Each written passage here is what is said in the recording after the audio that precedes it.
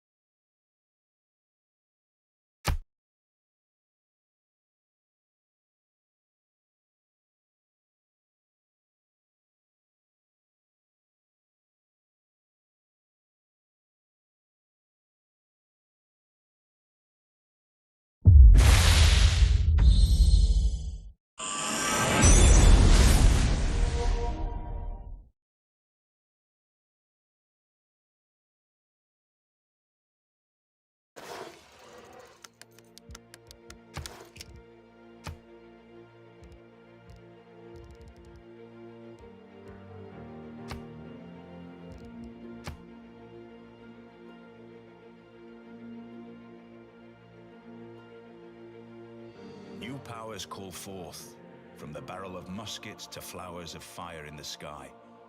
Even the quiet words on newly printed pages hold great changes within.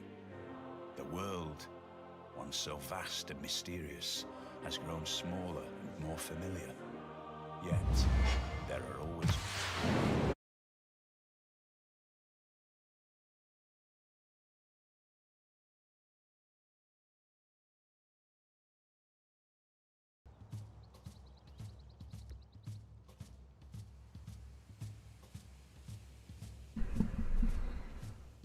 All right, here we go. Sorry about the long wait there. Okay. Just had to get the game loaded up too, because I don't want to get dinged again. Oh, my face isn't on here.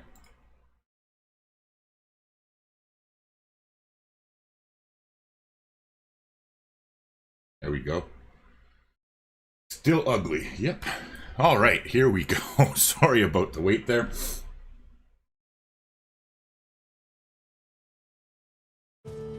Okay.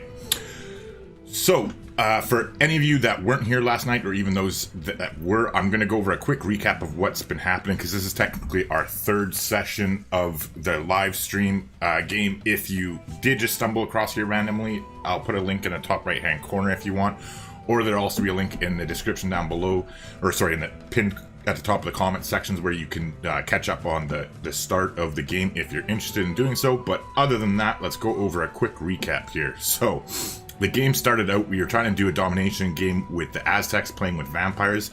We ended up having Hungary in the game as our close neighbor, which was perfect. We were looking forward to going to war with him, but I dilly-dallied a little bit too much, and by the time we actually started the war, he had gotten technology to the point where he had walls and stuff, and we couldn't quite push through his units. And then by that time, he surpassed us in science, because as you can see here, he is leading the pack. Well, I guess Guitar's has taken him over now, but he has been leading the pack for most of the game science-wise. And so he made it difficult for us to catch up technology-wise, and then we ended up getting hamstringed too, because we were looking to tech to gunpowder units and then go back to war with him right away, but we didn't have a single source of niter anywhere where near we started, so we ended up having to do a crazy mission where we circled around here. We ended up taking over Granada originally. We've since let it actually revolt, because we want to pillage these tiles again, which is why we have the bank now to upgrade our crossbows. However, we now are finally in the position we've been waiting for, to go back to war with Hungary, or we were just about to anyway, because we still need to get a fort built in order to finish boosting ballistics here so we can upgrade our field cannons. But then what ended up happening is the whole world kind of went to war, and this is the second time it's happened to me while playing with the Secret Society's game mode, where it's always right around when you go into the industrial era, but for whatever reason, war just breaks out. Like, everybody who's in the different societies that don't like each other, like say the Owls of Minerva don't like the Void Singers or whatever it is, they like automatically go to war. So like anybody who's not in a declared friendship or an alliance right away goes to war. Like, see, Hungary went, or well, we're allied with Qatar, so this isn't a good example. This game actually might not be a good example, because I think the other ones are okay. But yeah, anywho, like I said, this is the second time it happened, so that's kind of where we are. We left off, we were just about ready to begin our attack on Hungary, and they kicked off the game to us a little bit early. So here we go. Natasha says, did we get in another Dark Age? Not quite, but we're about to. We're, I think, literally a couple turns away. Yeah, 5 turns away from the next era. Natasha says she would liberate Granada, get suzerain, as you can use suzerains to upgrade units too. No, we conquered Granada. We took them for their niter resources, and then we had the city and kept it for quite a while, like 20 or 30 turns or something like that. And then it just recently loyalty flipped as Hungary's cities had grown in population and we couldn't sustain it. And then we actually almost could have by using governor tiles, but then I realized that we'd get to pillage all these tiles again. So we literally just got like 1,700 gold last turn when they rebelled. We got 2 more combat strength improvements with our vampire here. And now I've been thinking about it between last night when I was playing, because I was so freaking tired, that I think what I'm going to do is sort of farm Granada if we can. Like, take the city back over, use our builders to repair the tiles, like all the mines, and then let it flip again and pillage them again for some more cash. And that way it'll kind of be like a source of income for us, since we don't really need the city for anything other than possibly getting more niter, which we already do have a little bit of a stockpile of at the moment. Natasha, no, I don't believe we can. Like, we'll double check. We'll find out together here whether we can liberate it. But I think because it was our city and it revolted, that we can't liberate it to the city-state. But we'll test that out right now, because that's literally what we're about to do, is killing the... whatchamacallit? Killing the city here. So let's go ahead and take our promotions on our bombards while we're here. So we're also going to do a little test here, because I forget who it was last night, but somebody in the chat mentioned that they've changed it and that units still gain experience while you're waiting on a promotion, and I don't think so, but we're going to confirm that. So I'm going to leave this one bombard unpromoted, and we'll go ahead and keep it. Oh, I guess we can't reach the city from there.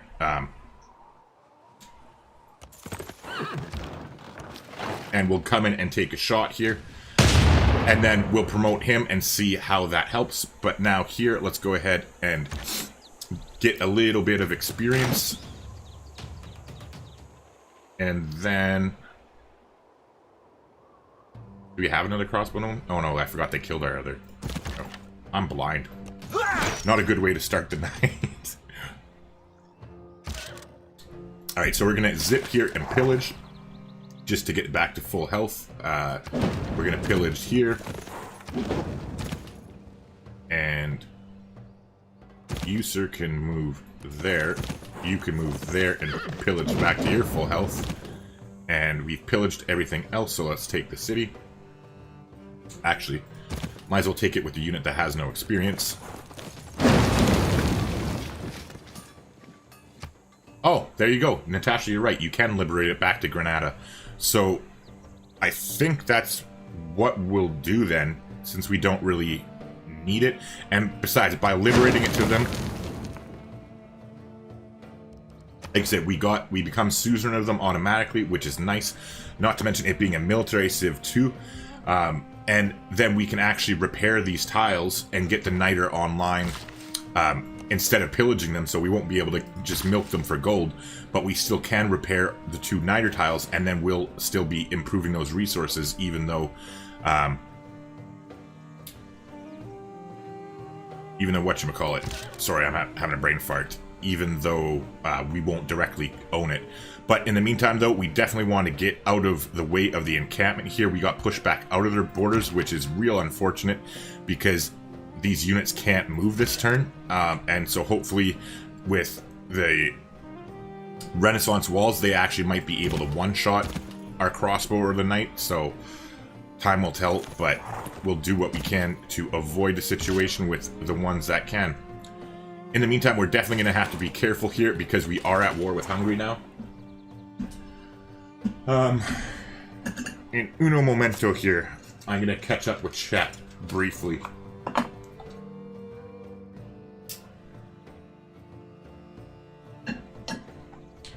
Martin says, we see you, where's your beer? I told you, that's why I'm jealous I'm not drinking tonight. And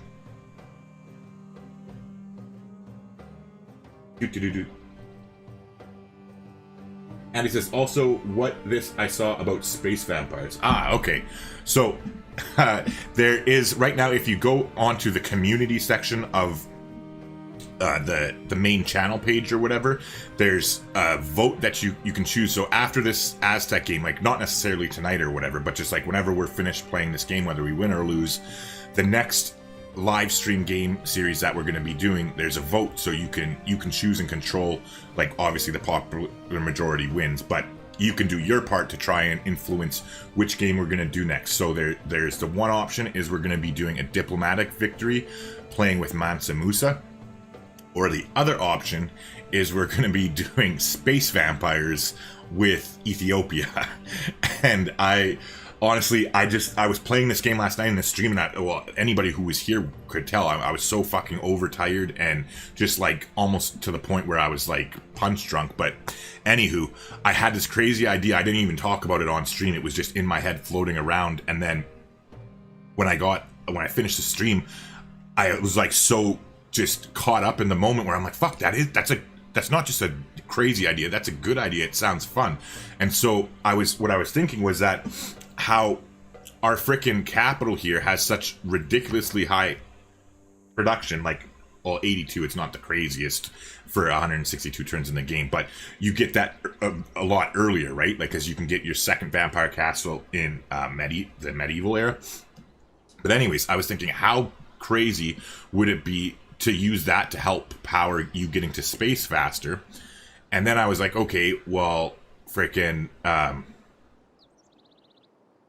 how would I go about doing it? So then I kind of thought of the different strategy, and I was like, oh, Ethiopia would be perfect for that, because we could use like a religious, like we could use their faith income to also help propel us down the tech tree. And then, so I got off and I tried to go to bed because I had to work, couldn't fucking sleep. So then I ended up drinking an energy drink because I was supposed to go to work. And then frickin' I got a text saying that I don't have to go into work today because it was fucking pissing rain and we were working outside. So then I was just like, all right, well, now I can't sleep. So I frickin' went into the game and just sort of like thought about things, like looked through this tech tree and the civic tree and figured out in my head like how I would go about doing it. And then I was like, cool, that sounds like a good idea and I want to try it.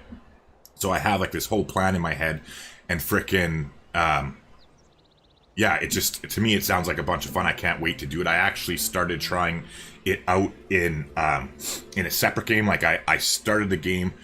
We have the save file that we're going to do on the live stream, and then I started a second game, and I've started actually trying the strategy, and it's really fun because I'm going to be going crazy in our capital, building wonders and everything, because that's the other thing too, right? We have that huge production so early in the game that we can use it to really just get a shit ton of wonders. So I'm planning to like B-rush the Apadana wonder in the capital, because normally you can barely ever get it, but with secret societies, as long as you're lucky enough that you get invitations early by getting scouts out and stuff like that, and doing the different things you have to unlock them, if you promote Pringala really quickly, like give your first promotion to him and then give him the connoisseur promotion with whatever the second governor title that you get is, he can really help you get there. And in my test game on that other map, I did get there. I successfully built the Apadana, so it should be interesting. Looking forward to doing it live with everybody. But yeah, anywho, I'll try to get back to it here. How is that not even a choice? Give me space vampires. Exactly my thoughts. It's so funny because like it seems every time I do one of the community polls on the YouTube channel, where I'm like, okay, these are the options for the next series that we're doing, and then I always have one that I'm like, oh, I'm kind of more inclined to do this one first, but whatever. It seems like half the channel just automatically votes against the one that I want to do, like, and consistently, this is like the third time in a row now that it seems like the game that I'm more interested in starting is going to be done second. Ahu says, killing it, Gramps, just came here to support you. Thanks, Ahu, I appreciate it, man. Glad you popped by. Tyler Reed says, would you ever pivot your win condition of domination goes poorly? Basically, if we lose this war against Hungary, it's game over. Like there's no way with, like, we only have the 5 cities here. There's no way we could win anything. We don't have a religion, so we can't spread our religion. There's like our culture and our science are so abysmal at this point that it just, there's not really a point. I mean, you could try for maybe a space race, but again, we don't have things set up properly here to rebound. So like literally if we don't beat Hungary here, I'm just gonna call it quits and say, all right, well, this is the second game that I've lost in the last 8 months, because it's basically all or nothing at this point. In order to make this work for us, we have to kill Hungary. We have to at least capture their, kind of cut their empire in half here with their 2 weaker cities. and then we can get our science like by building campuses in their cities, and then hopefully as we chip away at them and conquer their other cities here, we can take over their campuses because they do have decent locations and whatnot, obviously if they're at 126 science. So it's kind of make it or break it for us, basically. This war is going to be determining whether I call it quits and just write this off, or whether we get going. Because if we do manage to take Hungary, or at least a lot of them, like enough of them that we take a few of their campuses, that will propel us enough to get our science up to the point where we can catch up and surpass the other AI, and then like proceed with dominating through the map. Because like once we get our tech up there, it's kind of easy peasy, right? And it's just, we really got fucked in this game. Like not getting that niter just broke us, and like we did everything we could to kind of work around it, but this is it. This is all she wrote, essentially. So I don't mean to burst your bubble, but no. But normally, if it wasn't specifically for this situation, yeah, you can pivot quite easily out of a domination game into a science game usually. It's a pretty natural fallback if you want to, if things aren't working out.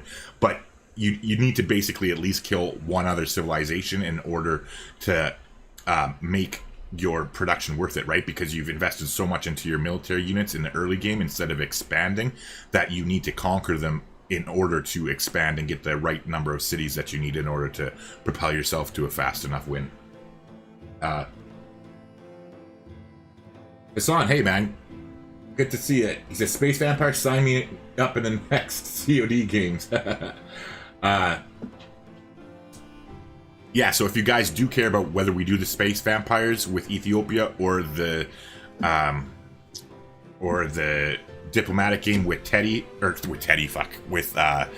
Mansa Musa, then make sure to go check out that poll in the community section and cast your vote whichever way you feel like, because I'm of the same mindset of you, that Space Vampires is like just so exciting and weird that I really want to do it. But I mean, I'm playing it off stream on a separate map anyways, so I'm completely content. Like, I mean, the Mali are my favorite civilization in the game, so I will actually abide by whatever the vote happens to be, because I won't just override it like I did the last time that we had a vote, because I really wasn't excited to do something. Alright, anyways, enough rambling here. So Natasha says, loyalty pressure is going to be a major problem. It really, really is.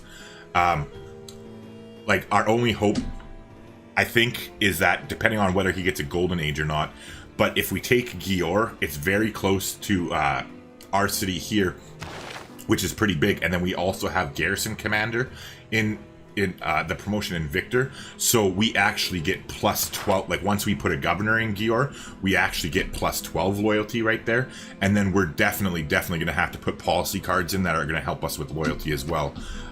Unfortunately for us, basically all of his cities other than these two here are on the same continent.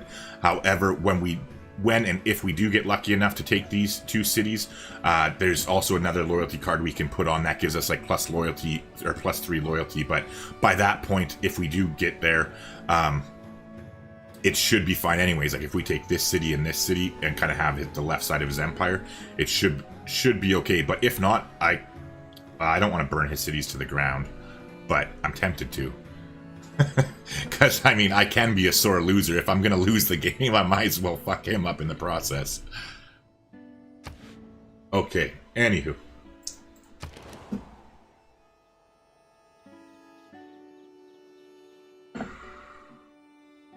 Alright, so we finished medieval walls in the city here.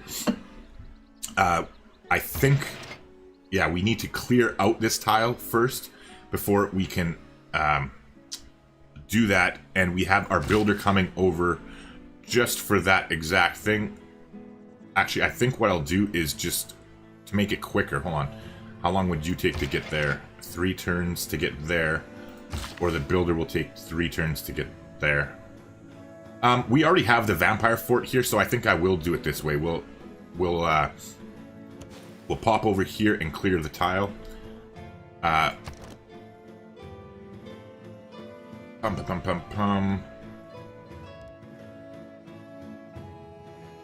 think we're going to do campus research grants.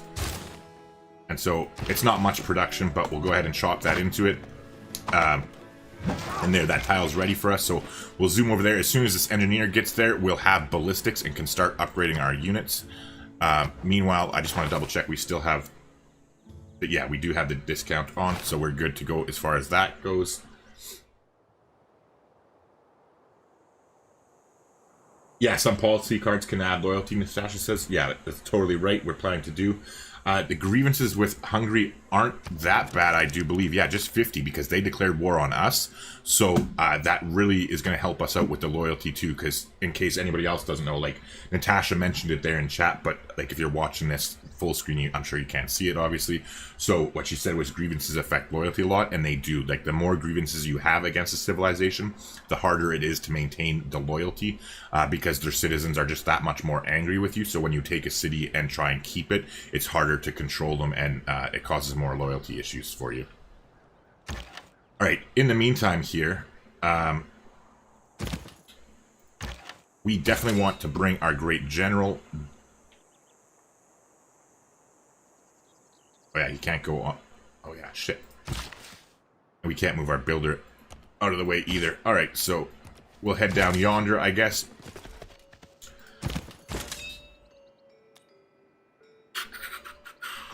Actually, yeah, I think he would help more people over there for the moment. There's not much we can do until we go. Alright, so do you guys have, and girls, I guess, because Natasha's here too in chat, do you have any suggestions as to how we're going to take this first? I'm, like, they don't have walls in Debrecen, so I'm pretty sure that we're just going to slowly move our troops down here and just kind of wait around at the hills here. And just kill units as they come by. We have to wait. We're not going to move with our crossbows. We're going to keep them in Granada because we still need to upgrade them as soon in 2 turns or whatever when we get that tile. So I'm really hoping this crossbowman doesn't die and we can zoom him out of the way. But you can still upgrade your own troops in city-states that you are the suzerain of. So that is a thing that we will be trying to do.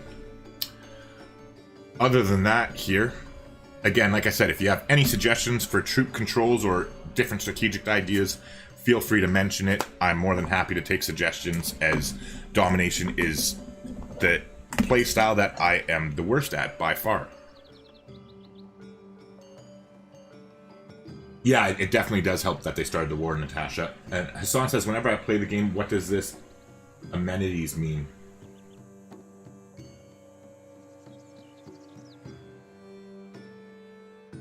Like what amenities means in general, Hassan? Could you try to explain your question a little bit differently? Like amenities, if I'm understanding what you're asking properly, amenities are what keeps your city, your cities and your population happy. So like getting amenities is like giving luxuries gets you more amenities. You can get like entertainment complexes to get more amenities.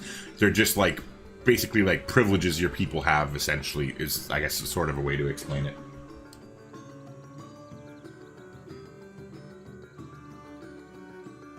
Andy says hold. What do you mean hold? I don't know, I think I missed one of your comments, Andy, because I don't see it in chat, and I don't get why you just said hold randomly. Or did I mispronounce something? F says good morning. So good morning, F. And just woke up, a little catch up. How did you fix the niter problem? Okay, so I just went over this, but I'll quickly touch on it again anyways. What we ended up doing is we circled around here. We actually took over Granada, like it, because originally Hungary was their city, or their suzerain, so we killed them, and then we got them to supply us niter, and then we did have, we got them back, I forgot. We took over Singapore as well, suzerainship, and so they're providing us with their 2 niter as well. But yeah, that was how we solved the niter problem. It took a long fucking time, but we finally got her done. And now we're literally just in the war that we've been waiting for like 40 turns to get started. So here we are. Amenities happens. Weizudin, can you scroll to the position? What do you mean? Oh, not use my mouse to drag the screen? Yeah, I normally don't do that. It's a pet peeve of mine. It's just my hands weren't on the keyboard because I was trying to light my smoke. That's why I was clicking and dragging with the mouse. I hate that. So sorry. If it bugs you too, completely understand. Richie says, good evening, Gramps. How's the invasion? Well, it just started. Literally, we haven't even fired a shot at them yet, so you haven't missed anything. And actually, the invasion, they started it. They declared on us, so we weren't quite prepared because we were still like a few turns away from ballistics. Before I forget, I need to switch out of that so we don't waste science because we're going to be boosting it. So in the meantime, now we are going to go towards printing in order to get another level of diplomatic visibility, which will help give us extra combat strength fighting against Hungary.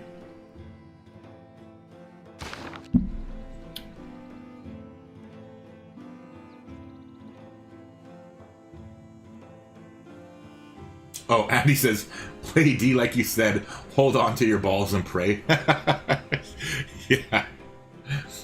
And okay, fair enough. Thanks, man. Yeah, no worries at all. Again, for anybody who isn't like a regular watcher or a person who engages in the community, feel free to ask as many questions as you want. They don't even have to be about what we're doing specifically in this game. Like, people were asking me about tourism victories yesterday and stuff. I'm happy to explain any concept or problem or part of the game rather that you're having a problem with or unsure about. So feel free to ask, and that's what I'm here for. So don't feel like you're distracting away from the game because we're not in a rush. This is just, we're playing to have fun, right?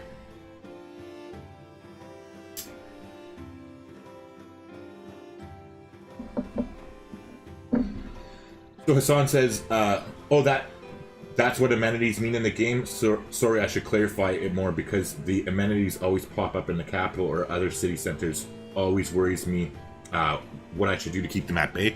Yeah, so different things can affect your amenities. Like I said, having luxury resources and copies of them helps. Building entertainment complexes helps with the amenities. You can also put different policy cards in. Like if we take a look at the policy cards here, there's... Oh, I guess they're all fucking grayed out. I don't know how hard it's going to be for you to see them. But there's also different policies here. Like, I'm trying to find one, of course. Oh, here we go. Yeah, so here's like an example. Civil prestige. Establish governors with at least 2 promotions provide +1 amenity and +2 housing. So by putting that card in, all of your cities that have governors with at least 2 promotions will get an extra amenity as well.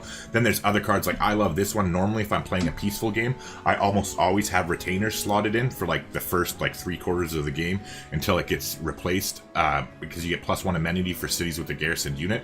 So basically what it does is amenities help your cities become happy. So if you come over here to your reports and you go to your cities, you can see here your happiness level. So all of our cities are content, so they're not happy or ecstatic. Like the content is like the medium level, and then you can go 1 up, which is happy, and then 1 past that is ecstatic, and then you can go the other way too, like negative wise. And so your amenities affect the happiness, which if you go to happy or to ecstatic level of your citizens, you get a 5% production boost and a 10% population growth boost in any city that's happy, and you get a 10% production boost and a 20% population growth bonus if the city is ecstatic. And then there's penalties too, like the negative side. I don't have the numbers memorized off the top of my head, but if you're like less than content, you get penalties that, like, I think it might just be the same thing but like reversed. I think it might be -5 and -10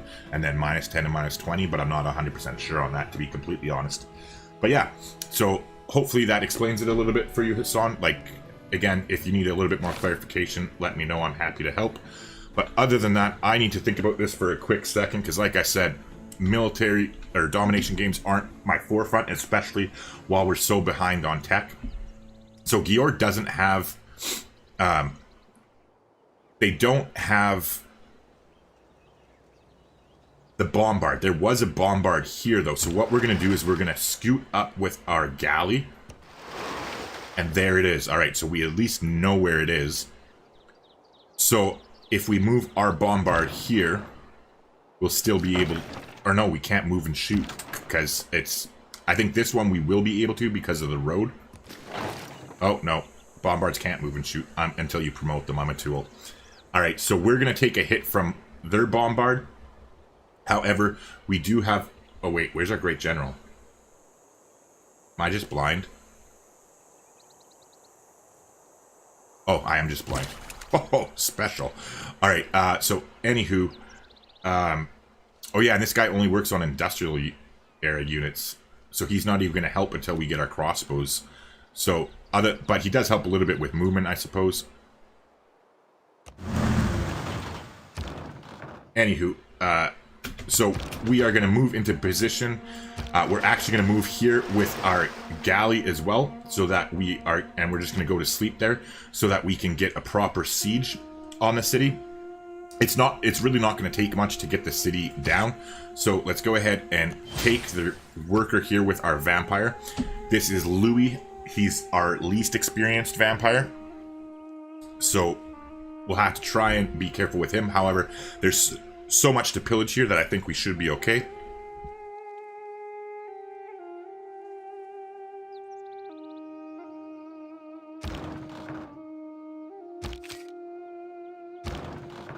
And we can hit the city here with this bombard, so I think that's what I'm going to do. We'll take the slower route. We'll move up there with the musketmen. Meanwhile,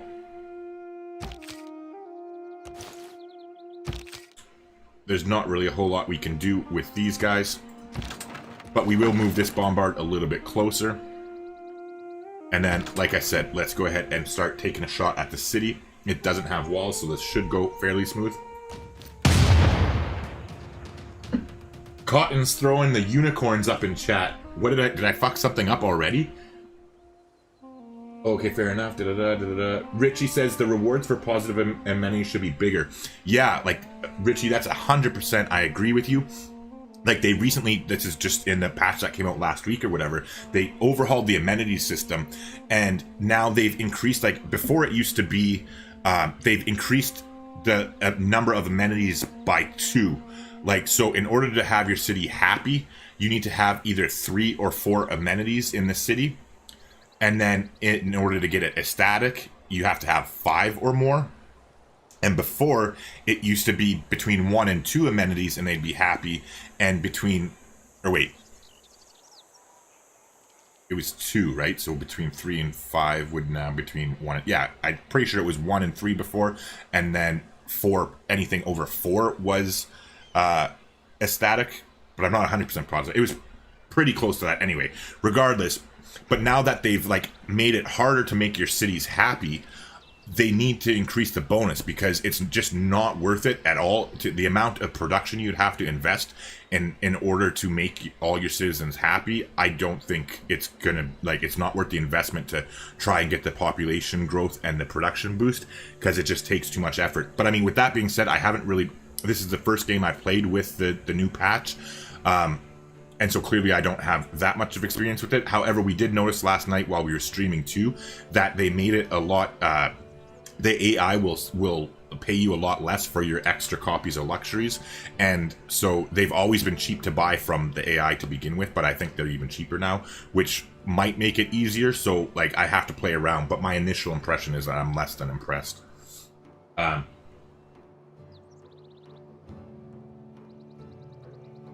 No, Natasha, I haven't. That's a good idea. So Natasha says, have you built any entertainment centers? Bread and circuses, if in range, can help on loyalty. Is the range 6 or 9 on bread and circuses?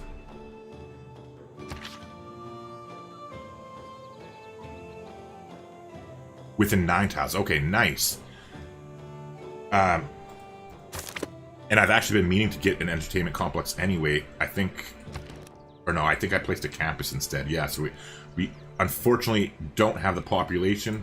Actually, we might have just got it in the capital. Yeah, so we will go ahead. Oh.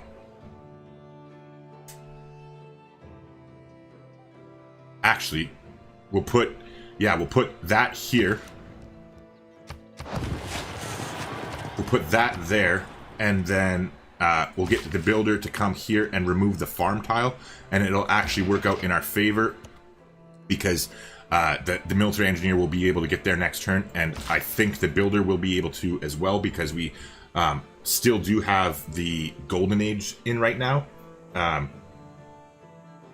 So we have +2 movement on our builders. So I think we'll actually get our upgrade of it available that much sooner.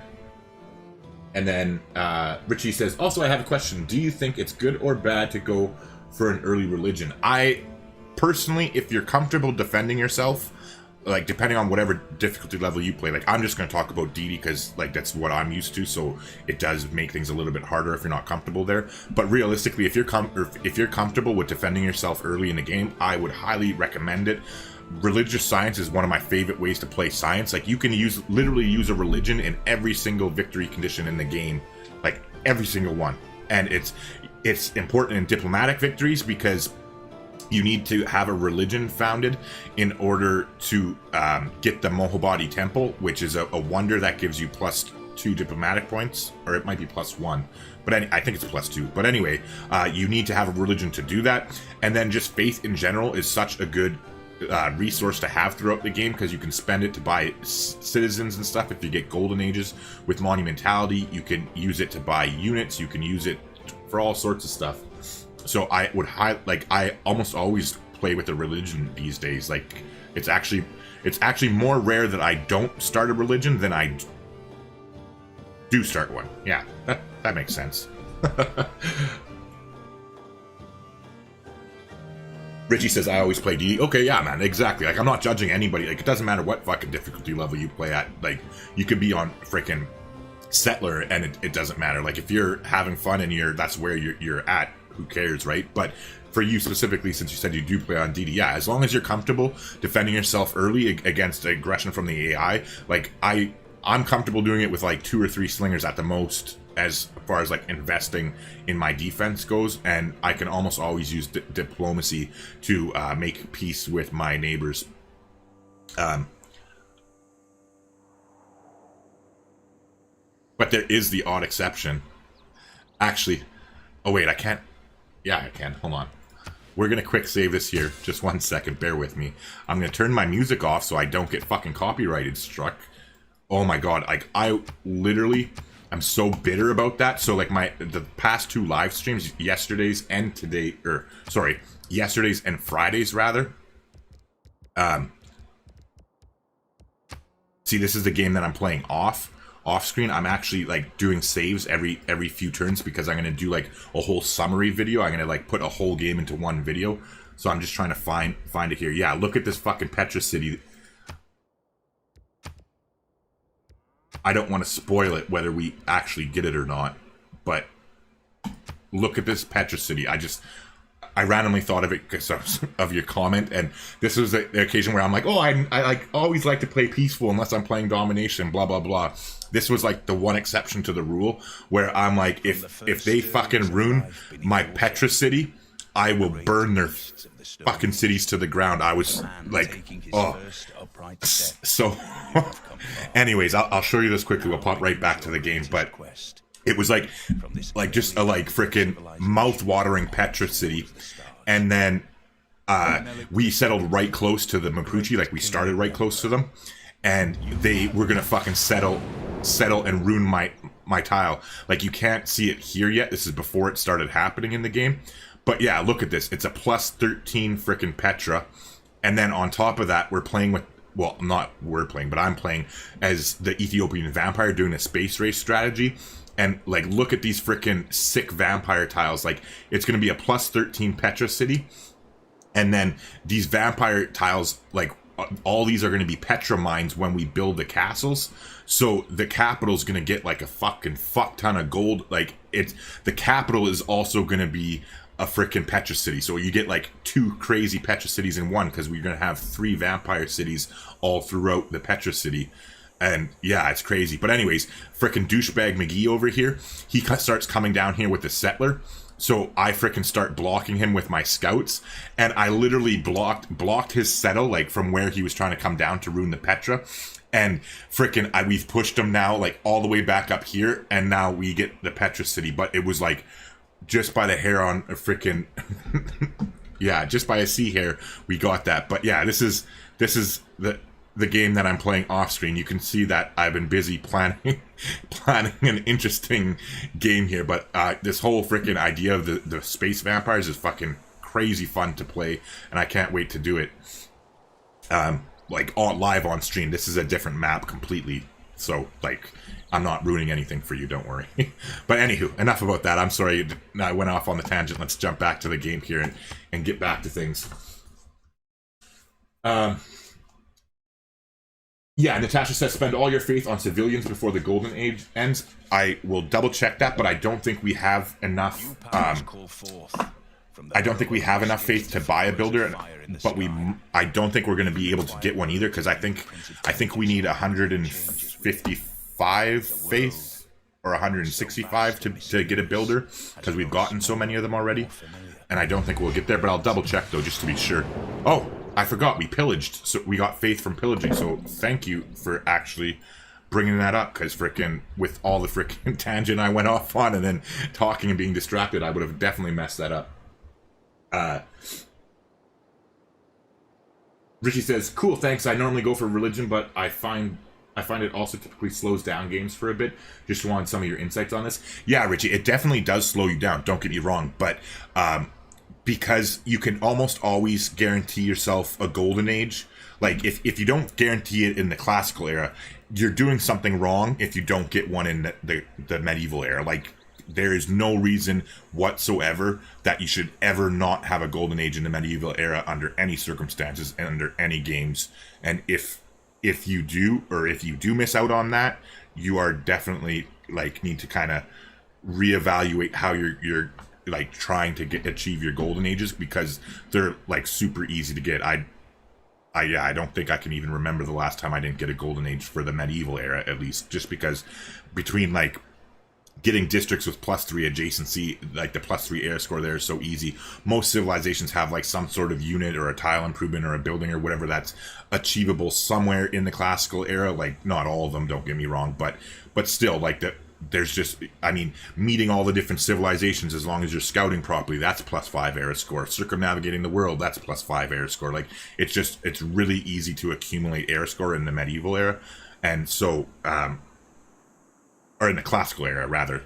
My bad, I got that mixed up. But yeah, so because of this, if you don't get one in the classical, you should get one in the medieval, and then you can use all that faith. Like, you will be slowed down, because like obviously by prioritizing holy sites, it's going to slow you overall your progress down.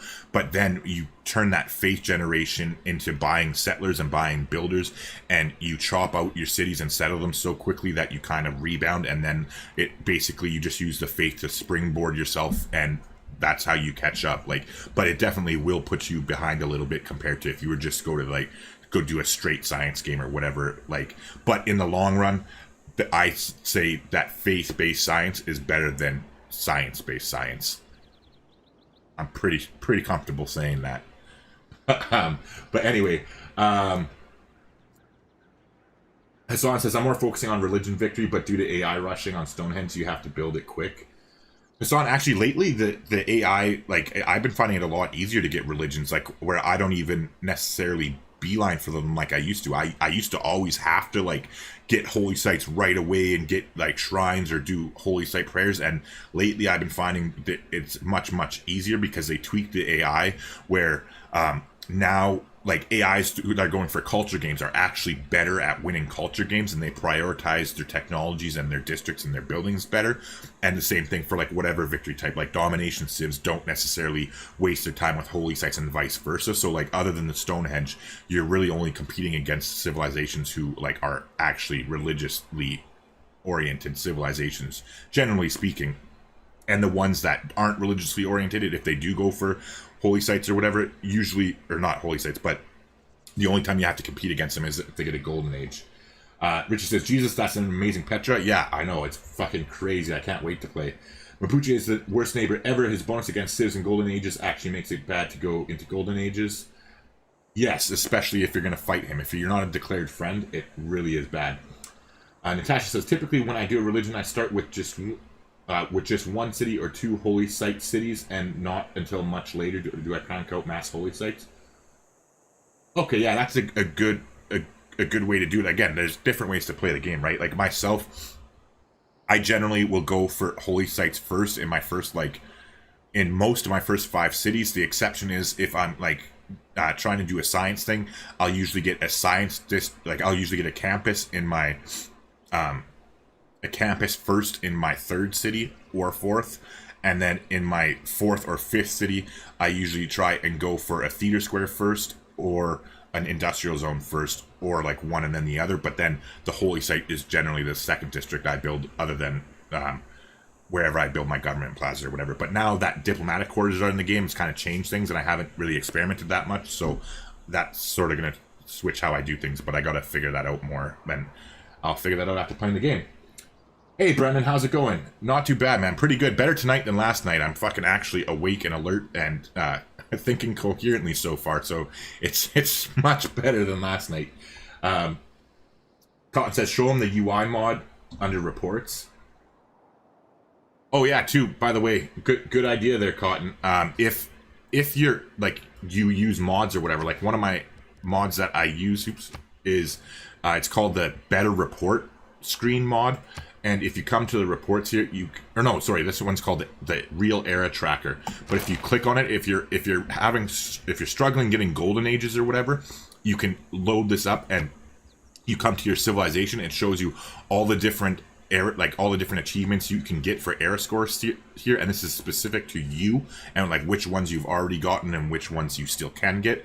Then the ones that are like the first in the world to do different things that are still available, it shows you all of them there. And then it also shows, if you pop over to repeatable, these are all the different things you can do to earn era score that you can do over and over and over and over again, as many times as you want, as long as you can keep doing them, right? So like a great way, if you're playing a religious domination game, a great way to earn a just shit ton of era score is to say you go convert the enemy city while you're at war with them, and every time you convert an enemy city that you're at war with, you get +3 era score, like every time. So it can be pretty crazy. How's your night going, Brendan? Natasha says, missionaries can at times be better scouts than scouts. They got good movement, ignore borders, and are generally not targeted by barbs. That's actually a really good idea, Natasha, and I've never really used it that much. Like the odd time I've explored with a missionary, if I like built them for something, converted a city, and then didn't need to spend a charge, but I've never actually outright used them for scouting. I've used builders for scouting lots and that kind of stuff, but that's definitely an idea to keep in mind. Richie says, same with what you say on religion. The AI isn't focusing as much on religion. Yeah, I noticed that too, Richie. Well, obviously, because I said it and you're saying you agree. So, yeah, I am special. That deserves a unicorn in chat. Anyway, or a dumbass for that matter. But Stonehenge is the worst wonder. Yeah, on DD it's fucking impossible to get unless you're China. Well, I mean, sorry, there's the odd dream location. And Hassan says, really? It got some benefits on getting early religion?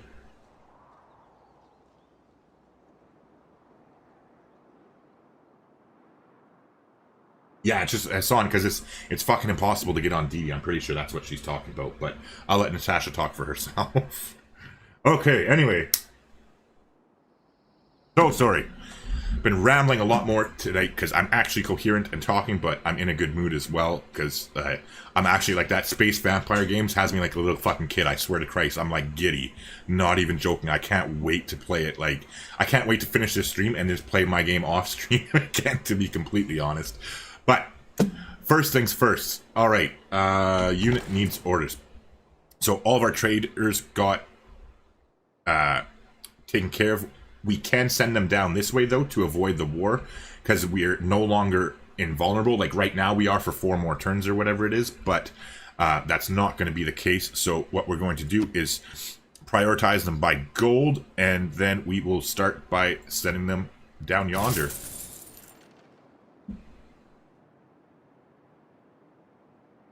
There you go.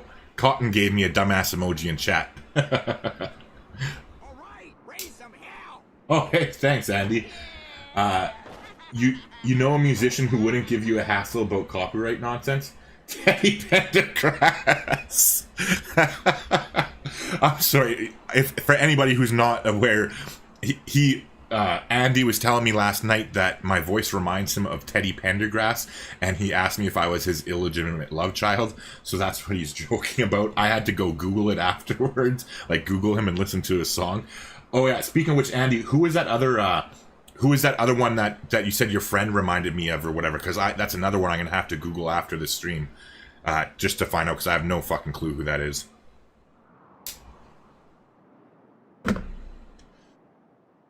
But yeah, so thanks for the $5, man, too. I appreciate it. All right. Back to business. So we're at war with... Yeah, we're at war with Eleanor now, so we need to get the fuck out of there. But I'm not really worried about Eleanor at all. Like, Singapore probably isn't long for this world between her and Hungary. They're probably a goner, so we're going to lose that niter pretty soon, most likely. But at this point, we are pretty much worried about unlocking the next technology for our units. We're now, after we get printing here, what we're going to be doing, like, we're getting printing for the diplomatic visibility so we get extra combat strength.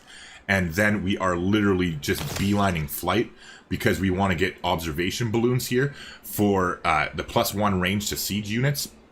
That way we can actually bombard and break down their cities without getting touched by their walls. So that is why we are heading to flight. We still got a long way to go in order to make that happen, though. So yeah, is there anything that we can do in the meantime to boost our way there? So yeah, there is. Earning a great scientist, that should actually be pretty easy to get. And actually, we want to get education too, so that'll be nice to have, so we can get some universities, at least in the capital where we have all that production. But we're running all those campus research grants, so our science is actually going to pick up fairly quickly here. We're going to have to build a lumber mill. The harbors thing is not going to be in the equation because we won't be able to build it fast enough. We hopefully will be able to kill a unit with a musketman for square rigging. And I believe our campus is adjacent to a mountain, so we'll boost astronomy as well. We will have the Enlightenment Civic because it's on the way to nationalism, so we should get that. Definitely won't be building 2 banks or 2 neighborhoods or 2 shipyards. Oh, wait, never mind. We don't need the shipyards. And we don't need that shit. Never mind. There we go. So, yeah. We could build an industrial area wonder. That would help. But I doubt we'll be able to do that. Possibly, I guess, if we get the great engineers here. Have any of them gone? Oh, I saw one. Okay, good. So, a great engineer went, but it's one of the shitty ones, so that's fine. Yeah, only 1 great engineer's gone, so that is actually real good. Because it means that we might be able to snag the ones that give wonder boosting production and then help us get out of wonder. If not, we'll probably just do it in the capital since we have so much production anyway.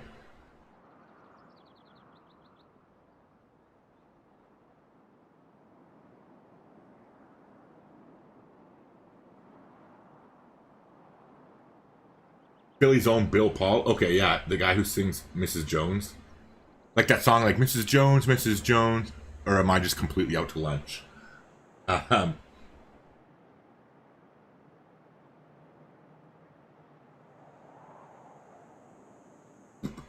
No more vape pen for you.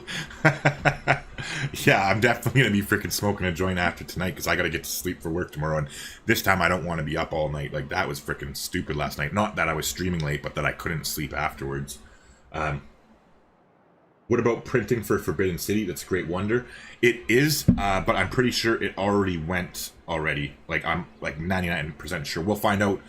We'll find out when we get printing here in 3 turns. But I'm not 100% obviously, but I'm like 80% sure that in the game last night I saw that the notification come up that it was built by somebody else.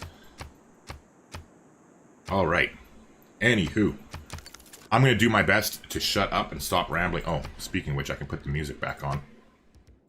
Yeah, I was so pissed. Both those fucking streams got freaking the money on them was taken from that fucking Christopher Tinner and his Tin Works fucking company. Like, for literally 13 seconds of a 4-hour stream, and then 3 minutes and 50 seconds of a 7-hour stream. He gets everything that I will ever earn off of any of those streams, even if they like ever get super popular. I'll never earn a fucking penny from them. Oh, I'm just so bitter, and it's all because of that one loading screen. Like, I forgot to shut the music off because all the all the music in Civ is fine and it's copyright free inside of the game when you're playing. It's just the loading screen music, like the actual like theme song that pops up when you open the game at first, or if you load a new game. So yeah, if for whatever reason, like we had to close the game or the game crashes or anything, please scream at me in chat, remember the music, so that I can mute it and then load it, and then, yeah. But anywho. Hey, Sai. Good to see you here. He says, hi, Tyler. Any luck with this game? You didn't miss much, actually. I've been going on a really big rambling session tonight, and so I think we've literally played like 3 turns of the game since we started. So on that note, I'm going to try and fucking dial in a little bit more and get going here, so we at least get some progress done.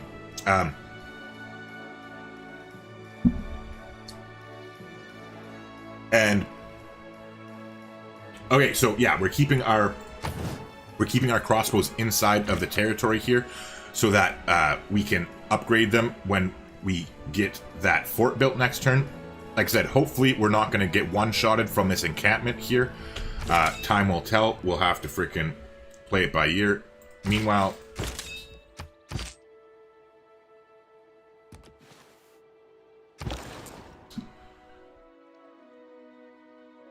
alright, so we're not concerned about production here anymore. I'm concerned about actually gold and upgrading our army and other such fun stuff. So I'm going to move the trader to Texaco so that we can reach Scythia more. Oh yeah, this is our builder that's like freaking trying to circumnavigate the world for us. I totally forgot about him. Okay, so they built a unit? What? Which builder did they take? The builder that I took from them, maybe? Oh, no, they zipped in and took our builder. That's fine. Not a problem. Because he did his job. He cleared the territory anyway, so we placed our thing down. Oh, wait, no, I want him to clear this thing. Shit, can this guy not overwrite?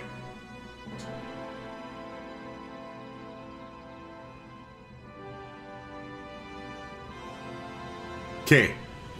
So this is for science, because I don't know. I don't think removing an improvement should take the charge from the military engineer, because it doesn't with a fucking set or a builder. But I'm not sure. So if this kills his charge, I'm fucking reloading the turn. I don't care. Like normally I won't do that, but just because like this, I would never do that if I knew it. Okay, we're good. So we can build our thing there next turn. Anyway, let's move forward with our Eagle Warriors here, or at least one of them, and see if we can get a kill on that unit, or come close to it anyway.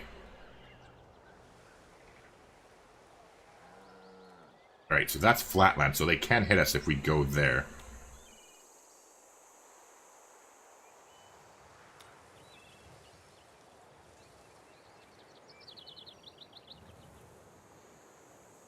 We take a shot from their encampment too, which I don't want to do.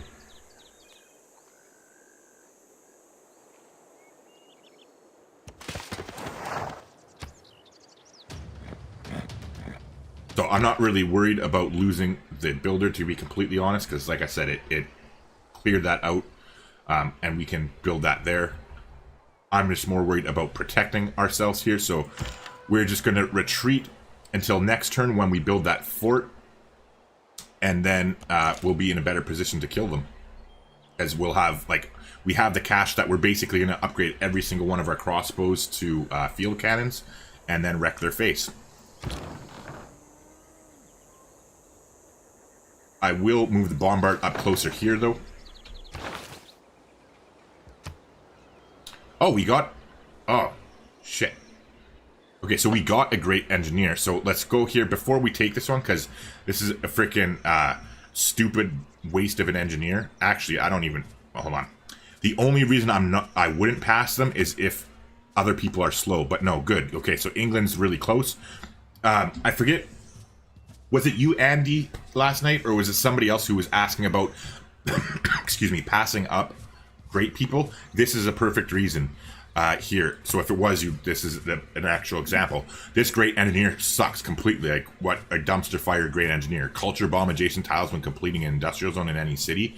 that you don't get till the Renaissance era, when all your industrial zones are already going to be completed again, like 99.9% of the time. So it's like just a garbage fire unit. So by passing this, what you want to do though, before you don't pass it, is you want to verify that the other civilizations are earning enough points that they're going to get there quickly, so that you're not like stuck waiting for like 50 turns until they catch up and get the great unit. Because if that's the case, a lot of times, if you're generating enough great people points, that you can still take the shitty one and still beat them to the next one. But that's why you look here and look at everybody's production level and all that fun stuff. But we are definitely going to pass on that douchebag and continue on with their day.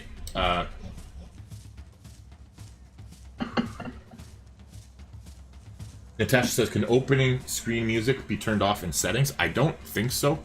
We're going to check here. Before I forget, though, let's declare our alliance with her again and do the military again.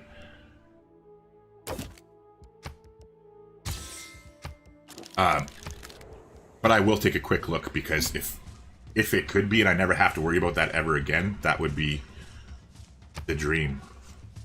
I don't think so, though. I'm pretty sure not.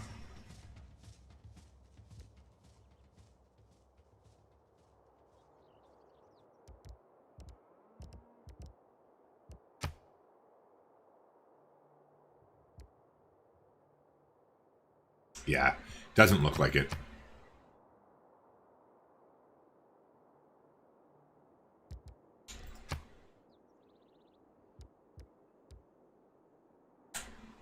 Yeah. No such luck, but good idea though, Natasha.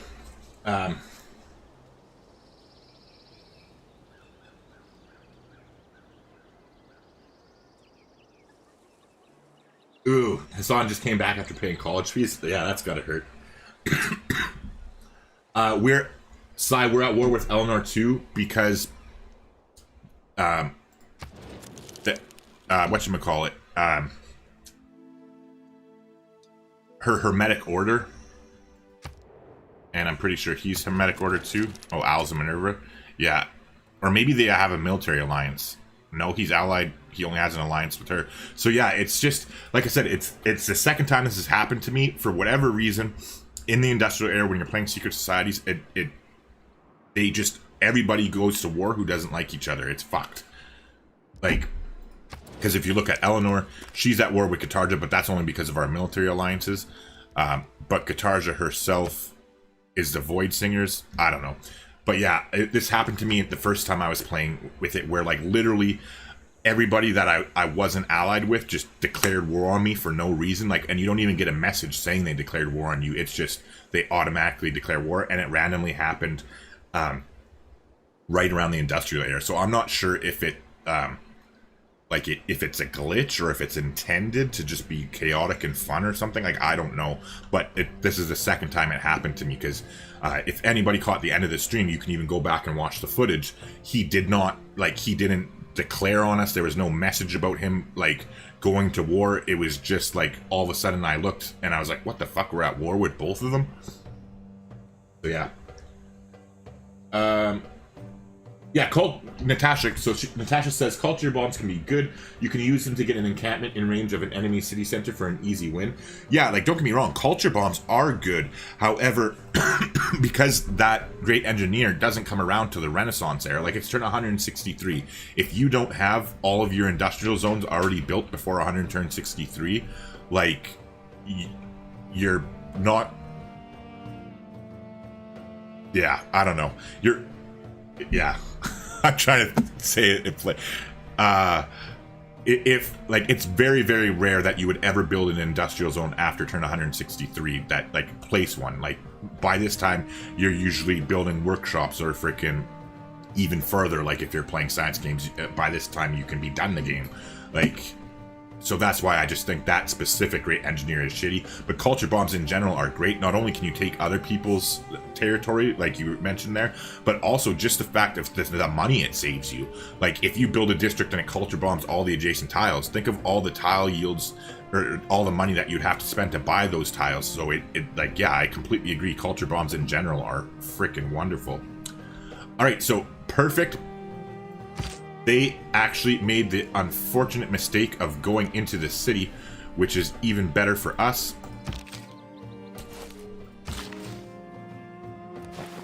Because now, sure, we can't technically hit that bombard, but it's not going to take us long to get this. And we're also going to pillage the commercial hub here if we can get a unit over there quick enough.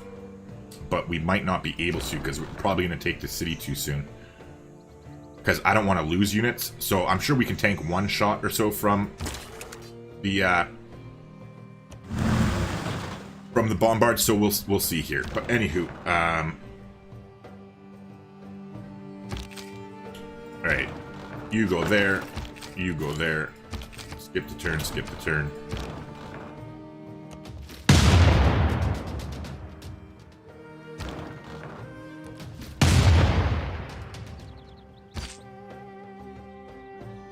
Oh yeah, this is Louis, our weaker unit. Our weaker vampire, I mean. But anyways, we'll just skip turn with him. I'm not in any crazy rush.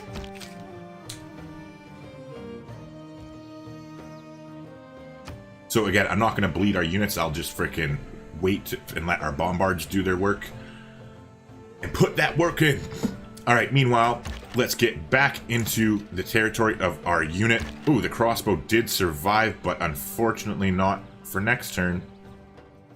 Because we can't get out of range of the encampment, so I'm pretty sure we're freaking toast. But we'll do our best to avoid it, so we'll move here and we'll take our promotion. And neither one of them is really going to save us. So we'll go down there. I'm pretty sure we're toast. Like, yeah, 100% if they took us down to that the first time. But you know what? Maybe we can just tank another shot by coming in with one of our other units to kind of bait them into attacking us. In the meantime, let's get our Niter the hell, or our Niter, our Bombard the hell out of the way.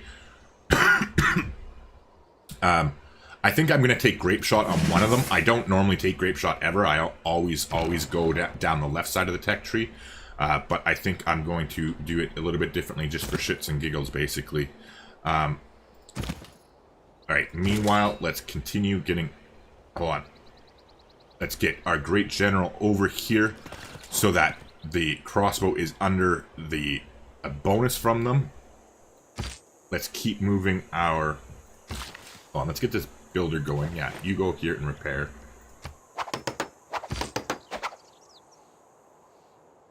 And then...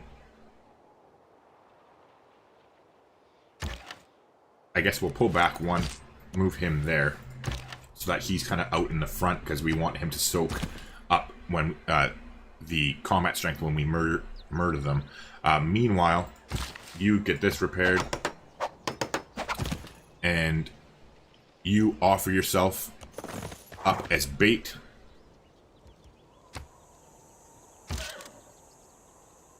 And you offer yourself up as bait. And hopefully they'll target one of our coursers or the knights.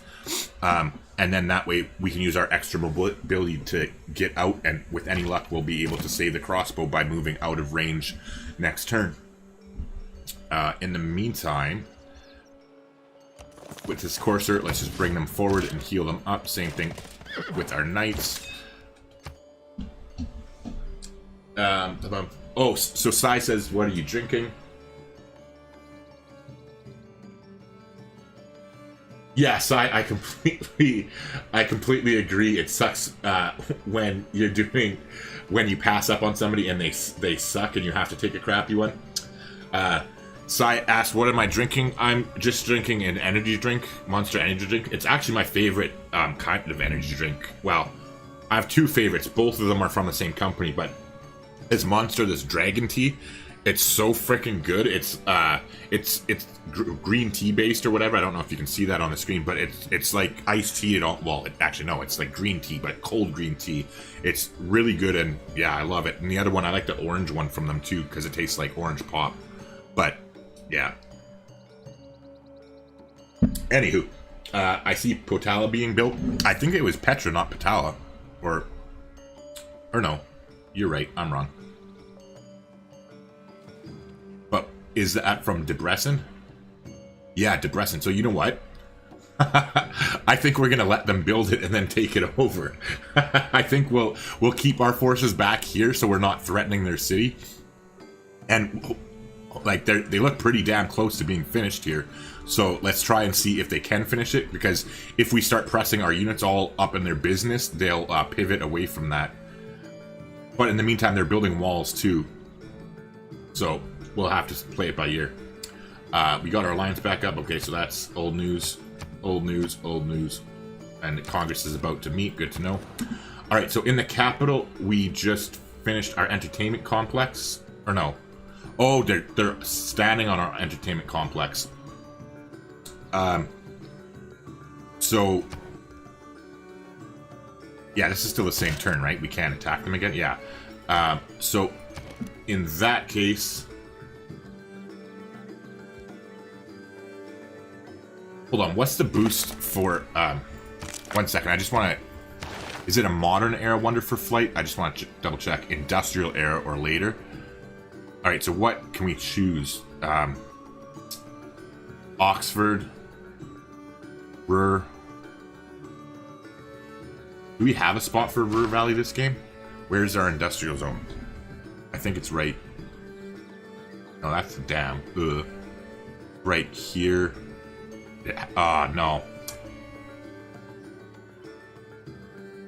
1, 2, 3. Shit, and I could have done it too. If I was thinking ahead, we could have built Ruhr Valley right here in the freaking city, or in our capital, and that would have been even crazy, because you wouldn't think so normally, but you have to remember that not only does it give you like all the extra production from the mines and quarries that you have in the city, but it also just gives you a straight 20% production boost in the city in general, which is fucking crazy because we have all these vampire castles and we're going to have even more vampire castles soon too, right? So Ruhr Valley is like, and this is kind of how I was thinking last night, where I was like, oh, fucking space vampires, because like I'm just like, wow, this production in the capital is absolutely crazy. And then like if you plan your spaceport city there, it's going to be able to crank out things that you won't even need to chop for. And then plus if you build 2 or 3 other spaceports in other cities that you do have chops for, you'll just be able to frickin' fly through the space projects. So, but anyways, Chitzen is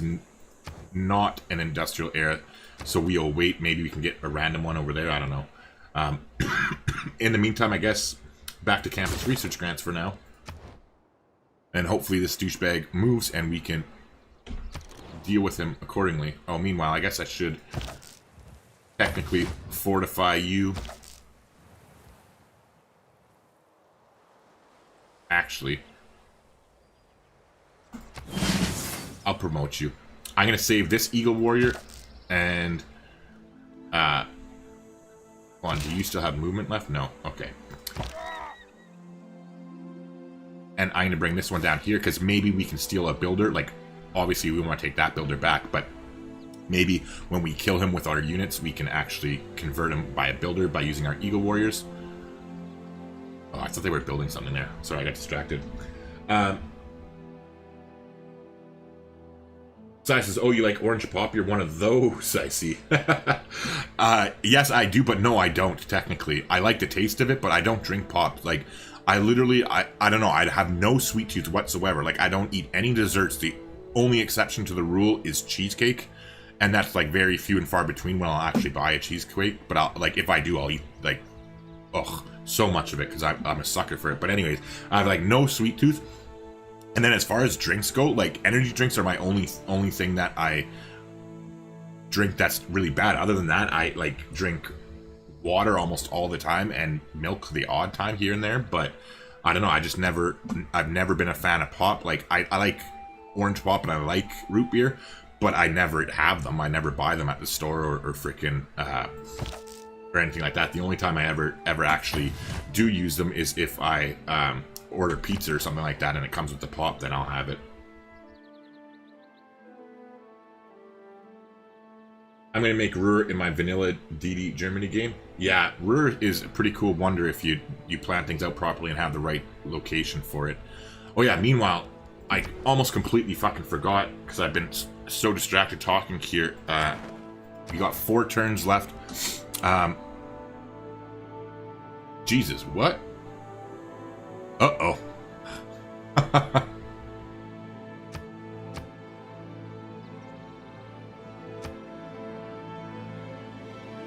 That's got to be a glitch or something.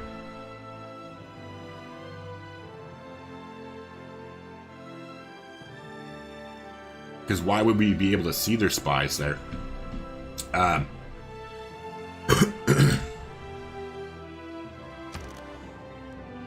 For production here, let's go ahead and get more campus research grants.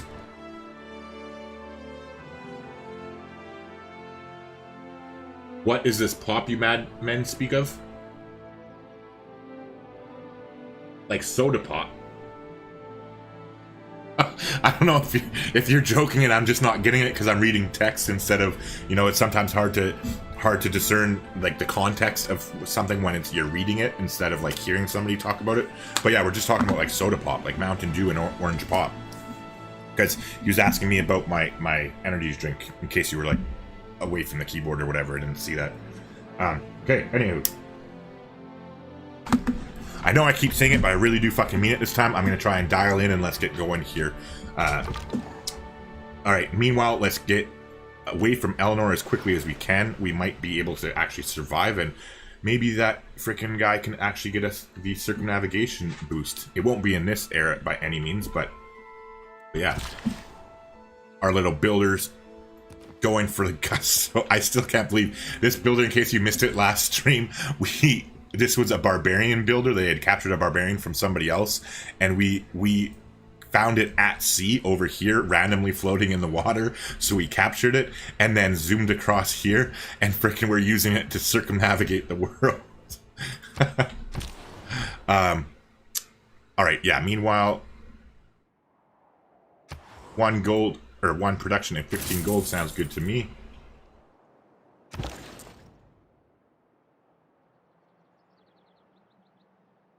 Same thing, 1 production and 15 gold. I'll take it.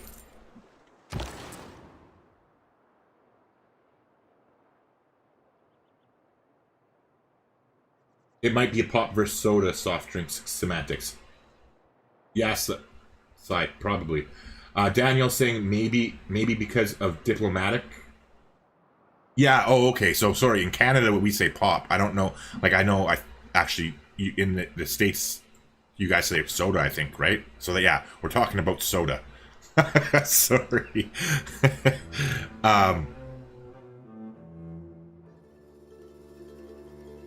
Maybe because of diplomatic visibility, Daniel said. It's a good idea, but I don't think so because we don't have high diplomatic visibility with them. Like these spies here, like from Spain, Hungary, and Scythia, were at war with one. And then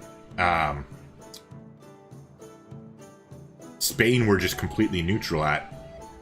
Like, and our diplomatic visibility, our level is none. So yeah, like that's what I mean. And same here, none with him. So I don't know. I do not know.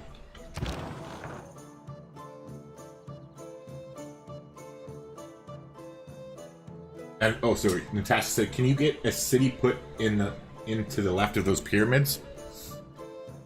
I probably could, so I might actually use the faith to buy a settler.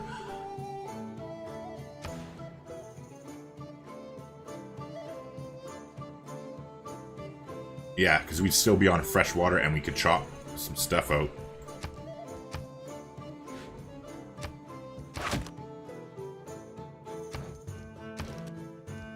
We need, yeah, in 2 turns we could buy a settler, or we can buy a trader and a builder before the era ends.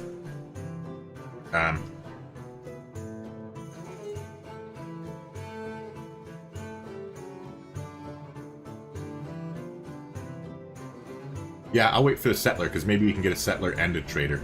Or no, we definitely won't. What am I fucking talking about? So it's either a builder and a trader, or a settler.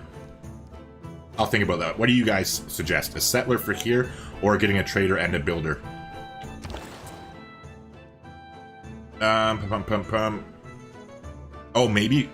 No, because it's a trade route. Never mind. You, sir, can head over here and we'll send more trade routes for more gold. Alright, meanwhile, we also want to get our bombard some backup, essentially. So I'm going to leave the bombard there. I think we're okay coming here. I'm going to test it out because I'm pretty sure the hills, the encampment can't... Or wait, they don't have fucking walls. Of course it can't shoot. Never mind. There goes one of those eagle warriors.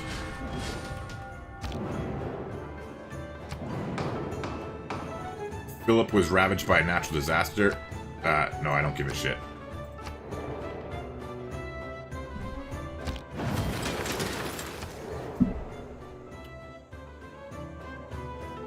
So there's the eagle warrior and the knight died, but that's okay because the crossbow survived. In the meantime, what we'll do is we'll actually come out here and we'll bait the unit. We're going to put our builders here on display for him so that he can attack them. Meanwhile, let's build this fort, which gives us ballistics. And now, yeah, you're still in pretty decent shape. Yeah, whatever.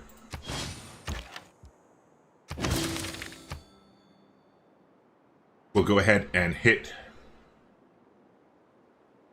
the Hussar there. Here, we'll go ahead and promote as well. Here, I'll retreat back into the city.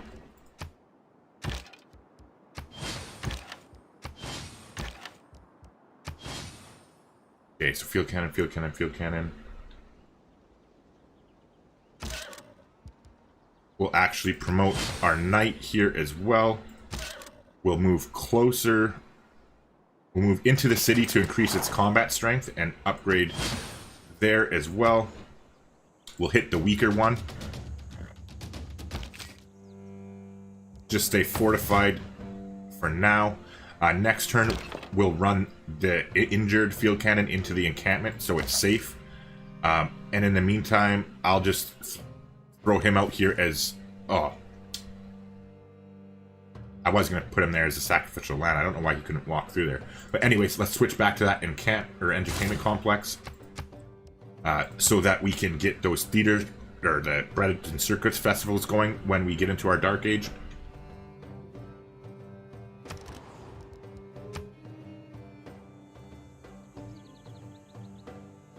Tom says, settler to the right of your cap. Well, also. Yeah, but it's too dangerous. Like, because we're at war with both Nazca and Hungary. So, like, I'm not going to bother setting a silly over here. As far as I'm concerned, it can remain there. Like, down here, at least we know we're not going to get, like, attacked by any means. So, we don't really have to worry about much of anything. But otherwise, normally, if we weren't at war with Hungary, I would definitely try and fit more cities in here. And you know what? Maybe if it comes down to it, if we end up losing this war and maybe peace out, we can take a vote in chat and see who wants to see if I can turn it into a science victory.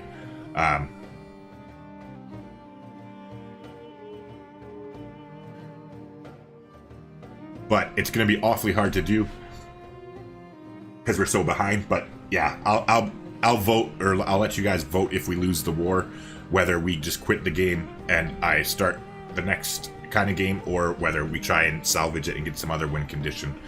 But in the meantime, their backup showed up, so we gotta figure this out here.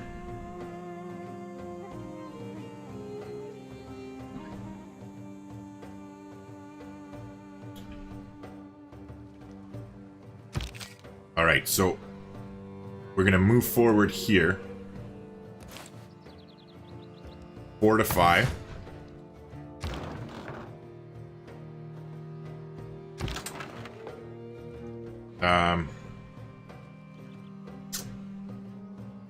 Shit, we're gonna... Their catapult is gonna finish killing us off, or the bombard is, one or the other. So, let's start hammering away on them.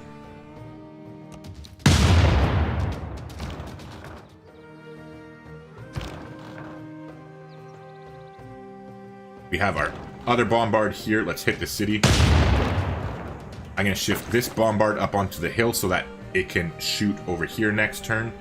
And let's shift them there and that musketman there.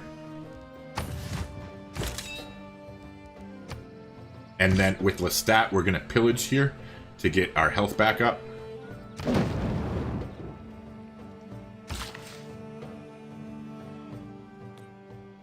And we'll put our builder over there to lure them. Because again, we're not really worried about the builder. Oh, meanwhile, this bombard can actually hit the city from back here. So that is actually swell. Let's go ahead and do that. In the meantime, now that we have our troops upgraded over here, the battle will go a little bit better for us. I'd like to get these field cannons over there too, because this great general that we have will actually help boost our field cannons. Which, actually, speaking of which, since he's not doing much over here, because he doesn't affect any of these units, because he only affects industrial and modern units. So the sooner we can get him over here and help get these cannons over, the better off we'll be over there.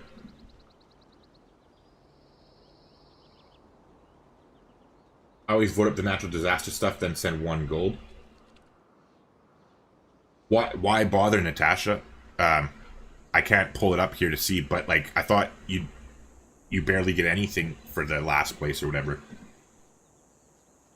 Well, I guess anything is better than nothing, really. So maybe that's what you're talking about, I guess. Andy says, phew, you're Canadian. It was a silly regional thing. I just had to make sure you weren't from Pittsburgh. That would have strained our new friendship. Yeah, no, I'm in Northern Ontario, so yeah, definitely nowhere near Pittsburgh. And in fact, I particularly don't like Pittsburgh either, just because of their fucking raping piece of shit quarterback. But that's neither here nor there. All right.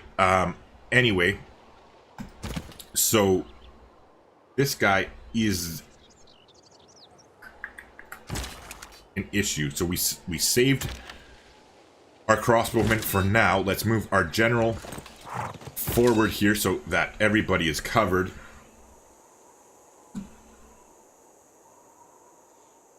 I don't know if a bombard can handle a hit from the Hussar. And I don't think I want to find out. So I think we'll move here. I think we can still fire because of the road. And we can. So we'll take our shot at him first.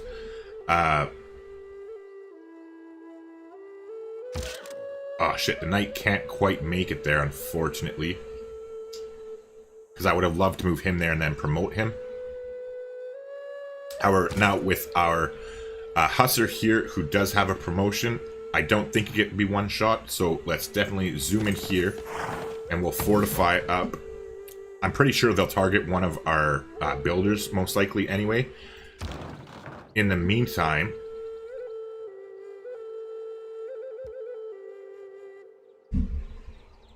this guy's definitely getting promoted.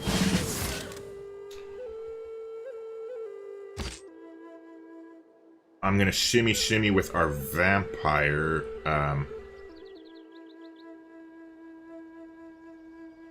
Here. Oh shit. Well, whatever.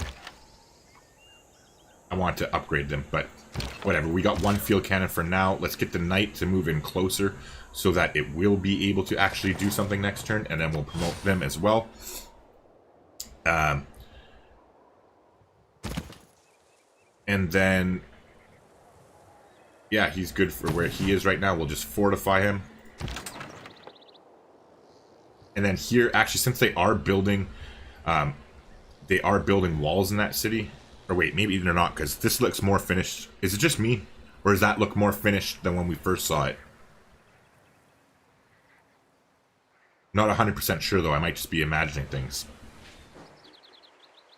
But you know what?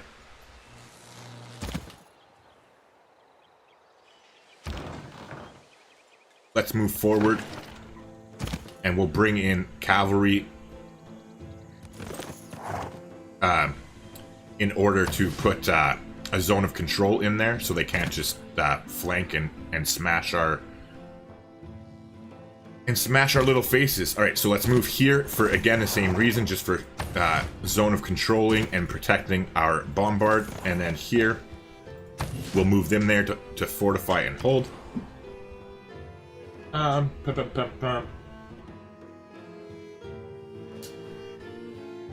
Tasha says you can get diplomatic favor. All right, I'll have to look at that all over again.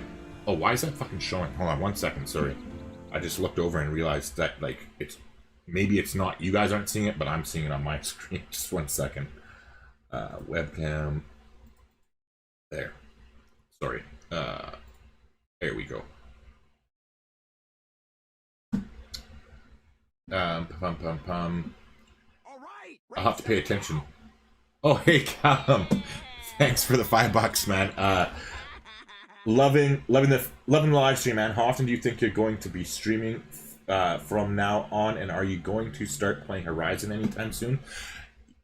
Yes, I am. I cannot wait to start playing it. I just got distracted.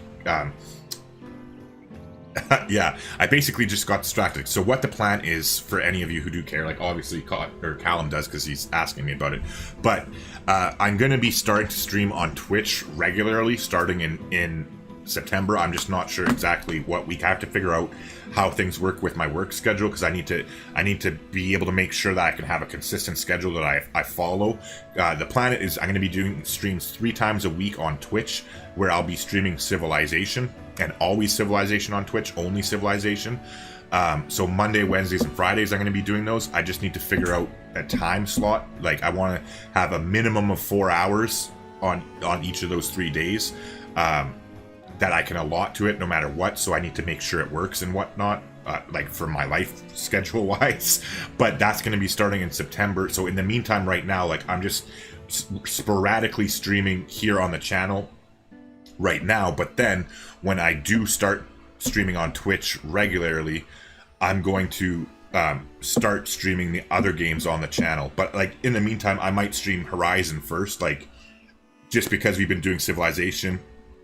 I started with this because I wanted to do this game, and I said I would before I started playing the other games. But then now that I'm so excited about the space vampires, I'm like pretty much set that I'm going to stream this game and then either space vampires or the Mansa Musa game, because I like already put the vote out there. So if Mansa Musa wins, then I have to do that, and I'm going to do the space vampire stream before I stream Horizon. So yeah, just because I want people to be able to follow along. Like, I don't want to say stream Civ tonight, right, and leave this game not finished, and then all of a sudden, like, the next 2 or 3 days I'm playing Horizon Zero Dawn, and like, it's hard for you to keep up, and like, you'll lose interest, like, following along kind of thing. So that way, once I start in September, 3 days a week I'll be streaming Civilization, and it'll always be on Twitch.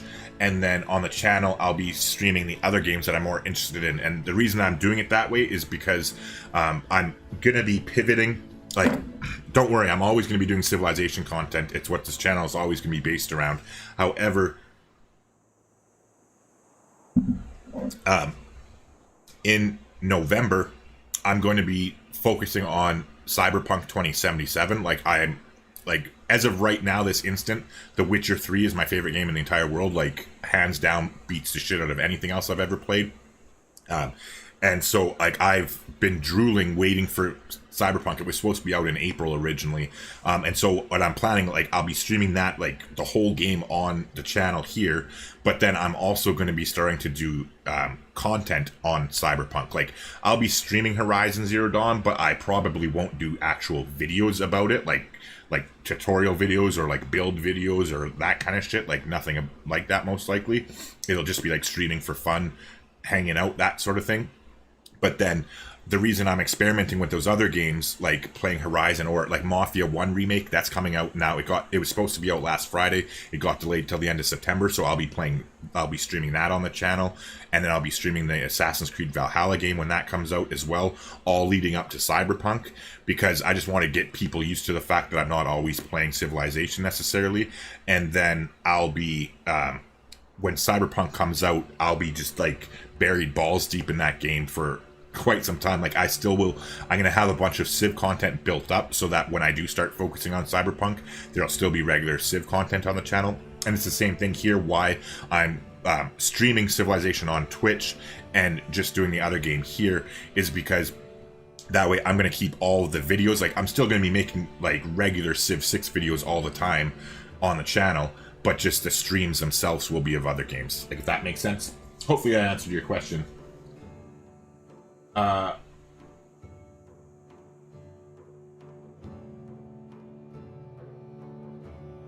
Okay, so Hassan asked a question, and I think he got answered. Yeah, it looks like he did get answered.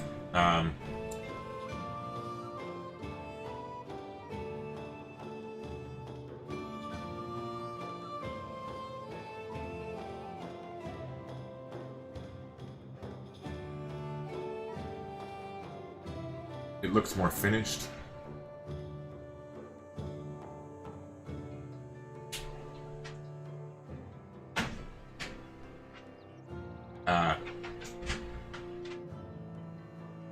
But yeah, so that covers that column. I think worth getting Civ BI on Switch for cross save. It's on sale. Cedic, is it Sadic or Cedic?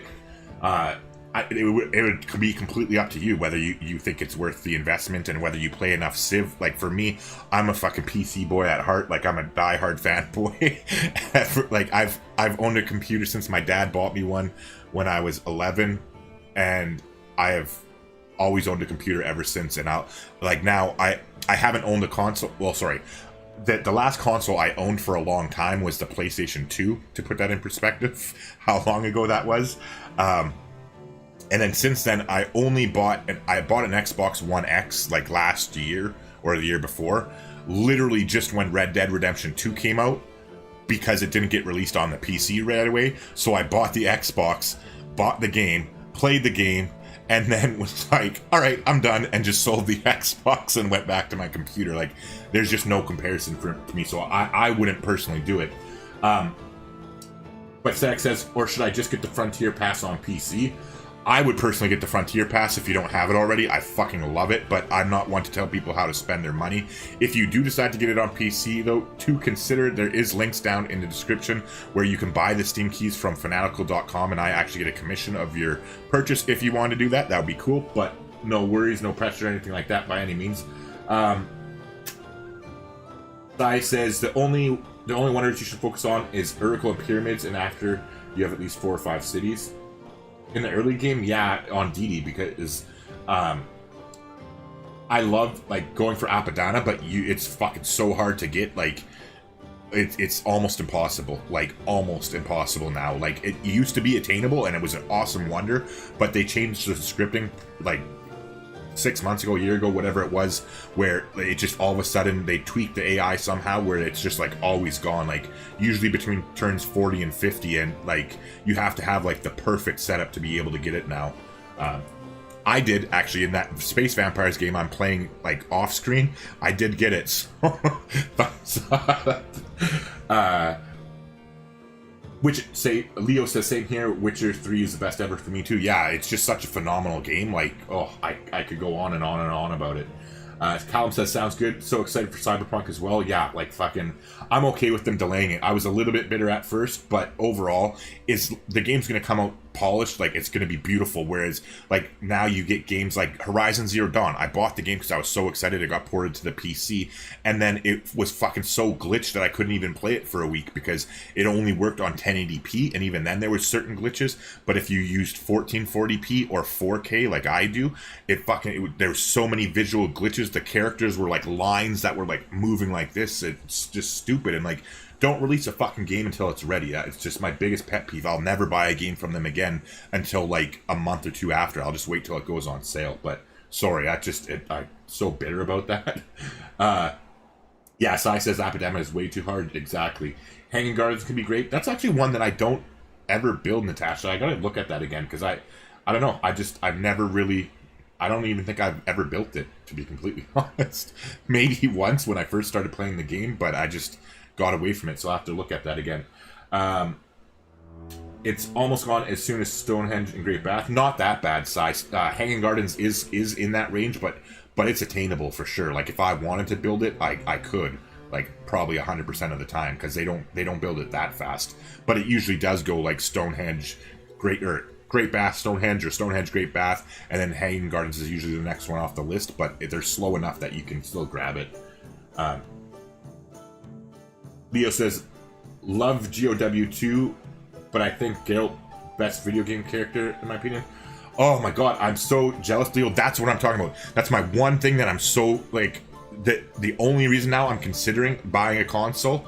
Like, I'm considering getting a PS5, like, maybe not when it first comes out, but whenever the next God of War game comes out, because I haven't played it, and that game looks so amazing, and I want to play it, but I can't, because I'm on a PC. But then I heard a rumor that they're actually porting it to PC now. It's not been officially announced, but it's like been leaked or whatever, and the last leak that I saw from that same source or whatever was the leak that Horizon Zero Dawn was getting ported, and that fucking walking game, Death Stranding, I think it is.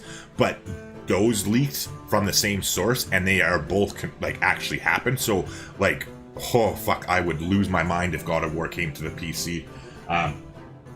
Temple of Artemis is definitely nice, yeah. And oh, you're talking about Apadana. Okay, yeah. Apadana does go very quickly. It's freaking impossible. But anyways, Natasha says 15% growth in cities helps a lot. Yeah, that I actually got to look at that again and work it into some science strategies, because like I've really been working on growing my cities faster in order to get to rationalism that much quicker in science games to be that much more effective at winning the game. So I actually might work that in. And what does the Great Bath do? You never managed to build that. I'll quickly pull it up here. It basically, it works as a dam, essentially.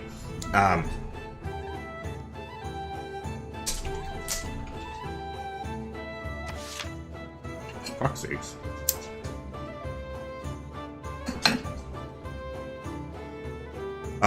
Yeah, so, the floodplain tiles along the river containing the Great Bath are now immune to flood damage, so like I said, it works like a dam. Though food and production bonuses from flooding drop by 50%, so again, like a dam. Floodplain tiles belonging to the city gain +1 faith for each time a flood damage is mitigated, so that really stacks up, especially there's a strategy too, and it must be built on a floodplain tile, but there's a strategy too in, if you play the fucking, not domination, what is it called, apocalypse mode, where you can use your soothsayers to like actually trigger bonuses. If you build the Great Bath in that, you can just keep fucking spamming out floods and just get crazy faith yields or whatever. I haven't tried it, but it sounds interesting. And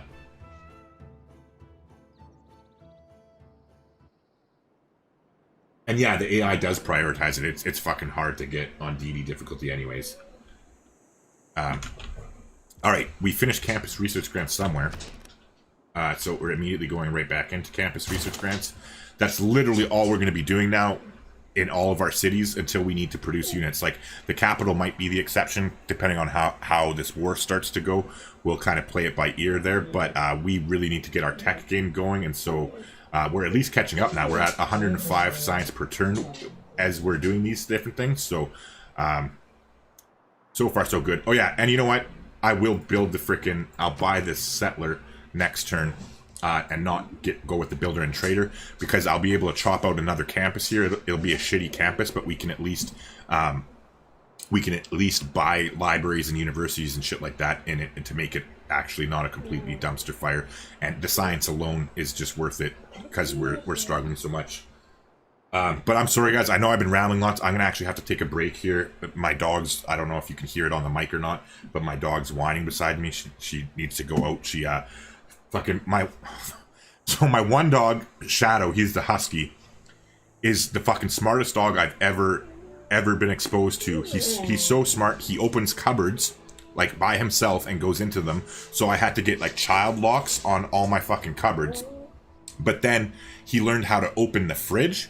So now I have to have a fucking bungee cord tied, like, anytime that, like, I'm gonna go to sleep or whatever, if I'm not putting him in the kennel or taking him into my bedroom, because he likes to not go in my bedroom, he likes to just sleep on his own kind of thing. So if I don't put him in the kennel, I have to fucking literally bungee cord my fridge door to my stove handle to keep it shut. And I forgot to do it yesterday, or, like, last night, because I was so tired and all that. And when I went to sleep today, earlier, fucking Shadow went into the fridge, pulled out like a whole bunch of the food, and Jinx, the one who's whining now, she got to eat it because she doesn't know how to open the fridge herself. But she ate like an entire corn on the cob and an entire red pepper all by herself, so her stomach's upset. So, anyways, I gotta frickin' be back in just a few minutes here and let her out before she shits all over my floor. So sorry, but I will be back. And when I do get back, I'll try and actually focus. Sorry.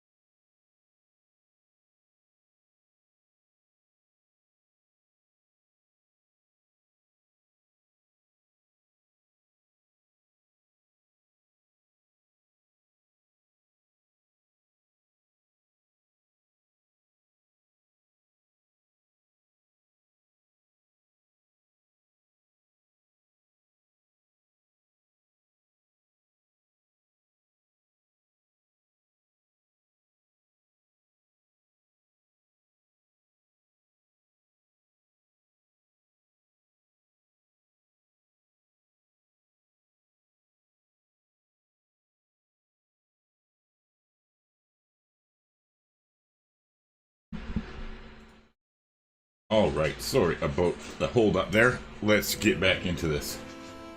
Smart doggo and hungry doggo, yeah.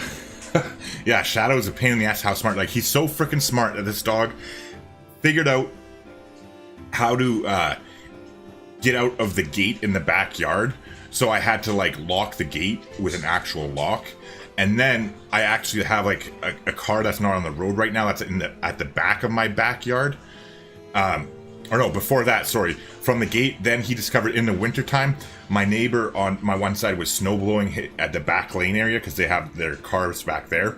And the snowblow had like built up a little bit of a ramp leading up to the 6-foot fence.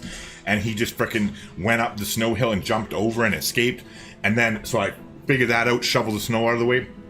Then later in the same year, because I have a car that's back there that's not on the road right now, he freaking figured out that he's smart enough. He climbs up on the car and jumps over the car, over another 6-foot fence on the other side of my yard into the other neighbors and escapes that way. And so now that's why I always have to go out there with him and have him on the leash, because freaking he can literally be over in like just like 10 seconds, not even, because I thought I was smart enough because he listens good normally, where like he'd go over there and like would start like putting his paw near the car and I'd be like, hey, off, and he would listen.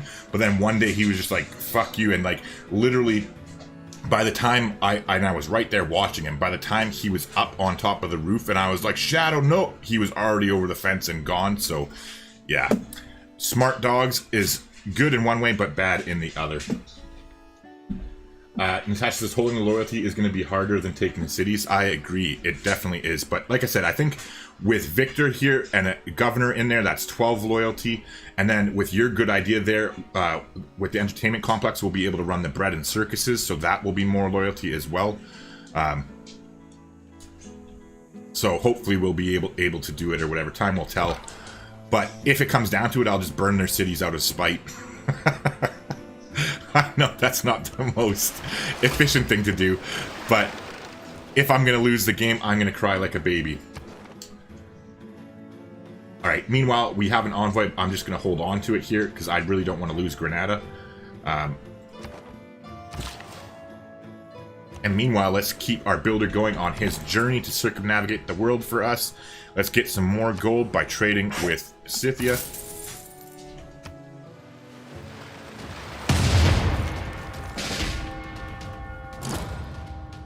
Ugh, 2 death tolls. Alright, so the galley was expected. What gunpowder did for war? Let's quickly check. I'm pretty sure that forbidden... Oh. I guess that doesn't fuck up the green screen anymore. Huh. I changed my camera angle, and Shadow just walked by and knocked the freaking screen out. That's one thing I want to get. I want to upgrade. I have, it's like a freaking frame that I have to put together, and then you hang like this green sheet. It's like a green bed sheet almost over it, and that's what I use right now, because like it came with the light system that I got.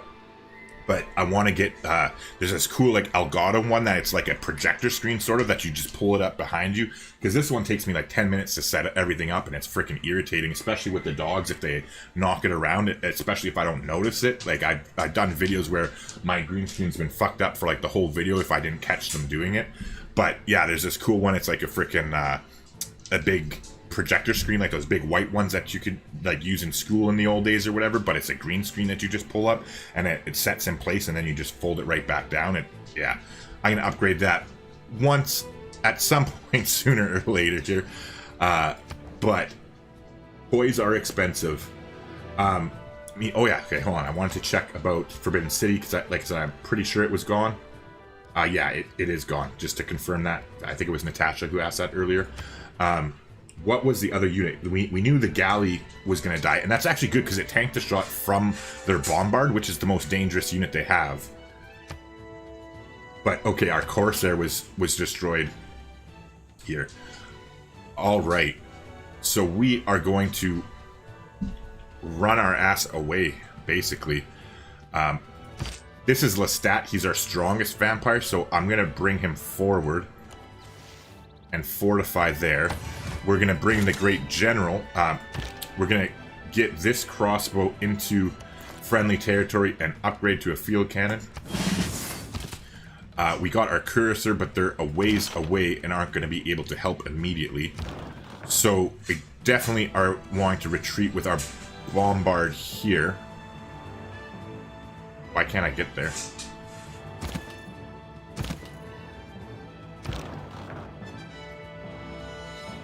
Okay, because he can't reach. So, we want to bring the Great General forward.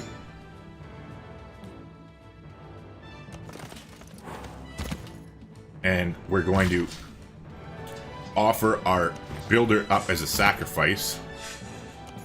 Here, we're still out of range of that encampment, so we should be fine there. Meanwhile, we want to come forward with the field cannon here. Promote this field cannon. And now we need to move this Corsair out of the way so that our... hold on, where can this builder reach? Yeah, there you go. The builder can reach here. So we'll actually move this Corsair onto this side. And fortify until healed. And then we'll pull back. Oh wait, I don't think we're going to be able to shoot because of the hill, right? Yeah, never mind. We won't be able to shoot because of the hill. So this guy, the closest he can get is way back here because he's heavy cavalry. But meanwhile, we'll get these guys to switch and fortify until we get our field cannons in range. There's not much we can do. But hopefully they take our builder bait, and that way we can shoot them when they're up on the hill next turn with our bombards. And yeah, actually I'm going to get this Corsair to move out of the way here as well. He can come over here and support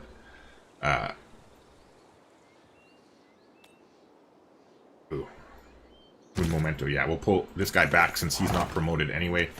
Move that one over there. We'll move the Great General up to this Corsair because now everybody on the front line is under his effect. And then we'll bring this bombard here and skip turn because they can't... Or wait, they can move through... Oh, I'm a freaking dipstick. They can move through my builders. Or no, they can't. I don't... Would they still have movement after capturing a builder? Ooh, now I'm not 100% sure of that. Uh-oh.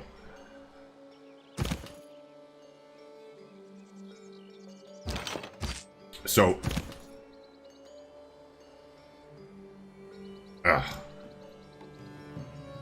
Whatever. I'll risk it. Risk it for the biscuit. Okay. Dog reveal? Oh, hold on, I missed more. Holding the loyalty is going to be... What wonders does Hungary have that can be taken? They're building Patala Palace here. If they finish it, I'm not sure. But other than that, they have the Great Library, I'm pretty sure. Yeah, they have the Great Library. I think that's... Oh, they also... I think they built Terracotta Army in the capital. And I think they might have been the ones who built the Forbidden City. Maybe not, though. Maybe I was just imagining things. Yeah. So it looks like Terracotta Army, Great Library, and possibly the Patala Palace there if that ends up working out. Or in the meantime, all right. So they moved over there with their cavalry, so we're going to take advantage of that fact and move our vampire over there so he can whatchamacallit, pillage that. Meanwhile, oh, that's a catapult corpse. I was wondering when we hit them, I didn't notice it was a core last turn, and when we hit them with the bombard and it did so little damage, I didn't realize why, but that's why, because I didn't see the stars there. It's actually a catapult core. But in the meantime, we will start blasting this. Our Great General can come over here. So that way our field cannons here that we're going to bring over will get the boost. And then in the meantime,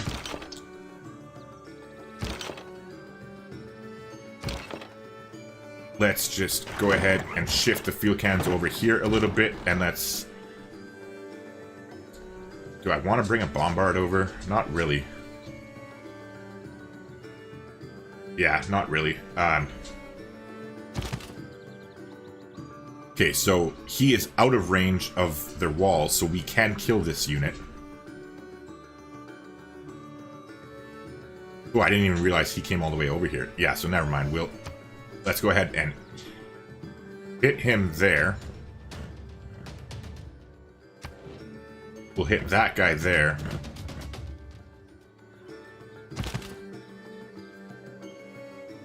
Then let's pop forward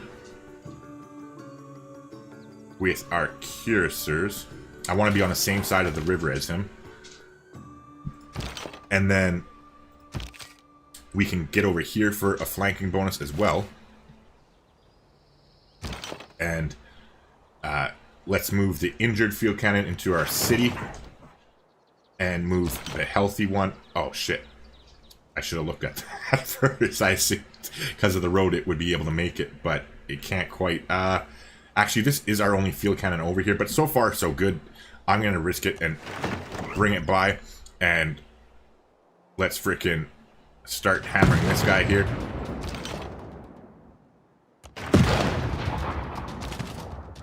And who has more experience? Neither of them do, so let's go ahead and finish them off. Oh, I should have killed the unit with the fucking musketmen. God damn it. Oh, he couldn't. Okay, good. At least I didn't screw up that badly. My bad. But anyways, meanwhile, over here, let's bring the cuirassier up here and fortify just for zone of protection for our field cannons there in case they decide to play around with their hussar. Meanwhile, we finished that. So bread and circuses. So city project, which increases the loyalty pressure. Sorry, I've never even ran a bread and circus thing before because I rarely build. Well, I do build entertainment complexes in the past, but only to get the civic inspiration for professional sports.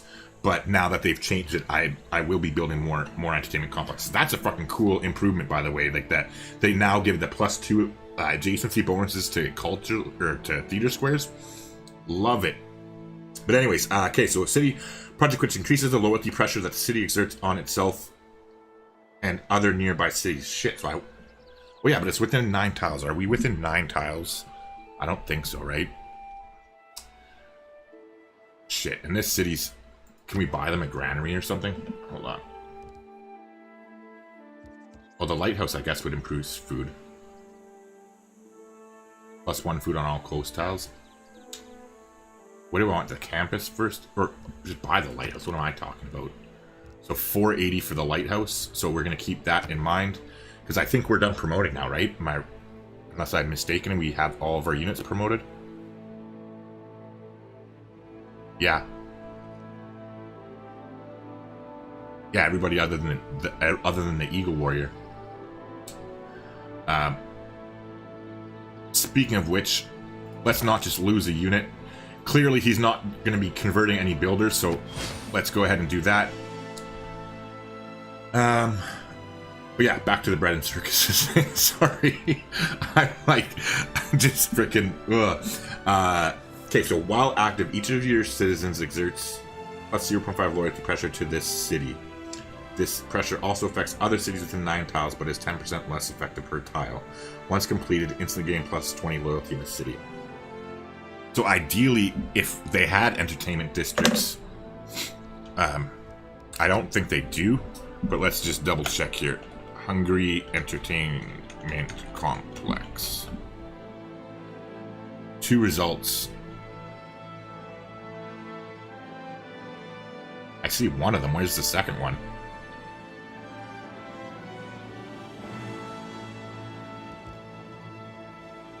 Oh, way over here. Okay, so there you go. They have one over there. Is it under construction? Yeah, it's under construction. But that could help with loyalty over there as well. And then this city. So that's actually not bad. Because if we can come at this city from like if we take Gior and Debrecen, and then we literally like our armies all converge, like the Eastern Army, the Northern Army, and the Southern Defensive Army all press up. I'm pretty sure we can fucking wreck the city, even though it has Renaissance walls. Like, as long as we bleed out their units beforehand, and then we can start running the bread and circuses here, and we can start running them here in the capital as well. And then with Victor's loyalty here and governors, like it'll be plus 12 loyalty in any governor we have there. So I think we might be able to deal with the loyalty. But yeah, so, oh, dog reveal, Ian said. I don't know. Come here, Shadow. Shadow, what's this? See, Jinx is my insecure little baby. She's the rescue. Come here. Come here, Jinx. Good girl. Up. Good girl. Up. Let's go. Just jump right up. All right. So, this is the one dog. This is Jinx. Ugh, gross. Don't hit my fucking face. That's Jinx. And then Shadow. Shadow, come here. Shadow. He's being a pain in the ass and not listening. He's lying down in the kitchen because I just fed them when I took Jinx out or whatever, so he's all fat and bloated and relaxing. But anywho, yeah, Shadow's a husky. Oh, never mind. I'm a fucking idiot. He's right beside me in his kennel. He goes into his kennel like he actually likes his kennel. Come here, buddy. Shadow, get out of there. Out. Hey. Cool. Out. Let's go. Good boy. Hey, right here. Ugh. He's a big boy. But this is Shadow. He's a sweetheart. This is the troublemaker who opens cupboards and opens fridges and jumps out of the backyard. Alright, okay. Go ahead. Good boy. But yeah, anywho, those are the dogs. Romain says, just catching up, how's the war going? It's actually not going so bad as of yet, Roman. We haven't progressed a whole lot because I keep fucking rambling, but other than that, we're not like bleeding units too badly. We've lost a couple, but they've mostly been units that we are planning on losing anyways. Like we lost a galley. We did lose a couple Corsairs over here, which isn't the greatest, but I mean, there are going to be some losses in war, especially when we're technologically behind them. However, I think we're going to be okay. Like, I really think it's the loyalty that's going to be a problem. Just like Natasha said, that's going to be the biggest issue. Like, now that we have so many freaking field cannons and like we have cuirassiers as well, and I guess we should look for cavalry and see how much. Yeah, we'll stop off to get cavalry and then go straight for flight, because that being able to upgrade the is it cuirassier or no, cuirassier is the heavy one. I'm thinking about a corsair. Being able to upgrade them to cavalry would definitely be worth it, because we still have 1, 2, 3 that haven't died.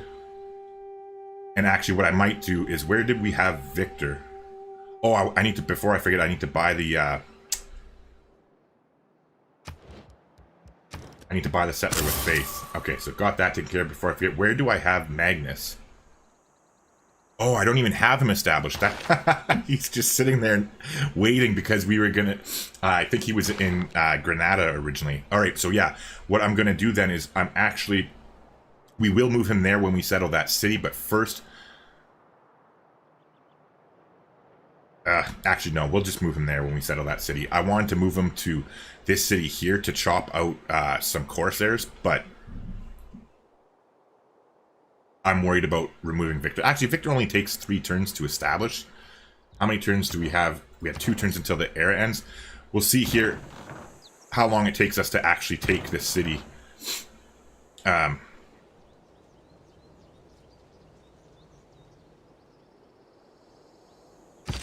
We can't pillage until next turn, so we're going to move forward with our muskets. We'll actually move that builder forward to use them as as bait, and just stay fortified there. There's no point pillaging farms if we're not injured, especially when we're planning on taking the city, because it'll help us get our population up. And I can't wait to get these freaking tiles. Like, ooh, that's going to be nice. But, ooh, we got a promotion, so let's actually go ahead and take the promotion. Actually, let's move forward. Oh, shit. I didn't realize it was a hill because I have it farmed. I didn't notice it. I thought it was just a farm with, like, good yields, like a flatland. So that actually was a mistake because we can't promote it now. But, oh well. Anyways, so let's go ahead and smash the city here with this one. Next turn, we'll definitely be able to take that city. So speaking of which, these guys should actually head up yonder, since we have the Great General there as well. And yeah, that's this city's frickin' thing, so we'll avoid that, and we'll get the bombard headed up there too to be of use for us. But yeah, the war is going good. Or at least salvageable anyways. Pyramids and Oracle. After taking one of their cities that has an entertainment complex, do breads and circus in it? Yeah, that's why I was reading through it, just to make sure that I understood it properly. Because, like, so we're going to be running them from our capital, but then we're, like, any city that does have an entertainment district, like, say, this one here, that we saw there, we will immediately start running entertainment, or bread and circuses as soon as we capture the city, so that we'll have an easier chance of holding all of them. Because it's going to be, we're going to have our work cut out for us in the Dark Age.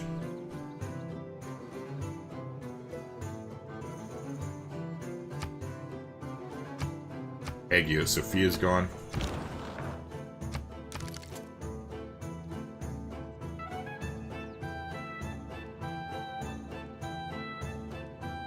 Andy says, man, this stream has everything. Civ content and puppies. And okay, how do you pronounce your name? Is it Hoffies? Like, is that how you pronounce that? Because I feel super bad just like in names that aren't completely familiar to me. Like, God knows if you've watched my videos, I'm fucking horrible at pronunciating like city names in general, but just like weird things. So is it Hoffies or Hoffiz? Like, how would you pronounce that? And then Roman says Hungary is on the normal age. Yeah, Roman, right now, but we're in a golden age right now, but in 2 turns we're heading into a dark age. And Hungary right now is in a normal age, but they might head into a golden age. We don't know yet. So that's going to change in 2 turns, Roman. Richie said, I just tried playing 2 games in a row and both crashed. Play on Xbox and don't want to deal with it long loading anymore. So I'm going to stay here now. Well, we're happy you're here, Richie. You can live vicariously through me. So what have you missed? Not that much. The war has been going on. We're about to take this city here. We are pillaging that tile for some more gold next turn. They've killed a couple units of ours in the north. They killed a couple small units here, but we haven't lost anything important, really. Just we lost 2 Corsairs. That's like the biggest thing that we lost, and at this point, they're kind of outdated anyway. So, really, the war is going pretty well for us. Like, we're at 1454 military strength to his 996. And that's going to go down significantly once we bleed out some of these units here. And so I'm pretty confident now that we are going to be able to kill him, and we will be able to salvage this game. So I'm in a good mood about that. But yeah.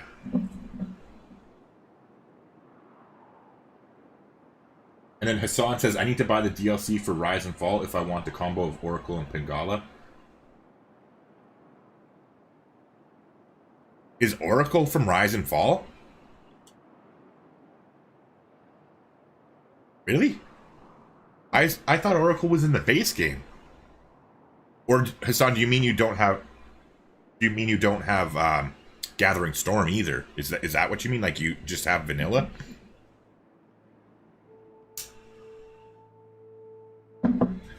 But yeah, the combo is outrageous for anybody who doesn't know. Like if you look at Pingala, his promotions, like when you get him within your biggest city with frickin' his connoisseur and researcher for the boost towards science, and then the grants for the 100% great people points earned in this city, and then whether you're playing a culture or space race, he's a boss. Like he's just sick. And especially when you combine that with the extra people from the Oracle, like you get the extra great people generation every turn for every district you have in your city that like builds them. It's really good.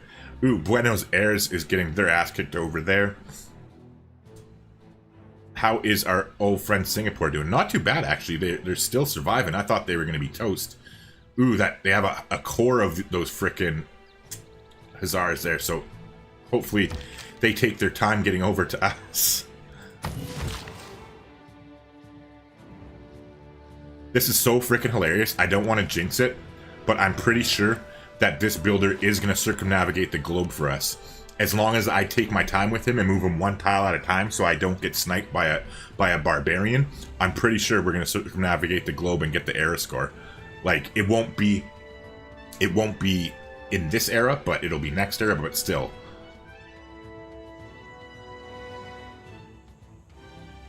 Yeah, if Hungary gets a golden age, it's really bad news. If that's the case, I probably won't even take their cities. I'll probably just hold all my troops and kill their units as they come up and just concentrate on our science until we get observation balloons and just wait for them, because I'm pretty sure we'll be able to rebound into a normal age at the very worst, but probably another heroic one would be my guess if we actually focus on, like, if I plan for it ahead of time. Yeah, Natasha says Oracle isn't in the base game.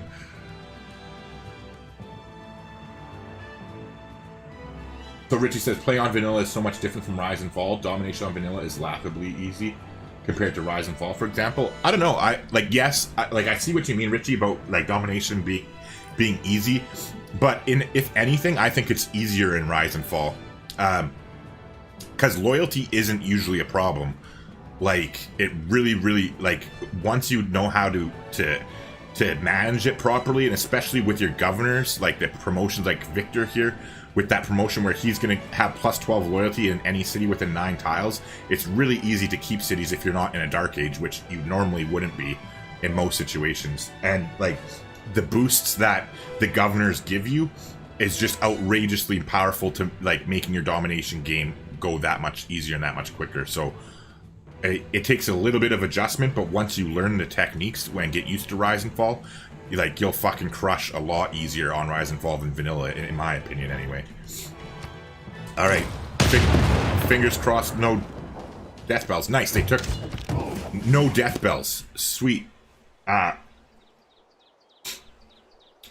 No death bells, so that is what we like to hear, and they did fall for our bait, and they took our builders, so we can actually smash them here with all of our units. So we are going to go in for the kill. Okay, our Cuirassier cannot attack them, unfortunately. Lestat can, and he's fucking tough as balls. I like Lestat. So, first things first, I'm going to keep all my units in place right now. And we're going to start... I guess most our field cannons are over here, so let's start on this guy. Normally I would target the more damaged one first, but let's go with this guy.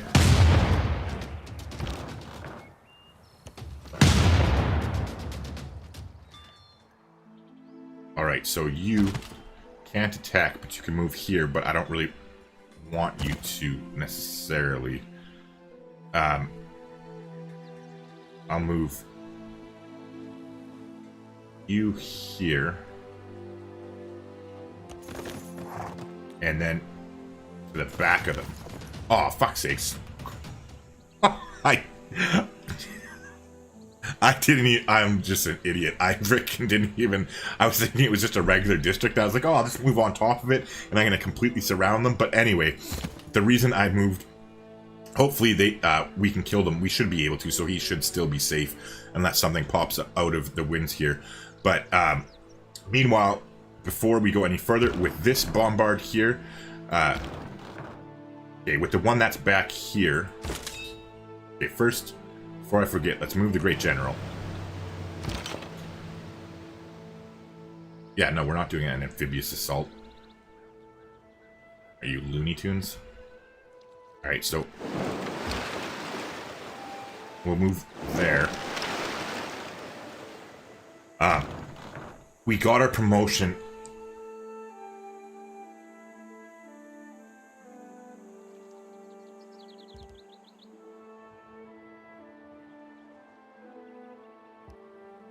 You know what? Oh, it's a decisive victory. Okay, fuck it. Let's do it. Oh, now we can't? Yeah, I was gonna say, I don't think that ranged units can amphibious assault, but oh well. Anyways, okay, so let's hit the city. It's under siege now anyway, too, which is good, so they won't heal back up.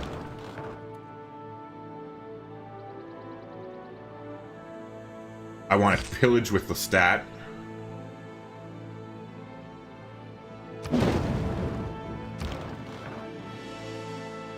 We'll hit the core there. We are going to shift our musketmen over. We're going to shift this musketman over here.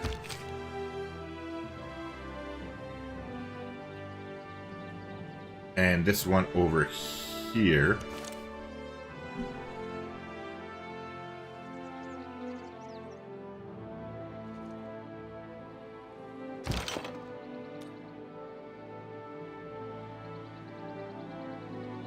Hold on 1 second.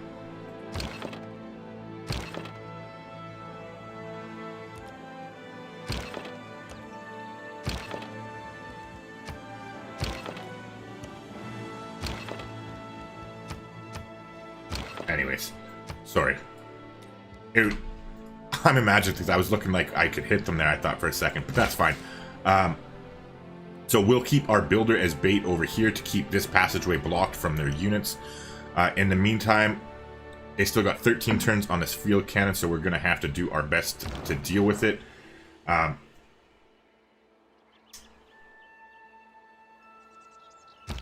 Unfortunately,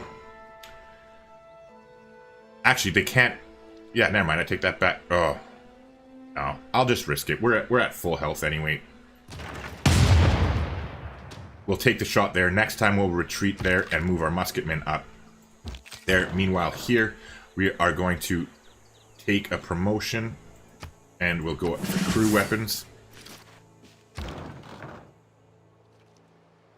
Yeah, nice warrior hungry. Yeah, they have a double upgraded core.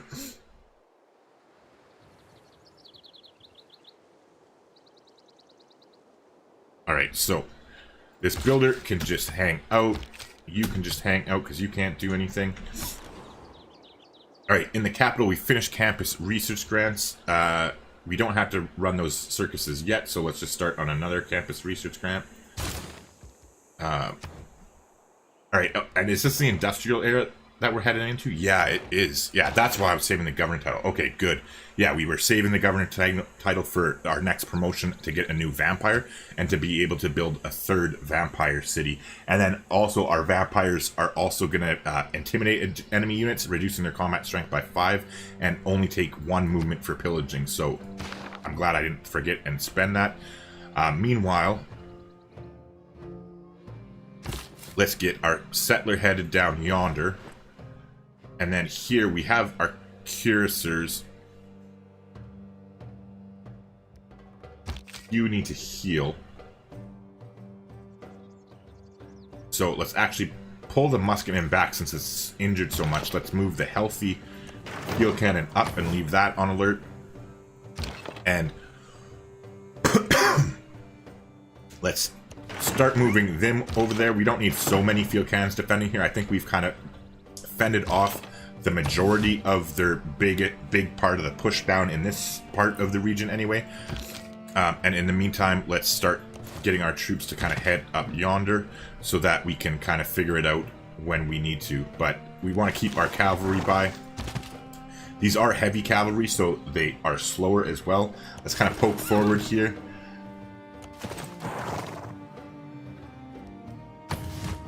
Yeah, so we'll sit here. This should be able to fire on them. Oh, wait. Now they'll be able to fire on him if he moves forward to attack. So we'll alert there, and we don't have any more movement with that one. Meanwhile, our spy is in place. So now I'll show you here.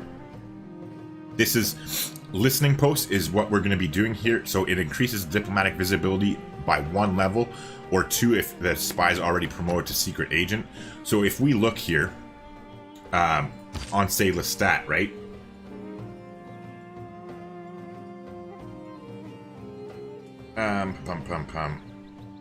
We get +5 from the military alliance, but nothing else.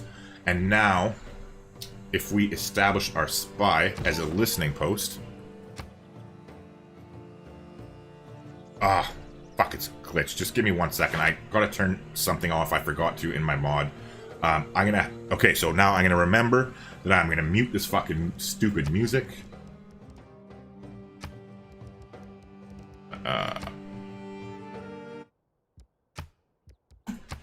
And I gotta exit to the main menu for a quick second because I gotta change a mod. So just give me 2 seconds.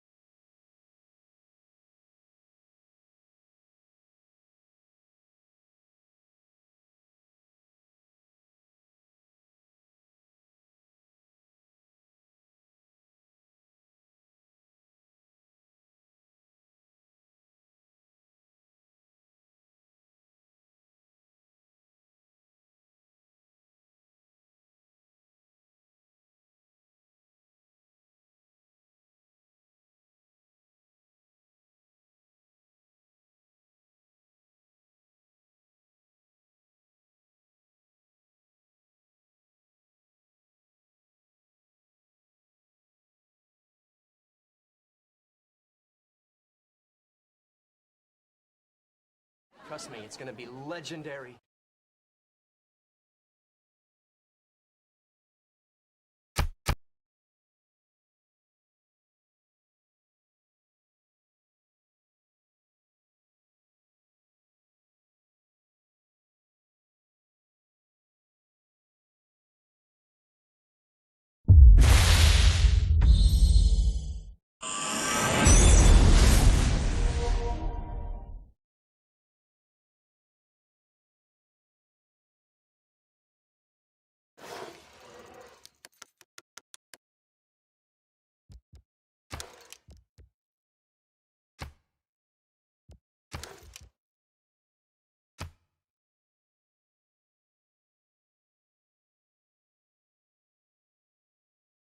The steady hum of machinery, the acrid smell of smoke, vision clouded by ash and soot, these are the signs of changing times.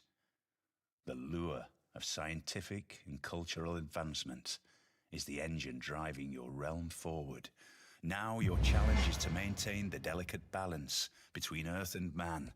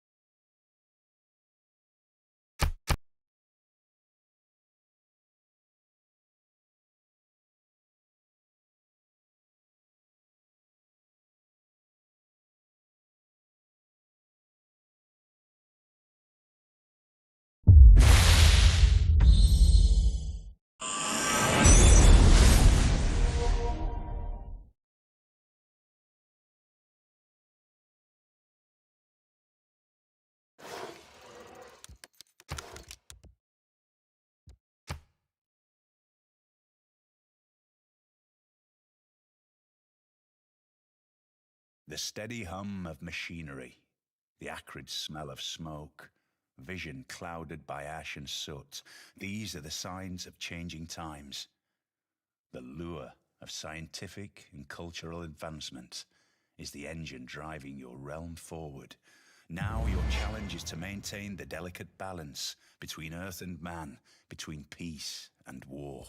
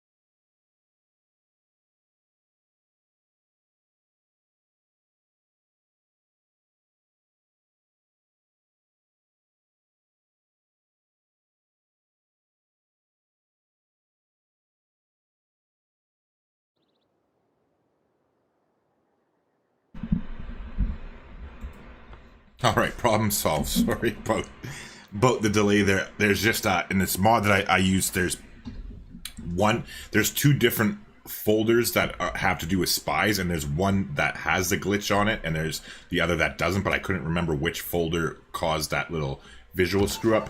But I got it figured out now. Unfortunately, I guessed wrong and had to reload the game twice there, but we're back. So quickly to catch up on the chat that I missed here. Hassan says he only has the vanilla game. Okay, yeah, there you go. That would explain it then. So Hassan, then if you are going to buy it, for one, there is a link if you do want it to support the channel. But no, anyways, what I was gonna say is that if you are going to buy an expansion, don't buy Rise and Fall. Buy Gathering Storm. Because Gathering Storm has every single game mechanic that was introduced in Rise and Fall included in Gathering Storm, and they're like fairly similar in price range. And so like when you own Gathering Storm, it essentially turns Rise and Fall into a glorified leader DLC pack with some extra natural wonders and world wonders in it. Because like I said, like you get the loyalty governors, like everything that was introduced and was like a new concept when Rise and Fall first came out is automatically included when you purchase Gathering Storm. So I would definitely recommend Gathering Storm first, but I mean, to each their own.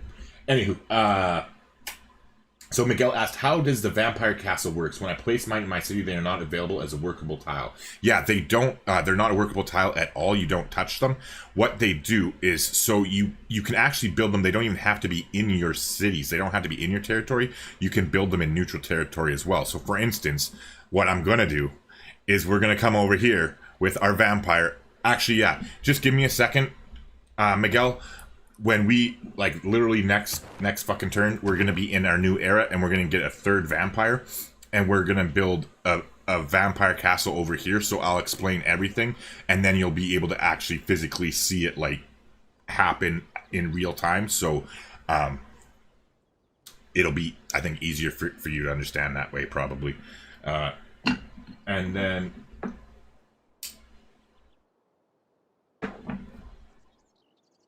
Oh, Robert actually, thanks, Rob. Robert actually helped you out already, Miguel, so I a little bit late to the party on that, I guess. Sadek says, can you do Apocalypse and Secret Societies at the same time? Yeah, you can. You can actually do all three. Like now there's that third, what is it called? The third one, the Tech and Civic Shuffle that they just released like last week or whatever. You can do all three game modes at the same time. In fact, we're going to be doing that at some point. Probably when I start streaming on Twitch. My first game on Twitch is probably going to be a game with all three of them aligned. So the Apocalypse mode, Secret Societies, and then the Tech Random Shuffle. We're going to do a random civilization leader and a shuffle map, so it'll be completely random. There was something else random I was going to do that I totally forget. Maybe that's it. I don't know. But anyways, yes, to answer your question, you can have all of them on at the same time, or only like certain ones. If you only want to play with one, you just literally, there's like a check mark, a box that you just click on and off whether you want to put them on or not. Roman says, if I'm right, you could play with all. Yes, Roman is right. Jesus, Robert keeps fucking beating me to the punch. He answered that question too. Shit, I need to read faster, or at least read them before I respond. Malcolm said, hey brother, good to finally catch you live. Shame I can't stay longer because I have to work tomorrow. Much love from Waterloo, Canada. Keep up the awesome videos. Well, thanks, Malcolm. I don't know if you're still here. Probably not, because of how long it took me to catch up with the chat there from dealing with the glitch. But if you are still here, thank you. Appreciate it. And much love back from Thunder Bay, Ontario to Waterloo. But yeah, other than that, Richie says, what civilization do you wish they would add, and what abilities do you think they should receive? I like the idea of Ireland as a new religious culture civ. Yeah, I've heard a lot of... Robert, yeah, Twitch. I'm going to be starting to stream on Twitch 3 days a week in September. If you want, like, I already set up the page or the channel or whatever on Twitch. There's a link in the description if you look that you can like go follow me or whatever, so that when I do start streaming, you'll be notified. But sorry, Richie. Yeah, so the Ireland, yeah, that is interesting to me too, and I think they probably will do it just because there's been so many people in the community that really want Ireland in the game. And then on top of that too, there's Potato McWhiskey, who's probably the most famous Civ streamer at this point right now, and like Firaxis has started sponsoring his games, so I wouldn't be surprised if they do work Ireland into one of them. But me personally, all right, so warning, this is a spoiler alert for anybody who doesn't want to hear about a leak of information regarding the new civilizations coming up. Mute this now, because I'm going to talk about something that I heard from somebody. I don't know whether it's true or not, but it very well could be, and I think it might be. So if you don't want to have a guess as to what new civilizations are coming into the game, then mute. So 5, 4, 3, 2, 1. All right. So somebody told me in our Discord community, actually, which, by the way, I'll put the link in the chat right now for anybody who does go on Discord and didn't know about it. We have a community Discord there. You can check that out. It is actually, I have it up, I think, here. Here it is. It's the retirement home. Sorry, I do like that name. But yeah, it's got a whole bunch of different channels in it for people can ask for help, look for multiplayer games, share content, like from whether it's you making your own Civ videos that you want to share, or like just other creators that you think are helpful and whatnot. There's memes and funny shit, just joking around, like a bunch of Civ memes. There's a members only club, so this is for those of you who pay to become a channel member here on the channel. This is an extra way of you being able to interact with me one-on-one. So like you can see here, you have to be a channel member, and I have to like approve you to come into this message, into this specific channel. But you can ask me direct questions and I'll like answer you. As you can see here, like I'll go into details, ask any questions you want, post screenshots and ask specific things of me, and I'm more than happy to answer. And you can see I actually like give time and thought into the answers I'm giving. And so that is a perk that you can get if you do become a channel member, is getting access to this channel. But other than that, this screenshots thing here too is it's just for putting screenshots in. But the only reason I'm bringing this up right now quickly is because I actually that Space Vampire live stream, I did a little competition on the channel where I posted the screenshot of our turn 1 here, which you can see. This is going to be the turn 1 of the Ethiopia game, and I just had a little challenge out there to see how different people pin differently and plan their cities differently in their districts. So I want to see how you would do it. So I posted this up there for the screenshot if you want to just talk about it. Or I also, oops, shit. It's gone now. But anyway, I also posted the actual turn 1 save file. So if you want to play along while we're doing a live stream on your own computer, you can do that. Or if you want to open that save file up, pin your maps, and then post a screenshot, we can compare notes and see how people have different ideas. But anywho, back to the freaking question that I got distracted about. Okay, so from that, somebody in that Discord server told me about a leak. So again, I'm not, like, this is a leak, so it's not 100% confirmed, but it's pretty reliable apparently that the next civilization, like one of the 2 that are coming up in September, is going to be Portugal. And the other one, there's another one that they think they're going to be doing Byzantium or Byzantinium, however you pronounce that. And then another one is supposed to be Vietnam, actually. And then, there were others that were listed, but I don't remember. But yeah, so those I think probably will be the civs that are coming. But of those ideas, I would be probably most excited about Vietnam, and I'd just be interested in a different game. And I'm really curious as to what kind of civ they'd be. I don't know. I personally, obviously, culture is my favorite victory condition, so I love, like, Ethiopia is actually my second favorite civ in the game now, just because they're good at culture, but it's a different way of doing it.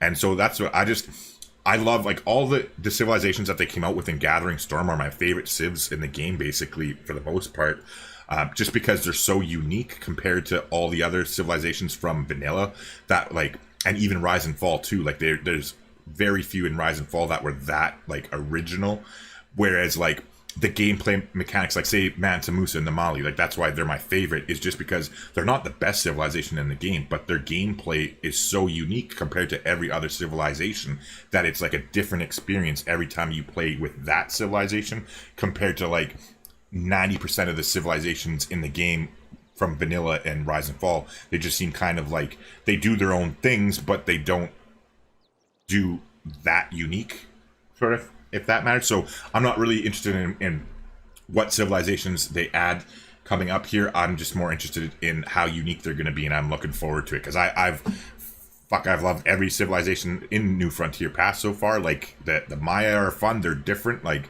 but anywho, Andy says, hey man, had a great time. I got to run though. Have a good one. I'll see you soon. Sounds good, Andy. Thanks as always for hanging out with us here. And I'll definitely have to Google that fucking name you mentioned earlier. I'm just gonna have to dig through chat to find it. But yeah. And thanks again for the $5 donation there too. Appreciate it. Natasha says, I would like to see World War II era civilizations added at some point. Stalin, Hitler, Roosevelt, and Churchill. Yeah, like personalities or leaders. And me too. Like 100% agree that. Like I doubt they'll go with Hitler.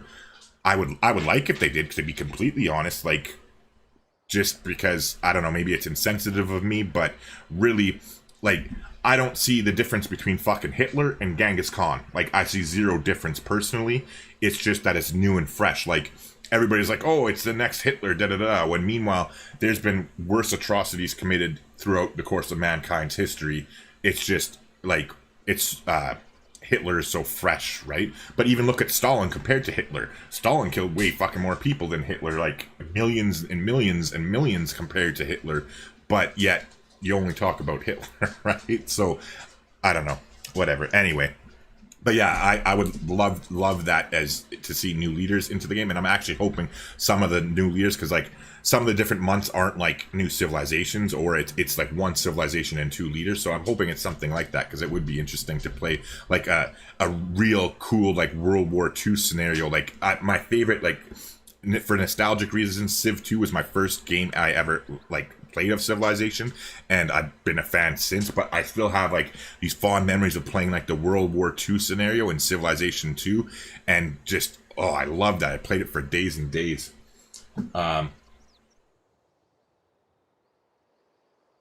Yeah, so see, this is what I mean. Hassan says, seeing Hitler in a Civ game, I have mixed feelings about him in Civilization. Richie says having Hitler or Stalin in a Civ game would be super controversial. Not that I'm necessarily opposed. I just don't see how those two would ever be added. Although those two being in a Civ game does make me a little bit uncomfortable, to be honest. Yeah, see, and like I can understand that, because it's very sensitive for some people, like just because it's still so current and so close to our current lives, that like lots of people have like grandparents that were affected, or grandparents that died, and like, so like I get why they wouldn't. But even if they're not going to have them in the game entirely as a leader, maybe just like a World War II civilization or a scenario, like a World War II scenario with them actually in it, would be, to me, I'd be playing that. Like the second the game went live, I would be on that like flies on shit. And he says, "Hello, glad I stayed around for this. Got to check out the Discord." Yeah, Andy, for sure, man. And you're already a member too. So just if you have like, because a lot of people here like have one screen name on YouTube and one screen name, like a different one on Discord. So when you join the channel, like follow that link and join the server. If your name is different than Andy Nadio, or like something very similar, like Andy N, where I'm going to be like, oh, that's him. Make sure just send me a private message being like, hey, this is Andy, so I can approve you, because I have to manually let you get access to that locked channel I was showing earlier. Vevit says, everyone forgets that we had the guy whose name rhymes with Leo as a leader, and he was far worse than both of them. Yeah, like, no, but that's it. Like, Vevit, that's what I'm talking about, though. That's the point that I was making earlier. Jinx, off. Good girl. Sorry. The point that I was making earlier was that, like you said, Mayo fucking killed way, way, way, way more people. Genghis Khan killed way, way, way more people. Like, it's just, that's so far back and like outdated that like nobody knows somebody who Genghis Khan killed, or like has a grandparent who died because of Genghis Khan or because of Mayo or whatever, right? Because it's so far back in history. But because of that concept, like I would not have a problem with them having like a Hitler or Stalin in the game. But again, I think they probably should put it into a World War II scenario specifically, and that way, while some people might get offended, you can at least just like to opt to not take part in playing that scenario, right? Like it wouldn't affect the main game, or even have like a World War II game mode, you know, like something like that. Natasha says, nobody has gotten as much negative press as Hitler until Trump. Yeah, I wouldn't argue that point. Richie says, I don't disagree with the idea necessarily. I just don't see how they would be added without tons of backlash. Yeah, and exactly. So it's not something that's likely. If it were to happen, I would think it would just be a scenario, like I said, like a specific World War II thing. Because then who could really say shit? You know, like, don't fucking play it if you don't like it. But at least it's not part of the base game. So that way, the people who it does make uncomfortable, well, just don't play a World War II scenario. Like, I mean, if you're playing a World War II scenario, there should be World War II leaders in there, and, you know, Churchill, frickin' Eisenhower, frickin', you know, like, all the historical figures should be in the game, like the great generals even, on the different sides. Like, oh, I would, if anybody from Firaxis is ever watching this stream, I would frickin' give my left nut for you to make a World War II scenario. But anywho, let's keep going here. Hitler and Stalin were already in Civilization 2 in the World War II scenarios way back in the day. Yeah, exactly. But you know what, like, Natasha, I agree. Like I said, I love the World War II scenario in Civilization 2. However, the 90s were a fucking far different time. Like, now the world's so snowflaked and fucking ugh. But yeah, like, it's just different, right? Because people are so, like, sentimental and easily agitated, and, like, I get that you have to be more aware of people's sensitivities, but at a certain point, people are just a lot softer than they used to be in the 90s, generally speaking, in my opinion anyway. Somebody's gonna clip this and I'm gonna come across as a fucking asshole. Richie says, although it's kind of funny how despite Genghis Khan being such a murderous bastard, he has the funniest expressions and most innocent agenda in Civ. Yeah, no shit, and his pudgy little cheeks are just, he looks so sweet, right? And Richie says, I do love the idea of a World War II scenario. I'm a huge history nerd myself. Yeah, me too. Like, I freaking love history. I would love if they did a freaking World War II scenario would be my top of the list request. And right under that, and this is funny because I haven't even played any of the scenarios in Civilization 6. So, just putting that out there now. If they did a Napoleonic Wars one with, like, Napoleon and the freaking, like, have, like, Prussia in the game, like, just in the scenario and shit, like, oh, I would love that too, because that's how I got hooked on history, was when I first read, I was like in grade 6, and I read The Battle of Waterloo, a book in the library at school, and then from that point on, I couldn't get enough of history, and that was all she wrote for me. Alright, anywho, okay, Jinx, go lie down. Quit fucking around down there. Go lie down. Good girl, go.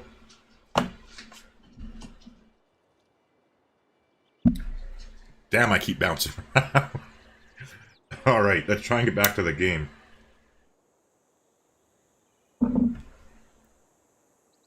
Okay. So yeah, now that spy is fixed, so this is, I'll show you what I was talking about. We're going to have to redo these moves because I forgot to fucking quick save before I left. And I had to just reload the game, so we're at the start of the turn that we just started there. We'll try to do things the same, but I've been babbling for so long I fucking completely forget, to be honest. So yeah, but to show you the example of what I was talking about, so if you look down in the bottom right hand corner, like here in the combat screen, there will be no bonus at all on ours, and they actually might have an advantage against us right now. Active alliances, no, they don't. Okay, so neither of us right now have intelligence on the other, but now what we're going to do is come here with our spy now that he's established, and we're going to get him to do a listening post mission. And so there's like 100% chance of success. There's no, he doesn't die by doing this. So we click the accept the mission. And now if we come back to that same thing here when we go to Lestat, so again, look here in the bottom right hand corner, you'll see there'll be a +3, yeah, right there, +3 intel on opponent's movements. That's from being at a higher level of diplomatic visibility than them. So now we have +3 combat strength from having our spy hanging out there. And that's why we put him in this city that we know is probably going to take us a long time to capture. So that way, as we go ahead and conquer his other cities and continue to fight him, we will continue to have that +3 combat strength until we're done fucking rolling him.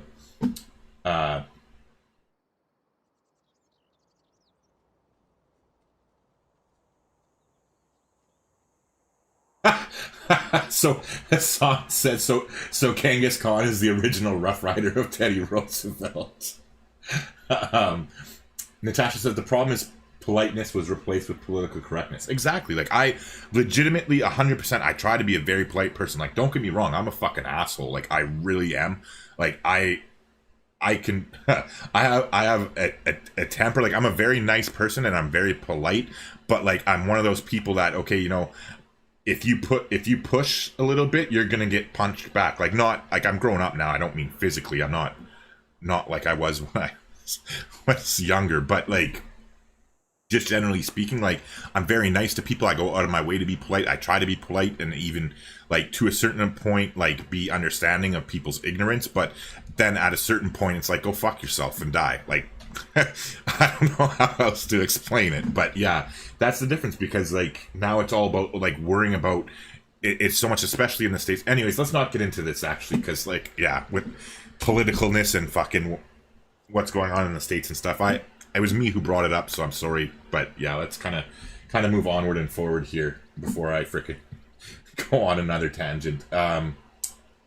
Richie says, oh, they should actually add Napoleon as a domination version of France. Yeah, that would be fun. There's actually a cool mod by, oh, I forget the guy's name who made it, but he made Robespierre. I forget his first name, but that French guy or whatever, they made a domination. There's like a custom mod if you look on Steam. If you search for like Robespierre leader or whatever, they did this mod of a domination version of France for like the French Revolution and everything. Like, there's even like a guillotine, a unique building or something that's a guillotine, and the leaders actually animated too. So it's not like sometimes you play modded leaders and they're just like the still shot of them. It's actually like a full-fledged animation character. Freaking, I downloaded it, but I haven't tried it out yet, but I've been meaning to and just haven't got around to it. So that's probably something else that I'll stream at some point once I get going on Twitch. And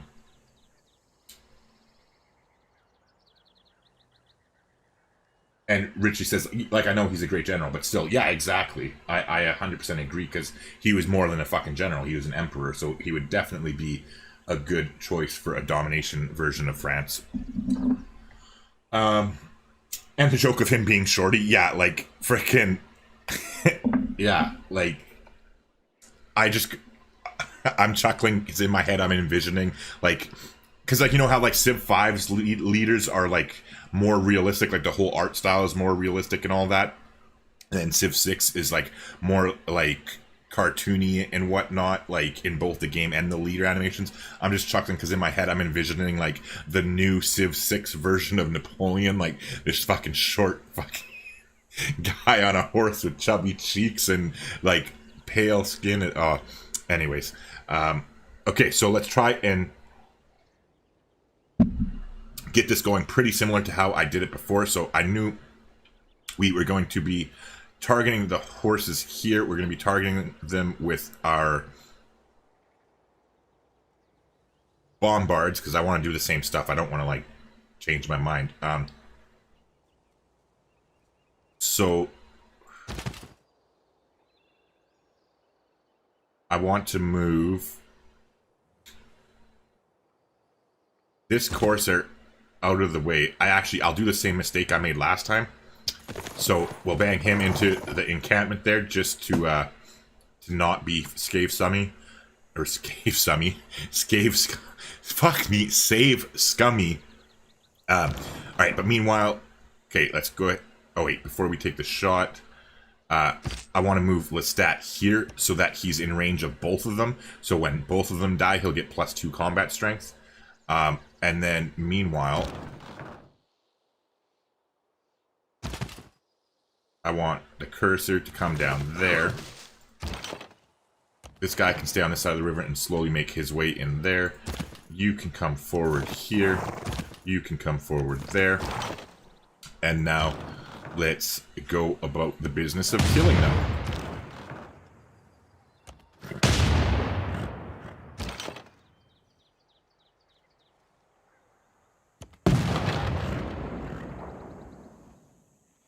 Alright, so I don't think we're going to be able to kill them both this turn.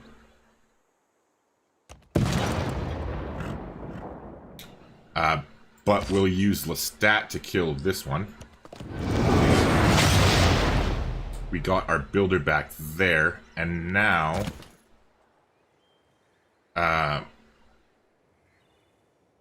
We'll come here and attack. And now we'll kill him with this one. Got our builders back, and there you go. Lestat got another freaking combat strength. So let's see the combat tooltip here. So he's at 90. He's at a combat strength of 90 now. Fucking just rolling. All right.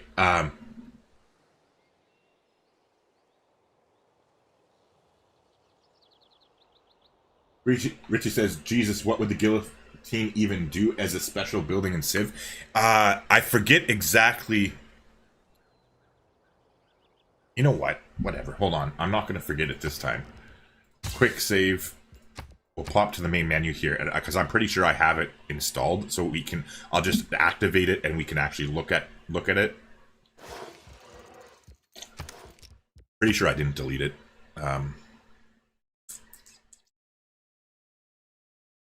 Oh, fuck, I did delete it. Oh, wait, did I? Yeah, never mind. Scratch that. Yeah, it was the thought that counts. I ended up deleting it and didn't do it, but I'll have to go look again. But it was something to do with amenities. Like, because it was like his whole like Robespierre being like in the like involved in the revolution and shit. Like I forget exactly, but it's a really, really interesting concept. Like even not just the guillotine, but like his specific traits, like how I was talking about earlier, how I love the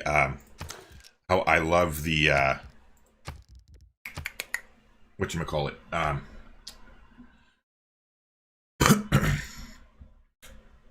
how I love the uniqueness of the new civilizations. That's exactly what I mean there, is that it was just a very unique gameplay mechanic that the modded character version was, that it looked interesting, and I just never got around to doing it. Your realm forward. Now your challenge is to maintain.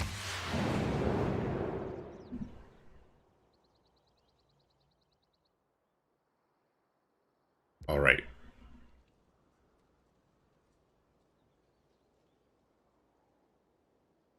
All right. Okay.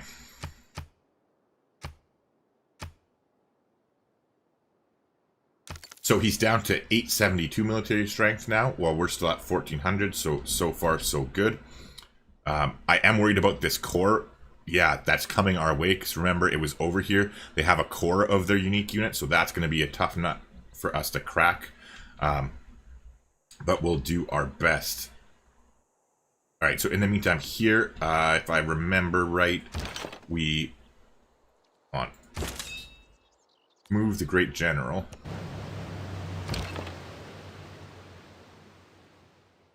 And then let's actually just go ahead and take the promotion, I think.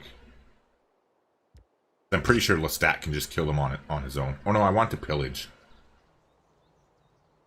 We can pillage next turn. Let's kill them there. Take the promotion here. I know it was a little bit different. We'll go crew weapons. Here, I'm actually going to do it a little bit different. I'm going to take Grape Shot just for one of them for a little bit of a change. And then especially too, when we now that they've changed it, where if you make a core out of 2 units and one's on one path of promotions and the other's on the other path, it combines them into like a fucking super soldier, and that never used to be that way, but it is now. So like we can actually make like super soldier bombard cores when we get them. So now that I'm thinking about it again, yeah, I'm gonna keep doing that, like going one and then the other down the promotion tree, so that in the end we'll be freaking that much more powerful. In the meantime, what were we going to do here?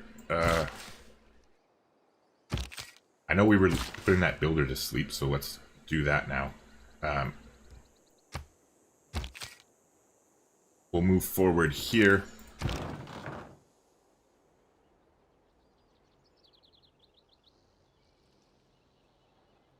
I'll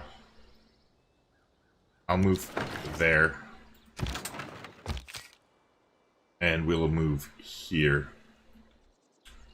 Oh, I forgot to move the...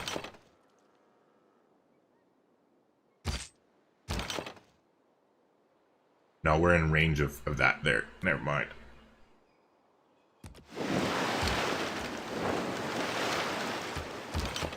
Yeah, so you end turn. And then I don't really care about the city being under siege. That's fine. We're going to kill it fast enough anyways, I think.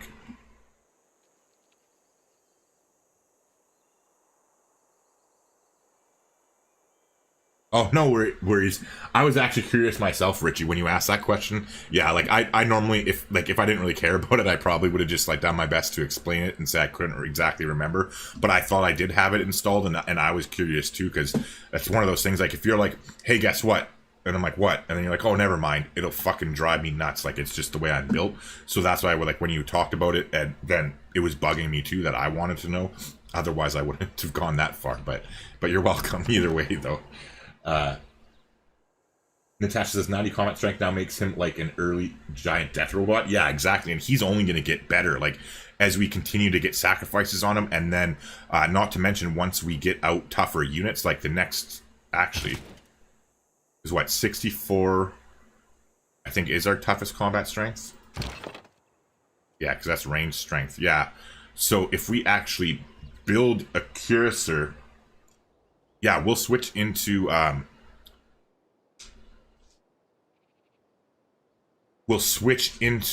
the because I don't think he has a base combat strength of 64. I think we have to build that unit. Or no, he does have 64. Okay, so it's just even promoting counts. I was thinking that you had to physically build the unit, but I guess that's not the case.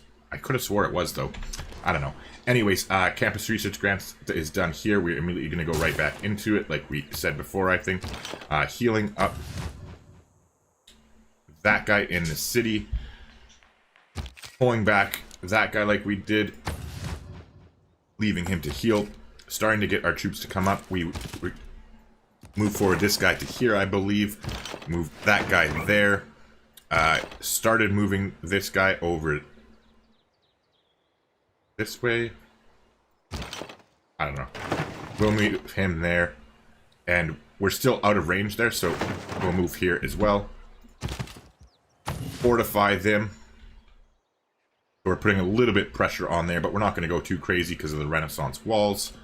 And this way we're all healthy, out of range. The only thing that can hit us is the cavalry unit there.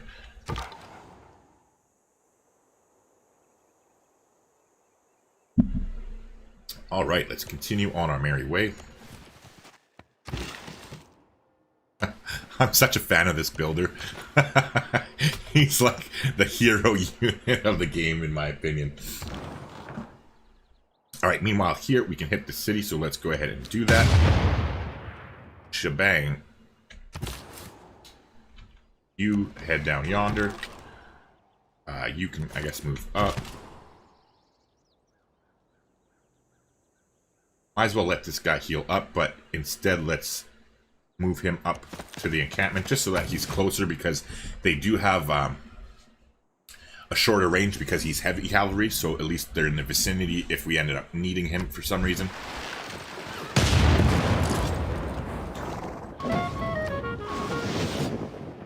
All right. So we are in our Dark Age. Da da da. Ah, we satisfied her agenda. So we got one happy with us and the other one fucking hates us. You must not lose faith in you. Alright, okay, so the good news is, again, see, this is like using builders to frickin' body block and be victims is frickin' amazing. I love it. But anywho, we're gonna kill that bombard. Okay. You, sir.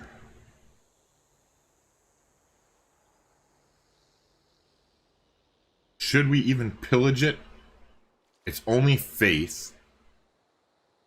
And we're not going to be able to do anything with the faith. So no, I'm not going to pillage it. The reason I'm not going to pillage it is because I do believe it's this city. Is there a way? Yeah. Giord. Yes, this tile does belong to this city. So I want to keep the luxury online so that they have better amenities in the thing. And the same thing here. However, we could pillage their trader. In the meantime, those douches fucking shot us. So let's go ahead and move the general onto land. We'll move Lestat over here.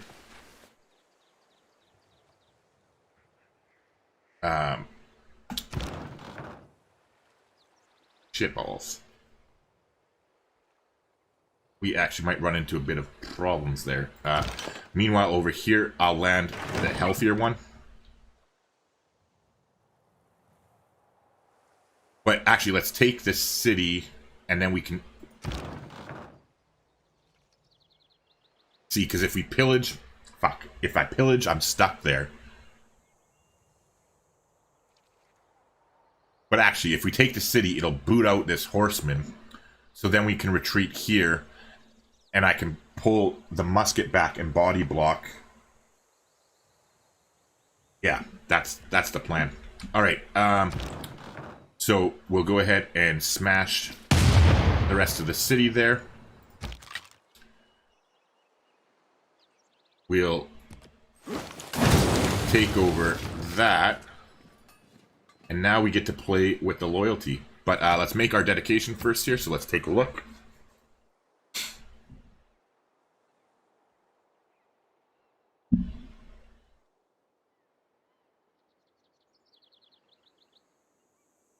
Definitely. I'm like reading through them. I'm like, oh, that's not so good. That's not so good. I wonder which one we're going to take. Gain 1 air score each time you kill a non-barbarian corps in combat, and 2 air score each time you kill a non-barbarian army in combat. I think that's probably our best bet. Because we're not building that many buildings. Like, especially not industrial area or later ones.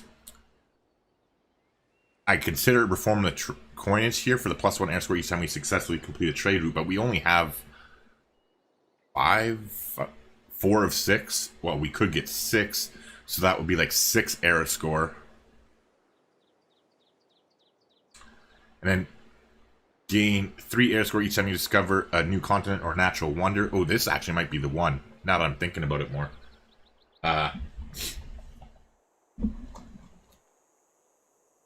If that builder survives, then that's a win to me. Richie, are you talking about the builder that's like circumnavigating the world? Steven says, when you take the city, you can move that weak bombard in. Move it where the other bombard is to the left of the city. I think that should save it. Yeah, that's what I was talking about. I don't know if you wrote that before I said it, but that's why I was saying we'll take the city here, and I'll be able to move this bombard back out of range, and we'll body block with our musketmen, so they won't be able to touch it, because it kicks... oops, shit. I hit the wrong button. Because it kicks... us taking the city kicks them out of our encampment. Fuck! I forgot to pillage with Lestat. I was going to pillage... Oh, well. Oh, wait, no, I must have moved with it. Never mind, don't worry. It's too late now. But yeah, thanks for the heads up, Steven. Good suggestion. And Richie says, yeah, that's what you were talking about. I know, he's frickin' boss. Alright. Fuck, I can't wait. I'm going to be starting to quit smoking again tomorrow. I'm going to go to the fucking vape store and just get new cartridges or whatever and start doing that, because I can't. I'm still fucking bitter that I'm smoking again, and especially I don't know if, for whatever reason I chain smoke when I'm streaming. I don't know what it is, because I normally don't smoke this much at all. I think it's maybe because I'm drinking so much. Like, I mean, it's not alcohol, it's just water, but because I'm drinking so much, because I'm talking so much. But anywho, all right, in the meantime,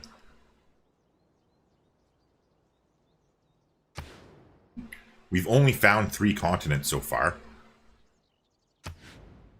How many natural wonders?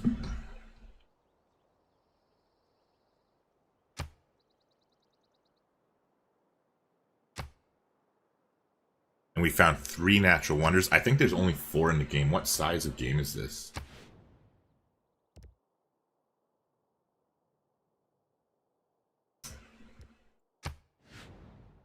Or wait, no, I made it smaller. It's only a small map. Yeah, never mind. That's not a good option.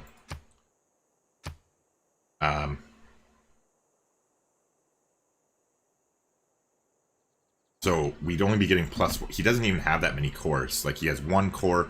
He has another core coming somewhere from somewhere to the west.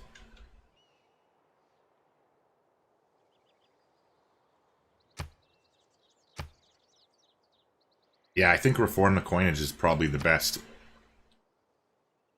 Because we're going to kill him before he has armies. God willing, anyway. Yeah, I think that's the route we go. Alright, so we're going to keep the city. So, let's take a look here and see loyalty pressure-wise. Dun, dun, dun.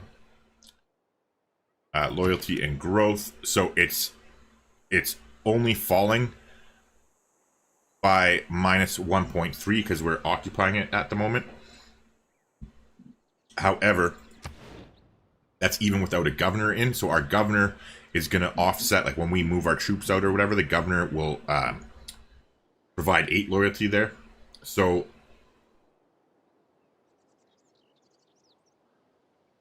I think what I'm going to do is I'm going to move Victor into there because he only takes 3 turns to establish, and I want to move Magnus into this city so that we can chop out some more Corsairs before we upgrade to military science.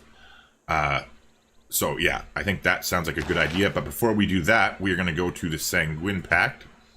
And we're going to take our next promotion here, Indoctrination. So we are going to get a 3rd vampire unit now. And then we can build another vampire castle, which we're going to do. And I need to explain that for Miguel. And your vampires now intimidate enemy adjacent units, reducing their combat strength by 5, and pillaging only costs 1 movement. So, awesome. 100% snipe that. And then let's go ahead and we're going to reassign, or we're going to assign Victor where he is. And we're going to assign him to Gior, or however you pronounce it. If you take cities, you can get more trade routes. Yeah, I'm not sure if he has a market in here or not. But, oh, they do. Awesome. So, we'll probably go up to 7 once the tooltip replies. And I think I took that dedication anyways, right? I'm pretty sure that's the dedication I chose. Now I'm having second thoughts here. Where is it? Era. Yes, I did take it. Okay, yeah. Good. In the meantime, let's actually take a look at our policy cards, because how long are we stuck? Oh, only 6 turns. That's not so bad.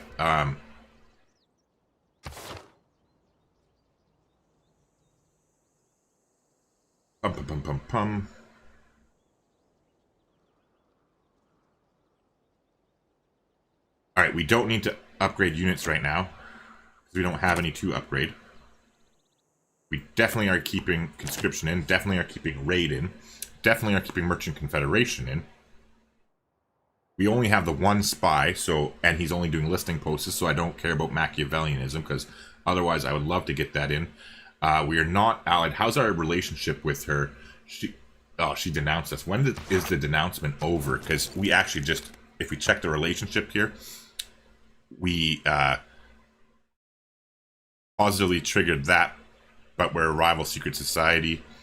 How many more turns until the denouncement over? 2 more turns, so we actually might be able to improve relations with her, but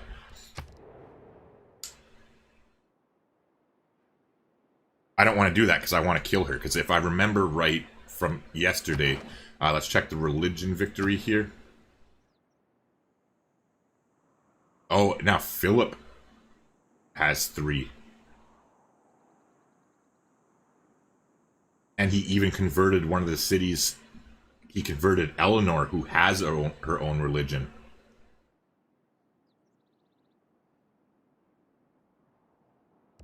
Shite.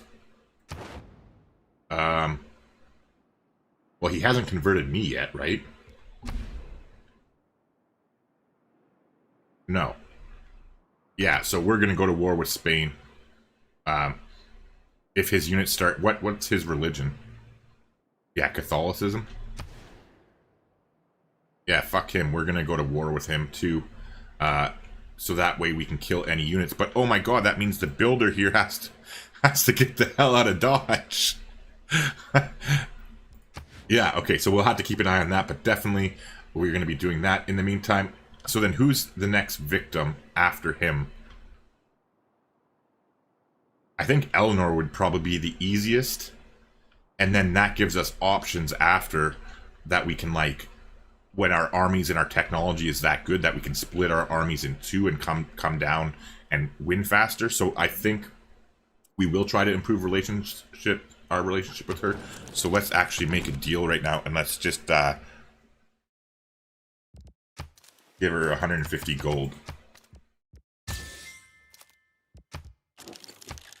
There you go. And now, in 2 turns, will not be denounced anymore and can start working on getting an alliance with her, because that way we'll be able to get put Whistlebank in and actually get something from it. Oh, we're at war with Cardiff too. Where's Cardiff? Oh, over there. Okay, so we won't be dealing with them anytime soon. But in the meantime,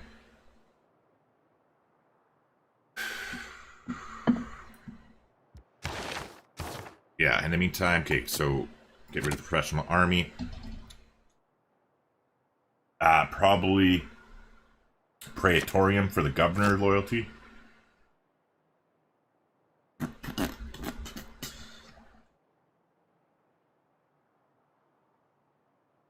Oh shit, fuck that. I didn't know about. Plus 100% combat experience for all units, but plus 2 gold to maintain each combat and spy unit.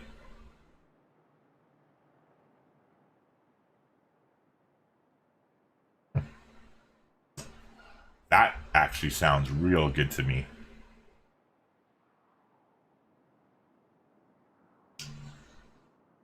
Alright, what else can we put in to make money?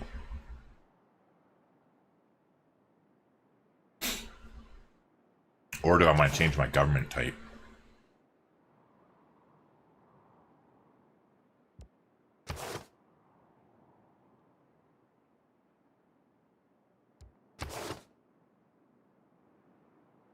Yeah, I think so. Sorry, I know it's taking me a minute to think about this longer than I normally would. Right, because I want raid, I want conscription.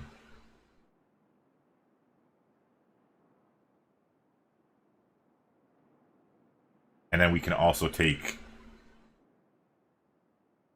Illuminati instead of Praetorium for the government. Or for the, oh, and yeah, because, and I want the cavalry. Do we even have the cavalry one? Yeah, industrial era and earlier. Yes, we do. We have chivalry. Yeah, so we're going to switch governments here. We're going to pop over to monarchy. Alright, so we don't need professional army. We're keeping in raid. We're keeping in... we're putting in chivalry, and then we're keeping conscription. Right? Money. Production. Or wait, hold on. It's going to be 5 turns until we switch. It's going to take him 5 turns to get established anyway. So yeah, putting that policy card in now is a waste, I think, because we're still running campus research grants here, not building units yet. So yeah, we'll actually hold off. We're going to put raid in. We're going to put that in. We're going to hold off on putting chivalry in because we don't need it for 5 turns anyways until Magnus is there. And it's going to be 6 turns before we can switch again. So instead of wasting that policy card doing nothing, it's better to put it off. Hassan says, I seriously hate Philip in this game. In this game particular that we're playing, or in Civilization in general. Natasha says, vampires are overpowered. You'll be able to take the cities without much trouble.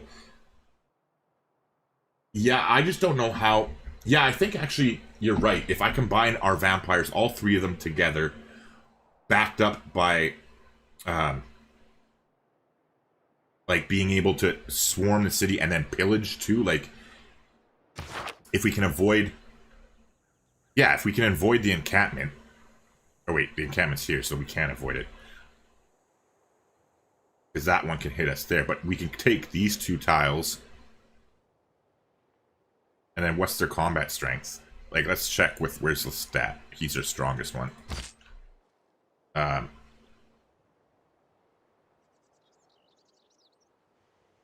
is it not showing me when I hover over that? Oh, because we can't see it, maybe?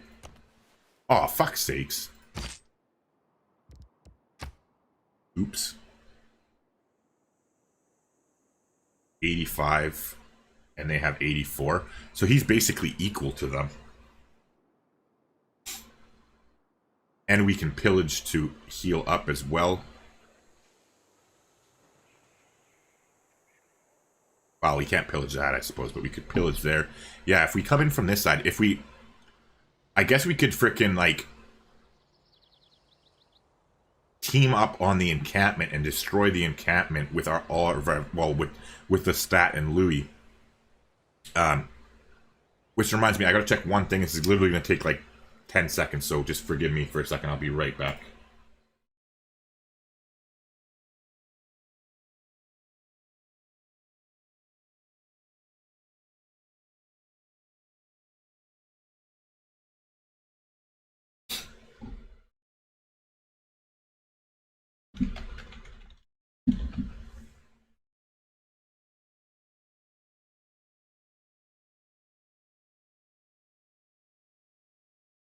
I'm back. Like I said, it literally was 10 seconds or whatever. Sorry about that. I just couldn't remember for the life of me what the third vampire in Interview with the Vampire was, what the little girl's name was. So before I forget, we're going to come over here and we are going to rename our vampire Claudia. Claudia. Because that was the little girl vampire in the book series that the names Lestat and Louis come from. But yeah, I think that actually I think we're going to pull this off pretty handily. Yeah. Misa excited. Okay, so. Pulling back here. And...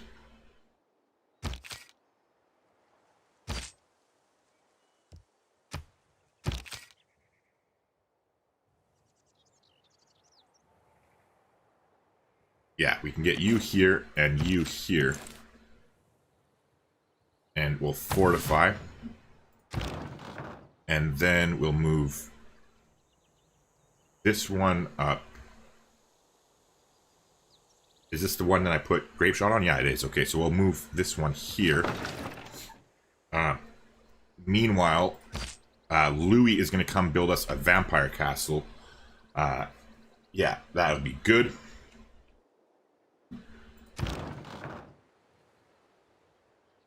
And let's shimmy, shimmy, shimmy a little bit closer with the rest of our troops. You can heal up until next turn.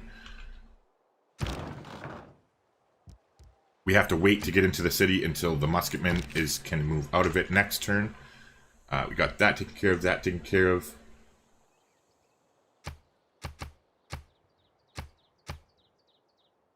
Richie says, my first ever vampire's name was Dwayne Johnson. That's cute. Alright, so they retreated again with that, whatchamacallit, with the cavalry unit there, so that's a little bit unfortunate. I think what we'll do, though, is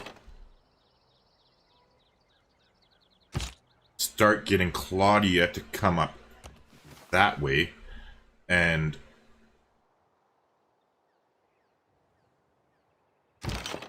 we'll shift these over to the east a little bit, leave you on alert. You can come up to right there and fortify. Yeah, you stay healing up in there. Alright, meanwhile, in production, the first thing we're going to worry about is... oh, they don't even...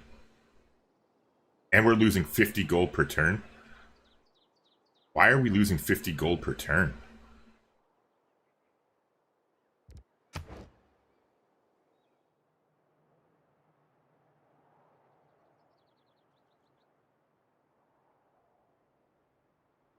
All right, well, we got to deal with that then. And unfortunately, Katarza doesn't have much money, but we'll take everything that she does have.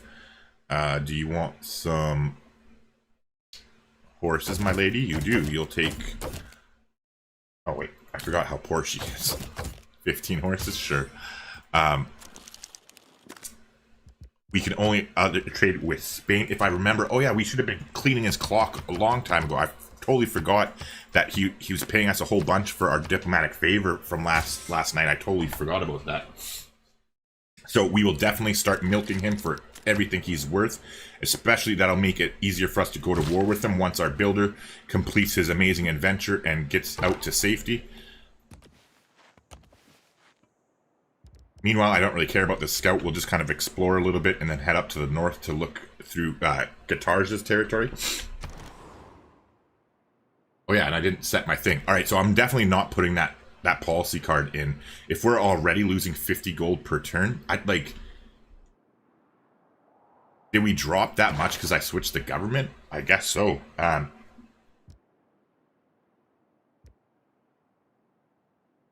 So, anyways, let's get this... Before I get distracted again. Not putting chivalry in, putting conscription in. Oh, maybe because conscription came off. Maybe that's why. And then we want to put in Illuminati, Merchant Confederation, Town Charters. I really would like to get that frickin' that elite forces in. You know what? I want to see just how much money we lose. It's only 5 turns anyways, and we can keep fleecing. We can keep fleecing Philip for his gold, but I don't want town charters. I want.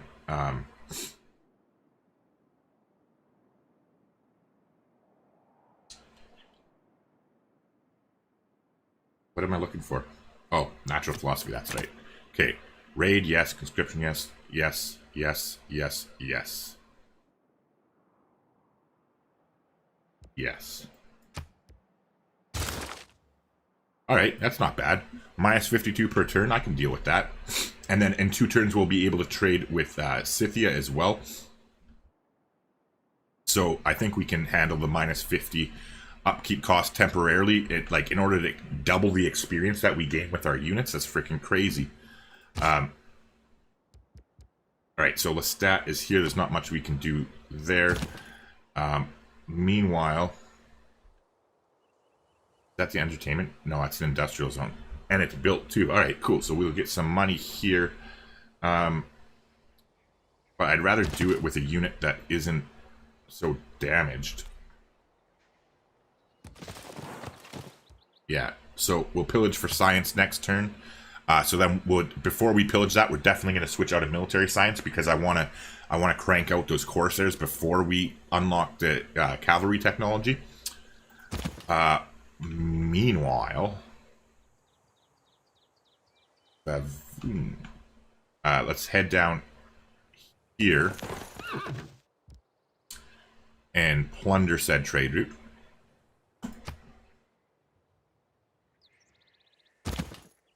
And let's head here. Oh, nasty. That was not so good. Alright, let's keep moving our builders forward to be sacrificial lambs. Meanwhile, we have a promotion here. Let's go ahead and move him down to here and take that promotion. I have been going down this side, so I guess let's go down the other side, so when we combine our units, they'll be that much more effective. In the meantime, I think I want to lead with the field cannons. Just because they are by far the stronger units at this point. Our bombards are pretty weak at the base until we get them into cores, at least. So, we'll just take the more scenic route, basically. But in the meantime, let's definitely run our... Oh, I forgot. They can't go on... because of the builder charges, so we'll have to go down there.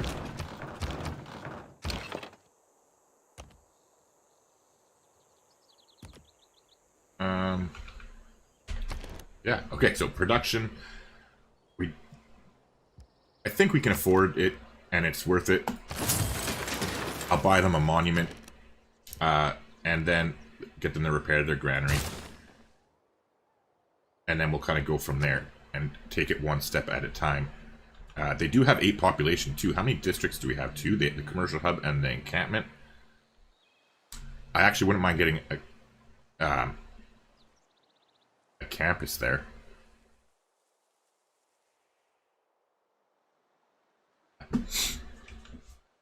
Alright, in the meantime though, we need to figure out the best location for our vampire thing.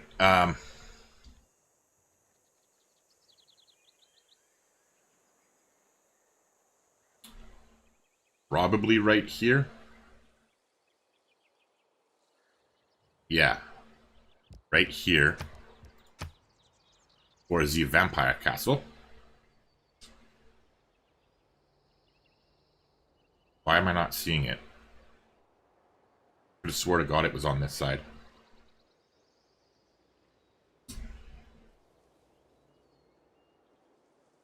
Oh, something else must have came in. Oh, it was on that side when I was playing Ethiopia, because they have the rock-hewn church right there. That is why. Okay, I got it now. Alright, so I'll explain that in more detail as soon as we get Lestat to, or Louis to make his way over there. So speaking of which, well, he can't move this turn, so whatever, but that's what we'll do. Alright, in the meantime, we have our field cannons coming up, so that should be fairly okay, I think. I don't want that fucking volcano to go off, so I'm gonna take the longer route and we'll come up this way a little bit more. Yeah, so next turn, hopefully no death bells. Alright, no death bells. Maximum freedom can come only from civilizations pursuing their own interests, wouldn't you say? I'm not sure what agenda that is of hers. Like pursuing your own interest. Oh hey Kevin, thanks for subscribing, man. I'm glad you found the channel and you're enjoying it. What would that be? Does anybody else know what that agenda of hers would be to trigger it? Like, that's weird. But anywho, we got one more turn until she is not denounced us anymore. However, let's definitely go ahead and scoop up Monsieur Philippe is gold. Thank you, good sir. You're welcome. Alright, so meanwhile, yeah, we want to pillage the science tile. So let's switch out of military science and go towards flight. And then where was the tile that I was going to pillage? Oh, the, whatchamacallit. I can't think for the life of me right now, but at least I remembered to pillage it. Alright, meanwhile, okay, so at least this isn't their core, because remember that they have a core of those units coming from the other fucking side, from the east somewhere. So let's head over yonder, and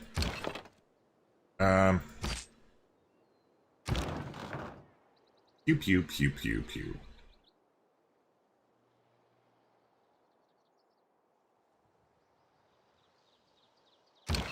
Trust me, it's gonna be legendary. Oh hey, Lycan, thanks for joining us here on the channel, man. Fuck. I'm just trying to think, because I want to move Lestat here to kill him, but we won't be able to shoot with this cannon, and Lestat can't reach there either. And then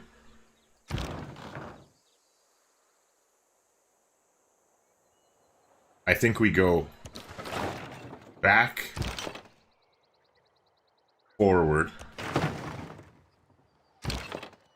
or that way.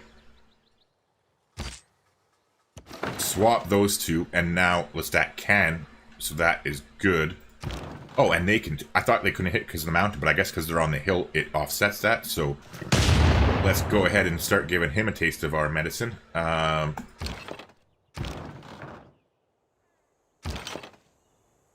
Let's hit with the stronger unit first. And then, oh yeah, so in case you don't know too, you don't have to kill the unit with the vampire to get the combat strength boost. Like if you look here, we're at 92 now. And we'll go ahead and finish them off with, oh, never mind. Well, it's going to be anticlimactic. Oh, actually, no. I can get the experience on the Corsair. There you go. So now, if we look at him and his combat strength, he is. Oh. It has to be against a unit to show the frickin' his full combat strength, I think. Yeah, there, he's at 97 now. Anywho, okay, so killed that guy. I wonder if we should hang out and not press forward too much, because I'm worried like that core of these units is going to be frickin' tough to deal with. But in the meantime, let's move this musketman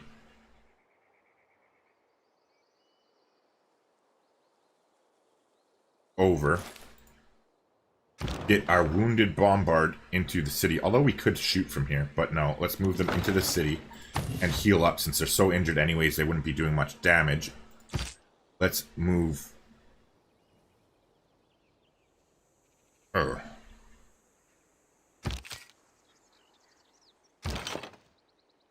Can't hit them there. Okay, so let's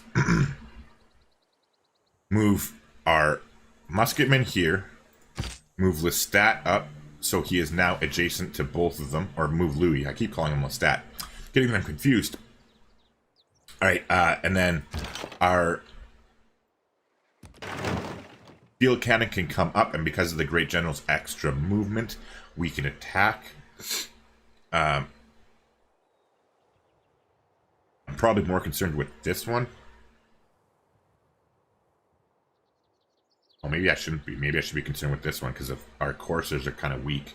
So actually, before we shoot... Yeah, because our cursor can't get there.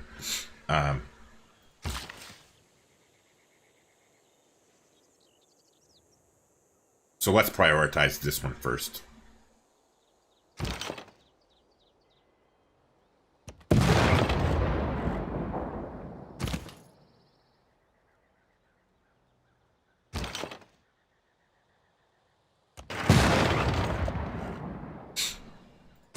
Alright, that's pretty good. So this should definitely finish him off. This guy has a promotion.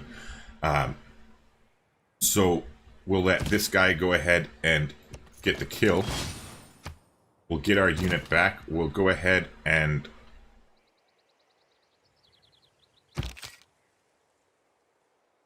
shift these guys around to let this guy heal up in the background a little bit. And now here, I don't think we could get the kill with the stat. Doubtful, but... Oh, he's a beast. Maybe we can. Never mind. I think I'm underestimating the frickin' strength of these vampires. Sounds as if you smell what the Rock is cooking. If I say it more, copyright strike from YT and the Rock himself using his catchphrase. Aaron asks, what time zone are your stream announcements based on? They're all based on Eastern Standard Time. I thought I normally say Eastern Standard Time, but I probably forgot today, if that's why you're asking. Yeah, because I usually say Eastern Standard, but it's always Eastern Standard. Always. I'm going to be right back in just a second, though. I got to go to the bathroom real quick and grab another drink of water. So bear with me for un momento.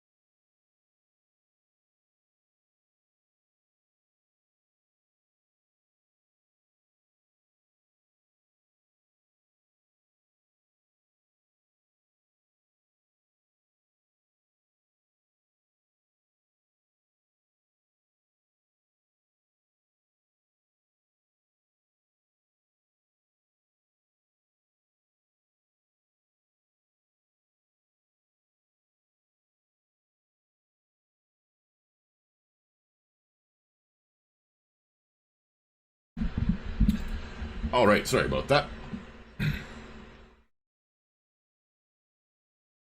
And yeah, no problem at all, Aaron.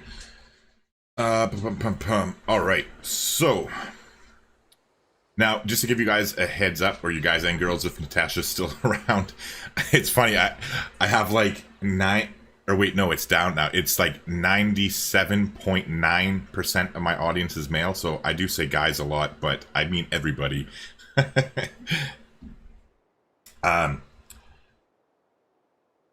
But yeah, so I'm not gonna be streaming for that much longer because it's just after midnight here, and I don't want to be up all hours of the night like I was yesterday because I have to work tomorrow. However, I at least want to like chunk out a big chunk of hungry here. So I'm not saying I'm going to be off in like 5 minutes, but it's not going to be 3:30 in the morning like it was last night, knock on wood. All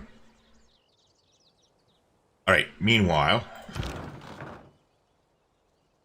I think we're strong enough to tank a hit from him, and that's that bombard that has the grape shot promotion too, so that will deal some extra damage.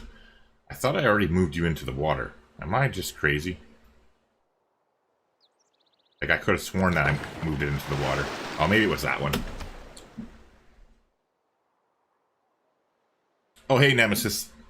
Good to know you're still here, man. You haven't been talking much today. You were a little bit more talkative yesterday, but I mean, I know you said hi and you were talking a bit at the start of the stream. I kind of thought you'd just ended up leaving us. Not that there's anything wrong with just watching quietly. I just, in my head, I thought you were gone already. All right,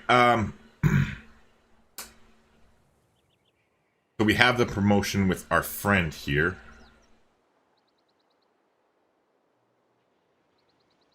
Yeah, so let's go ahead and take that. Ah, Natasha's still here too. Good to know you're still here.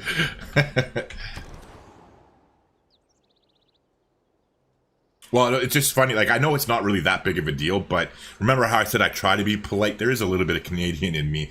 I always make a point of, like, when I start my videos, that's why I said, hey, or so I say, hey, everybody, instead of, like, hey, guys, it's Gamer Gramps here. I, like, when I started the channel, I, like, mentally made a note of specifically saying that for that reason, just to include everybody. But I know, like, 99.9% of people don't really give a shit, but I try my best. Alright, yeah. So our vampire got some more experience. Hopefully this fucker comes forward and we can get even more experience on him while he's slowly making his way over to get our vampire castle online there. Meanwhile, yeah, our shit's already fired there, so we can't do anything with those guys. We'll just skip turn for now with that one. Actually, we'll move him forward a tile. And then skip his turn. Okay, so far so good, it looks like anyways. We're maintaining full loyalty. And we haven't had to run those cards yet either. Or the festival, I mean. Meanwhile, though, let's definitely spend one turn to get 4 era score. Oh. Nemesis says, cheers to the squad that's in here consistently. Thanks, man. I appreciate the donation. And yeah, it's a nice little group here. And I think, like, as I start to do this more and more, too, that, like, more people will come along and join. And, like, I'm always going to keep it a freaking good crowd. Because, like, fuck, the last thing I want to deal with is little freaking whiny pricks on the internet. So, I mean, anybody who is, like, going against the atmosphere that I want to have around in my channel is going to get the fuck out. But, anywho, yeah, it is a good little group. Sorry to go off on that tangent there. Remember how I said that part of me can be an asshole? There's that part. But anywho, we'll keep shifting this guy over yonder. And here I think we'll just stay on alert for now in case some more cavalry units come back. I think we're okay. On, you can hit there. Yeah, let's get this musketman out of here since he's basically useless at this point anyway.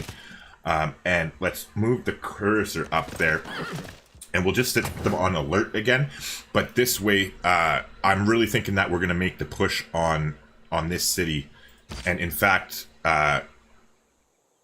But we need to kill that encampment first. Oh yeah, okay, so that's why Claudia was going up there. Yeah, we'll kill the encampment, and then this is going to be our next city we take after Debrecen here.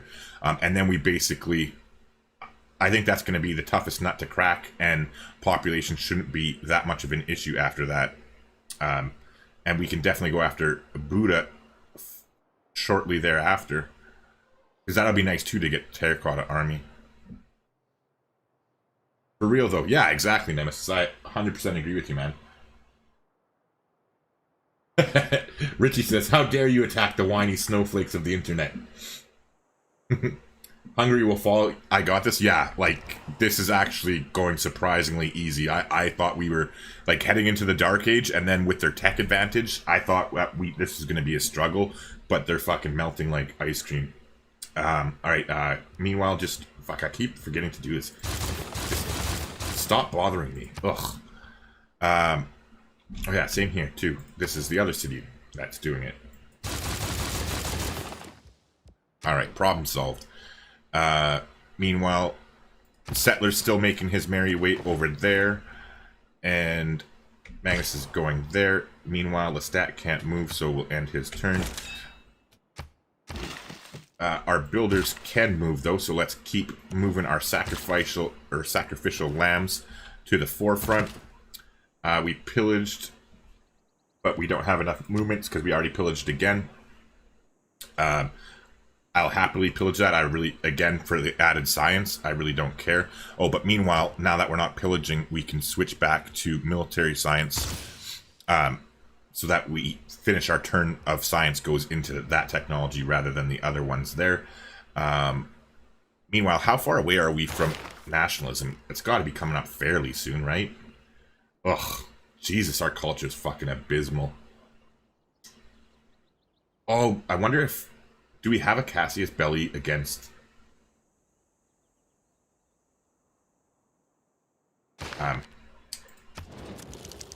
fuckface here. I can't think. Philip, there we go. Oh, meanwhile, did I take his money already? I did, okay. Cassius Belli. Could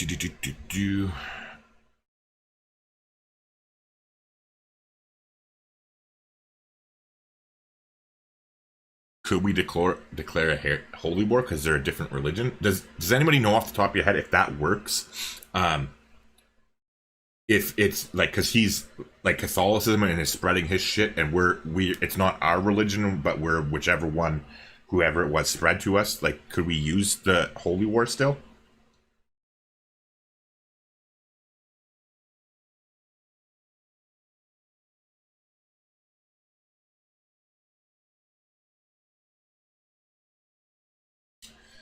Lycan asks, is it better to settle your cities like pretty close to each other? Sorry for the English. Oh, Lycan, don't fucking apologize about anything, man.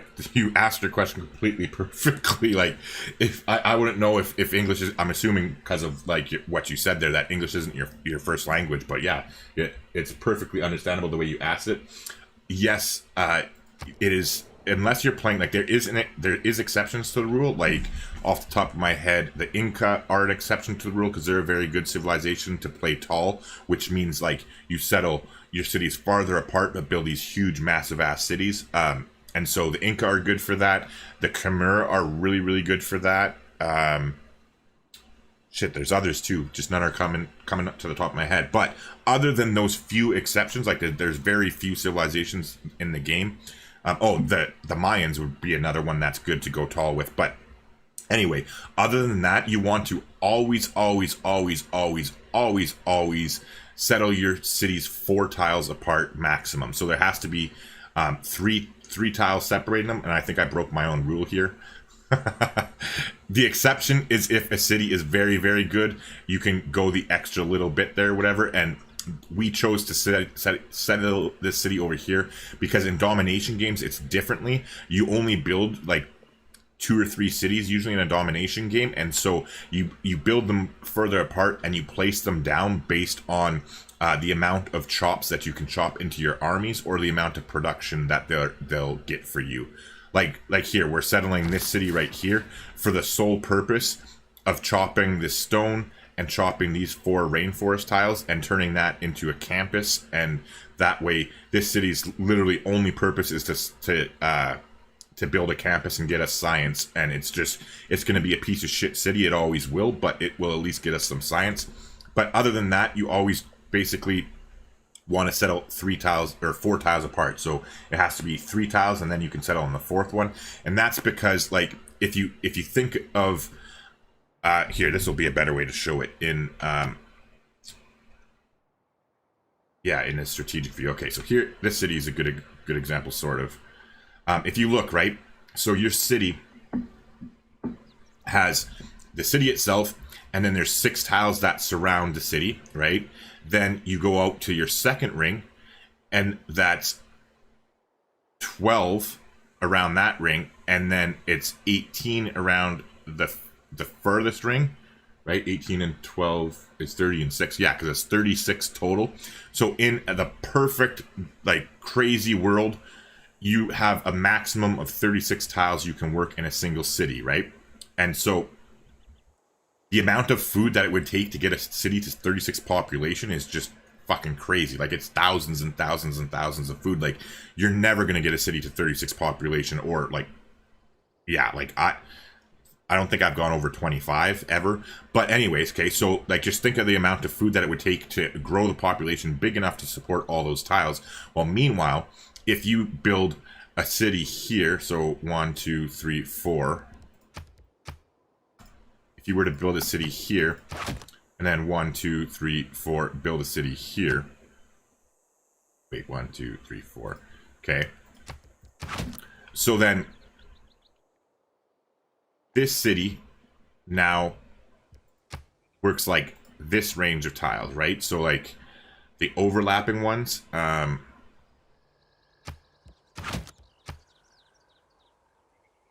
because these cities will share them, right? So, like, you have to pick which city works them. I'm only going to do a few of these, so don't worry. I'm not going to do this very much longer. But just to show you the example. So, like, oops, this one would be automatically on that city. So this ring right here would be shared between the 2 cities.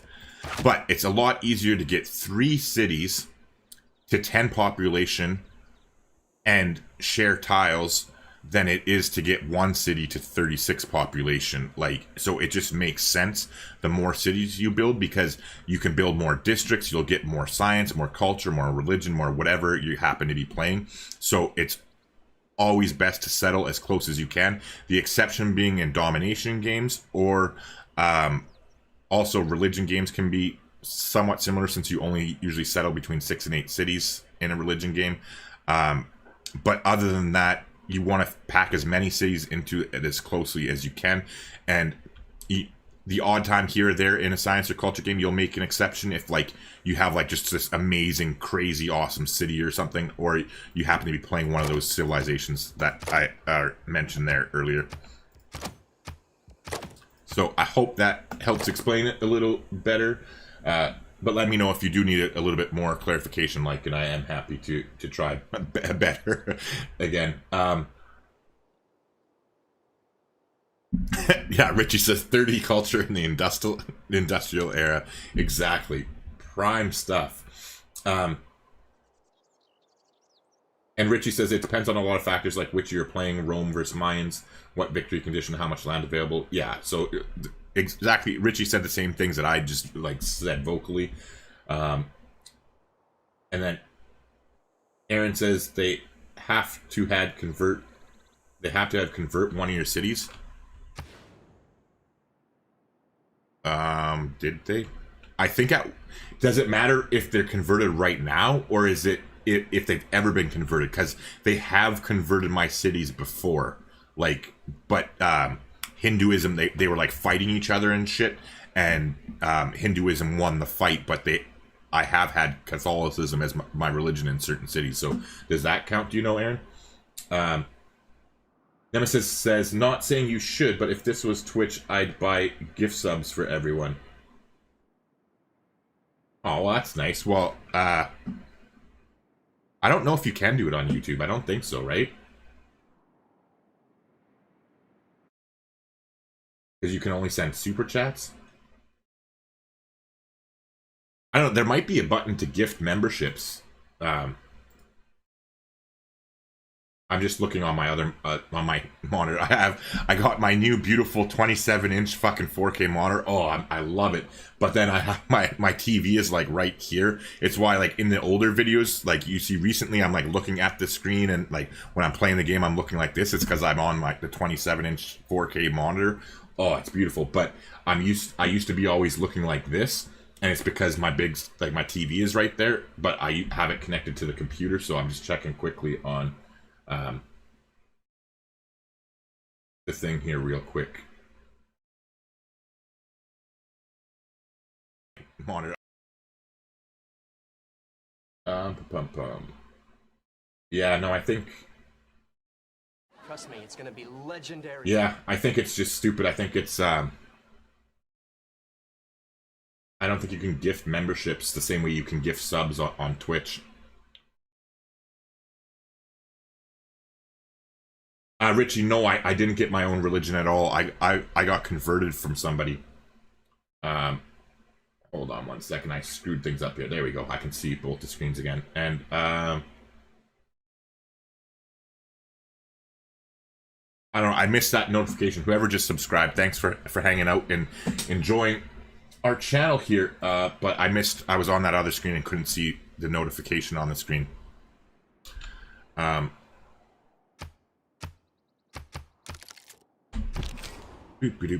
All right, back to the game finally.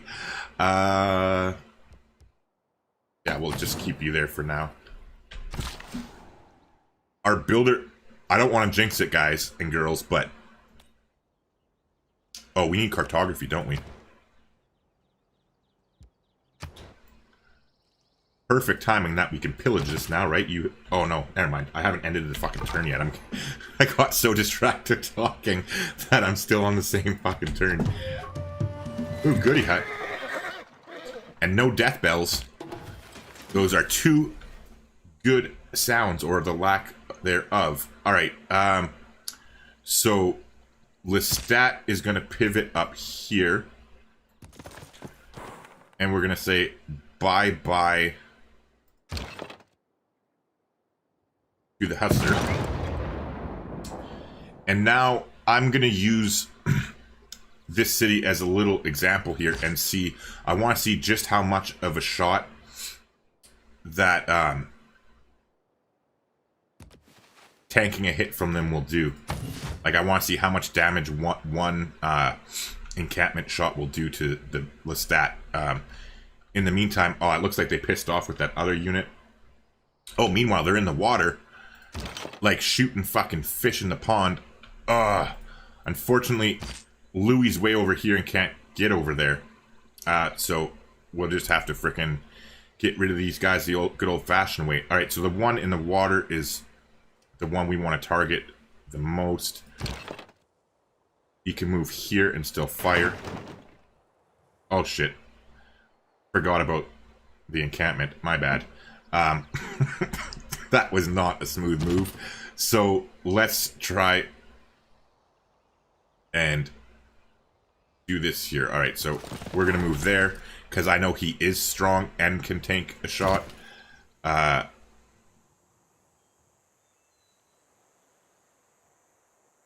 then you can move here. Hold on, which promotion do you have? Crew weapons? Yeah.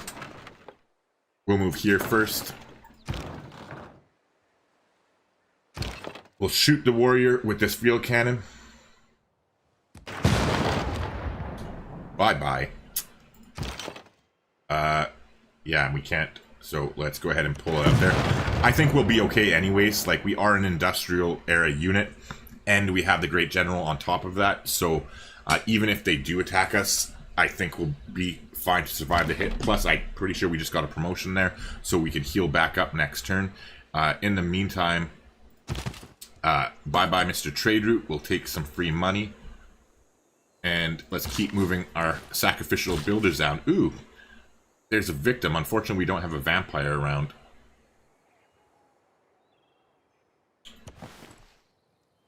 Okay, meanwhile, let's finally deal with this city here, I think.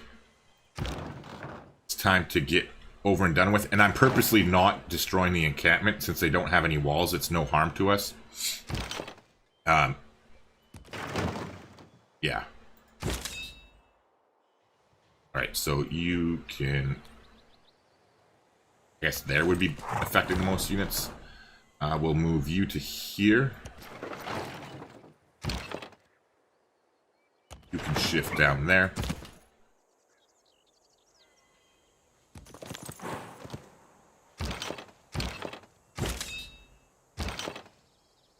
We'll start taking the first shots there with that unit. In the meantime...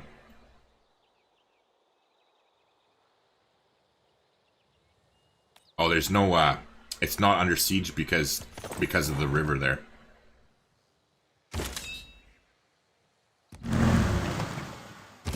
Alright, meanwhile, you need to get healed up. You're still healing. Sorry, I'm going so monotone there. Ever been converted? Not sure exactly. Find out in turns after you denounce. Yeah, the only thing is I don't want to denounce him right away because we're taking so much money off him, right? Like, look, he's giving us 130 gold per turn, so I think I'm going to wait till our diplomatic favor is gone, and then I'll denounce him, and we'll find out. And oh wait, never mind. I want to declare war with the Cassius Belli, right? So yeah, once we get to the point where the boost will actually help us, I'll time it so that we'll try and see if we can, and if not, we'll just have to hard research it. But by then, we'll have milked them for a lot of gold. Yeah, I really like this frickin' Elite Forces Dark Age policy card. It's fucking cool, man. Like, our units are getting promoted so fast right now. Alright, you can just fortify. Okay, so we completed our unique building there. What does it do, actually? I forget. Provides 1 tourism. Oh, nobody cares. Plus 1 amenity. Nobody cares. And 1 great general point. Okay, that's something, I guess. Better than a kick in the nuts, I suppose. Meanwhile, I'm not really worried about our walls anymore at all. Is Taj Mahal industrial? Pretty sure it is. Let us check before I place it.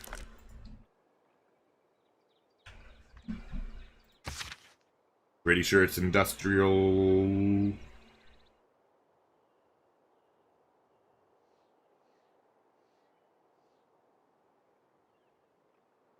Oh my god, I'm actually gonna have to go look at it. Yeah, humanism is in the industrial, right?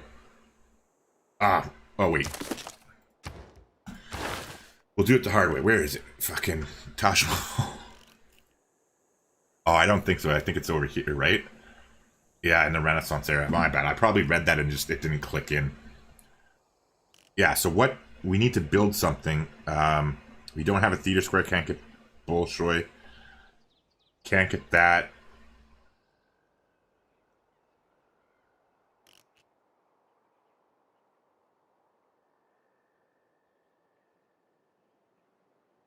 I don't want to get like a useless district or wonder. That's hard. Let's check maybe Big Ben.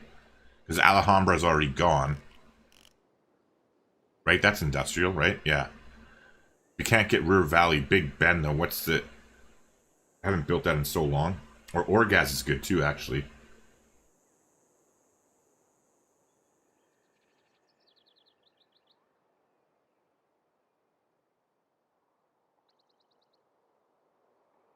Bank. Commercial hub must be adjacent to a commercial hub owned by the city. Must be adjacent to a river.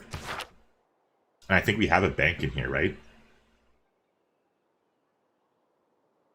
Ah, damn it! The sugar is gonna mess it up. Yeah, that's a no-go. What about that Orgaz thing? I forget. What is the requirements on that one? Adjacent to a river. Do we even have a tile adjacent to a river? That's... Oh, yeah, we do. Beauty. Where are you? There you are. Alright.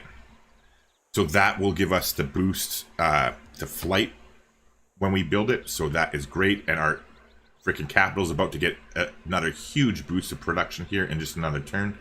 Unfortunately, it doesn't look like there's any more victims for us at the moment.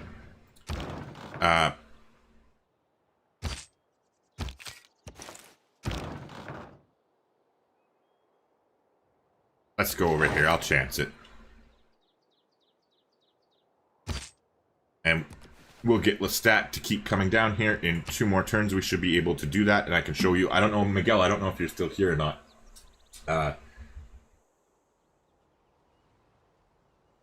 But if you are here or if you're watching, I'll explain that Vampire Castle's here. And if you have gone, I feel really bad, because if you would have told me you were leaving, I would have definitely just explained it using the Sylvlopedia or whatever. But, yeah, anywho. Too late now. Onward and forward.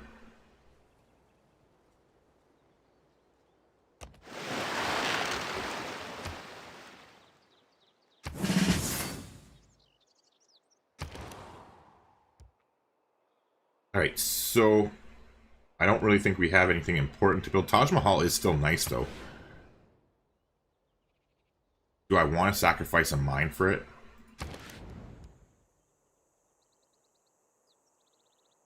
It's one of the best ones in the game, but I don't know.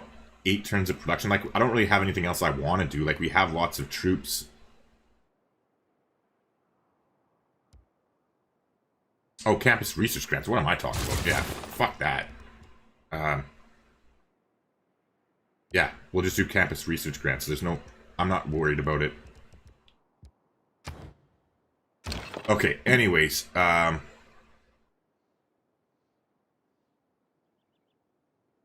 let's get you heading up yonder. Here in this little city, it's all about the campuses. Do we have any good locations? Not really, right? Other than right here where I was thinking about earlier anyway. Definitely get them, go ahead and start on that. Let's put them on production focus as well. Where was that goody hut? Oh, on our island. Oh. Yeah, you know what? Let's go get it with the settler. Because we still have to wait for Magnus to establish them here and chop out. Oh, speaking of which, that's what I can fucking do. Builders. Ah, don't need that many. Hold on. How many chops do we need? 1, 2, 3, 4. 4 chops. 1 builder's good. Pyramids sure do come in handy. Okay, anywho. Continuing on here. You, sir. Oh, can you not attack them? That's weird. Okay, so... Oh, yeah. Yeah, that's what I was going to say. I thought you could. This is going to be such a shame, though, that, like, the Patala Palace is under construction, but we're not going to be able to build... Like, it's going to disappear when we take the city. But oh well. Anyways, the builder can't move there because of the Great General. Can I move the Great General? No, I can't. Meanwhile, you can just go back there and watch out in case they come with that cavalry thingamabobber. The core. Alright, meanwhile... You can reach here, so we'll move you up there and heal. We'll move you out of range just in case Kilimanjaro goes off soon. And we're going to wait for Claudia to make her way up here, so you can just stay on alert. Oh yeah, we're at war with England. Okay, time to GTFO out of there. Our little builder's going to do it.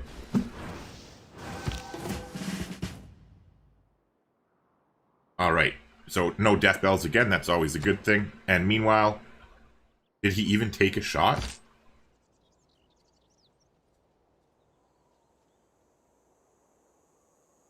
I don't know, if they hit him, they didn't hit him too hard, that's for sure. But, let's definitely get out of his way here. What's the maximum he can move to this tile? So, let's shimmy everybody up right now.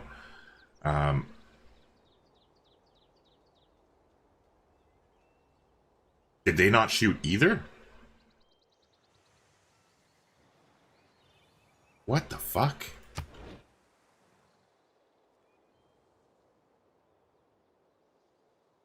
Oh, maybe they shot the field cannon. Okay, that must be it, yeah.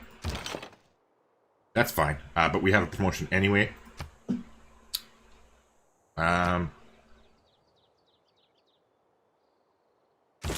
Oops.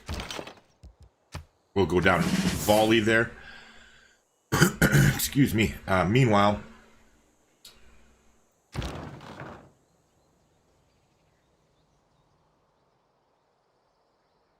Richie says, do you ever use any funny or goofy religious names in your playthroughs? Yeah, that's the only funny, or those are the only kind of religious names I do use.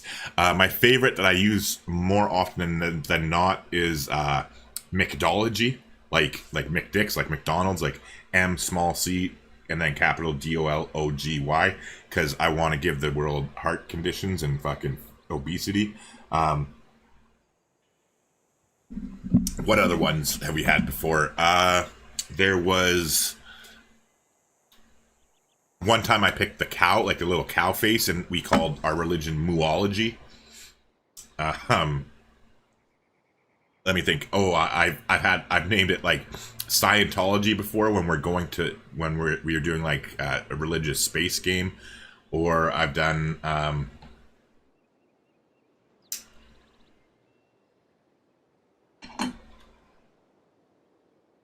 it was just on the tip of my tongue. I've done Greed, like Greed when I was playing with Mansa Musa. That's usually the religion name I pick when I'm with him. But yeah, I always pick something stupid. I think I've only picked an actual religion name like once or twice, so I always just do dumb shit. And then like,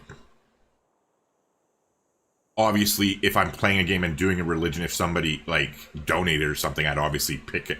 A freaking city name or like a religion name like you could choose, because I really could give a flying fuck. But like, I know like a lot of people that watch like streamers do like to do that kind of stuff, so it doesn't matter to me. But otherwise, yeah, I would just name it something stupid on my own. Alright, well, until we get the vampires there, I don't want to be playing around with this thing. So he's way the hell down here. So yeah, let's get you moved. You need to move. You can come here. You can come there. And the stat can go there. Meanwhile, let's get our great general that much closer.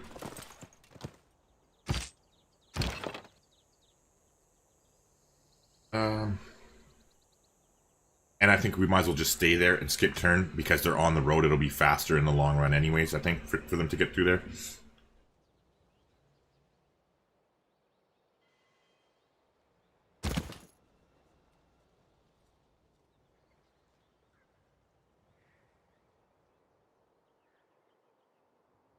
Yeah. Meanwhile, I think with all these guys, we're just going to put them on alert for now.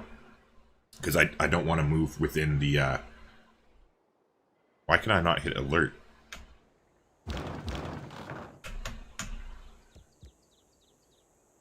Oh, because we're within city. We're within range of a city. Oh my god, I forgot we hadn't even taken this fucking city yet. Wow. Yeah, I'm a special boy.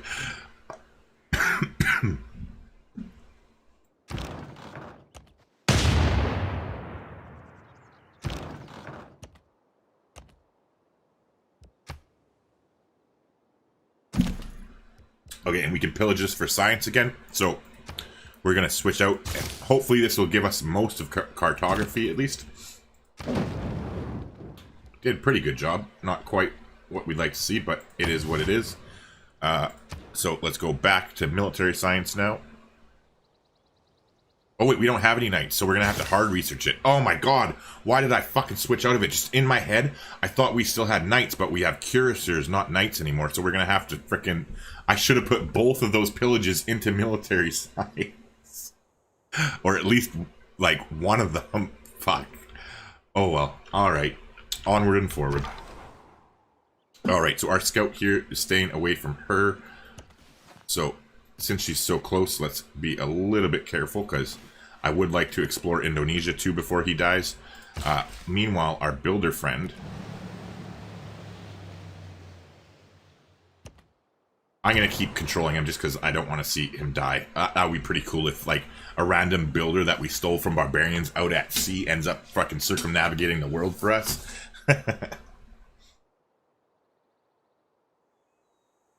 Richie says, here's some of mine. Mosque of Milk for Musa with Cab Simple. Mayan Science for the Mayans. Humanity, Cult of Conquest for any domination religious civ. And Order of the Oil for America. Hopefully there's not any of those snowflakes in chat that we were talking about. Aaron says, my favorite is to use the lion symbol and call the religion Mufasa, or everything the light touches, or the kingdom. All right.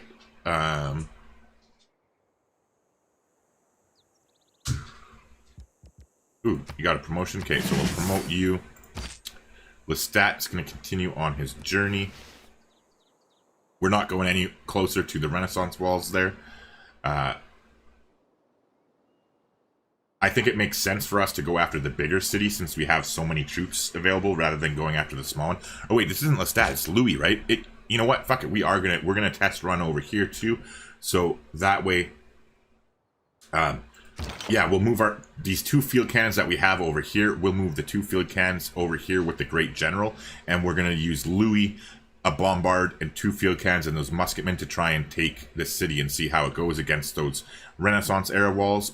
And we'll do that as a little science project. But meanwhile, with the rest of our forces here, we'll frickin' take this city, and then we're gonna take down this encampment and go for their big city next. And that's probably where I'm gonna call it quits for the night. So it shouldn't be too much longer, because it's almost 1 here, and like I said, I don't want to be up all night. Oh shit! Totally forgot to. She didn't denounce us anymore. Let's see if she'll take an embassy. She will. Let's see if she'll do friendship. She won't. That's fine. Let's go open borders. And yeah, sure, I'll pay you. And then now, too, we can also sell her our shit. But we don't want to sell her Niter, but she might be interested. Oh, I forgot that they frickin' barely give any money for luxuries anymore. But whatever. Let's take her 230 bucks, too. Oh, never mind. We'll stick with just picking Philip's pockets.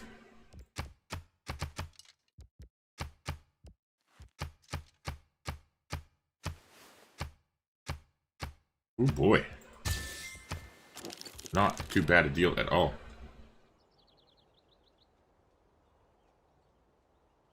The Thought Sizer, hey man, how's it going?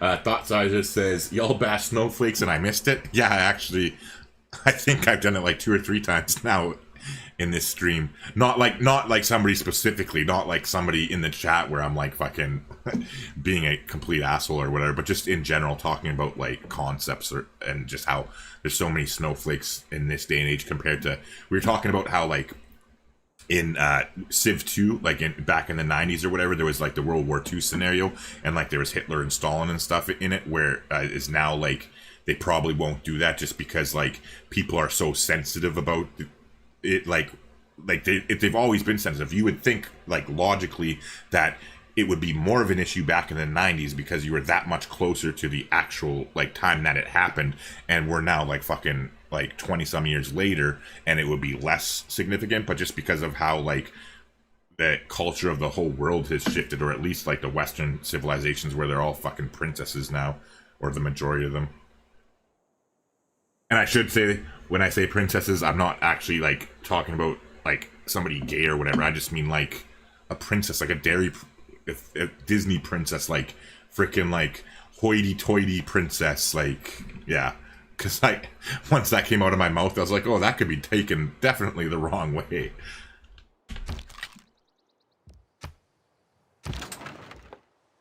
And we were just talking about how I'm an asshole too, like how I try to be polite and I am nice for the most part and all that, but like frickin' where if people are pricks or whatever, like I'm more than willing to get in the middle of things, like not fighting like I used to when I was younger.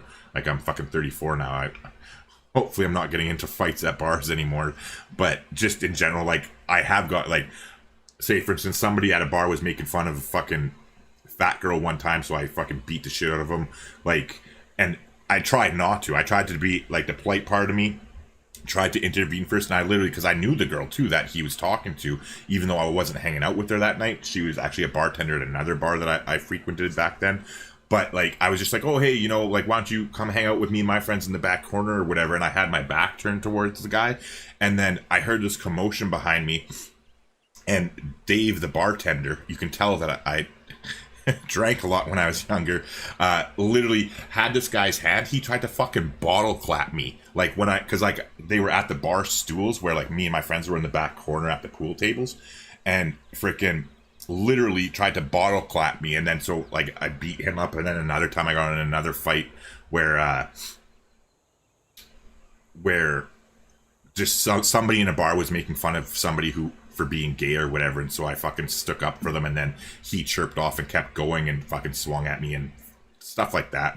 But normally I try to be really polite and nice, but I do have that asshole side of me. Like, not like I'm trying to paint myself out to be fucking Hulk Hogan or something by any means, but just whatever. All right. Yeah, because to finish my little tangent, I'm just of the mindset that, like, people should do whatever the fuck they want to, as long as it doesn't impact anybody else. Like, why the fuck do you care if somebody's gay or fucking whatever? Like, if they're not trying to pick up on you or freaking hit on you, then what does it matter what they do? It's none of your business. And people who do make it their business and fucking are right hoity-toity about it. Like, it's one thing if you have the opinion, like you're religious and you have something against the concept of it, but there's a difference between being religious and not liking the concept of somebody who's gay, and then being religious and actively, like, harassing people that are gay, or, like, actively, like, yeah, like, that's just go fuck yourself and die. Like, but anyway, enough about this. Let's freaking move on. I'm sorry, I didn't mean to go on such a freaking thing there.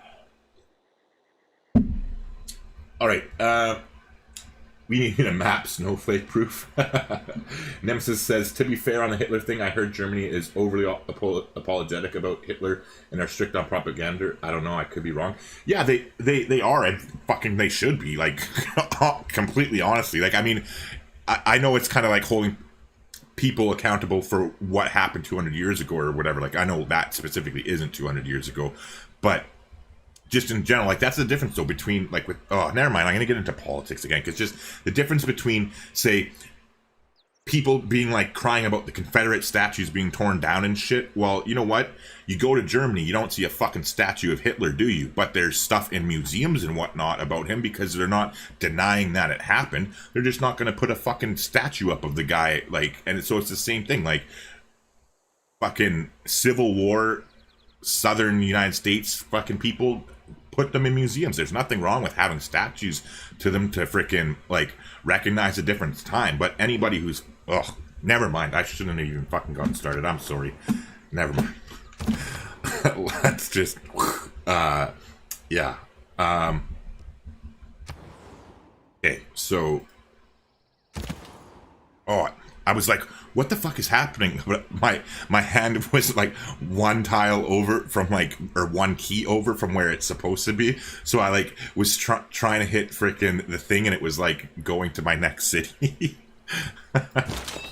instead of the next action. But anyways, okay, so let's go ahead. You are healthy. You could probably finish it off, but there's no point injuring ourselves. So we'll just wait until next turn. Richie says, nah, you ain't Hulk Hogan, you're a warrior monk. Jesus. That's another religion name. Hulkamania, Lycan says, yeah. But glad to hear you stood up for the other person. Yeah, it's stupid. Like I said, I don't think I'm some fucking tough guy or nothing, but, like, who the fuck are you to make anybody else's life different? Like, and I feel horribly guilty, because, like, I was a freaking, like, I wasn't a bully, like, bullying lots of people when I was in elementary school or anything, but, like, just in general, our class, like, we treated these two kids like fucking shit, like, and made their life horribly miserable, like, all through elementary school. And, like, you don't realize it because nobody taught you differently. It's just how, like, it was commonly accepted. And so that's why, like, I've like apologized to them later in life, and, like, we're not friends by any means, but, like, I went out of my way to, like, fucking just say how shitty it was that we treated them that way. But, like, now, so, like, my whole thing is, like, just, it's important to teach the next generation. So with my daughter, like, this might sound a little bit weird or whatever, but my daughter's very pretty. Like, she's like going to be a very attractive girl when she grows up, and obviously you can just tell, like, there's ugly people and more aesthetically appeasing people. But anywho, like, going back, like, when she was super young, like, back to when she was, like, 6 and 7 and stuff, I taught her, like, it's not okay to bully people, and you're gonna be popular, you're gonna have lots of friends. You need to actually stick up and say something when other people are bullying people, because you'll have, like, the political clout sort of in the classroom. And so, like, now she's done it several times, and it's just, that's what I think we need to do, is just make the future generations less fucked up than we are, because just trying to learn from your mistakes. But anywho. Natasha says, I don't care if someone is gay or trans or anything, so long as their whole personality does not revolve around that one portion of their life and there's more to them than that. Yeah, like, I would think that's just a pretty much blanket statement. Like, just because somebody's gay or trans or anything, like, they're still a person, and frickin', you can be a shitty frickin' asshole piece of shit prick gay person, just like you can be a shitty piece of shit heterosexual person or anything. Like, people are people. Doesn't matter what they are. It's who you are and how you treat other people that you should be judged on. But Nemesis says, glad to hear this stuff, and I've been here for a long time. Yeah, well, this obviously isn't something I'm gonna fucking talk about in a YouTube video, like on the channel, like, oh, by the way, blah. But, and then Thought says, man, maybe you shouldn't come to New Orleans after all. If I do, I'll be bringing friends with me. Count on it, because, yeah, I would not, honestly, like, fucking...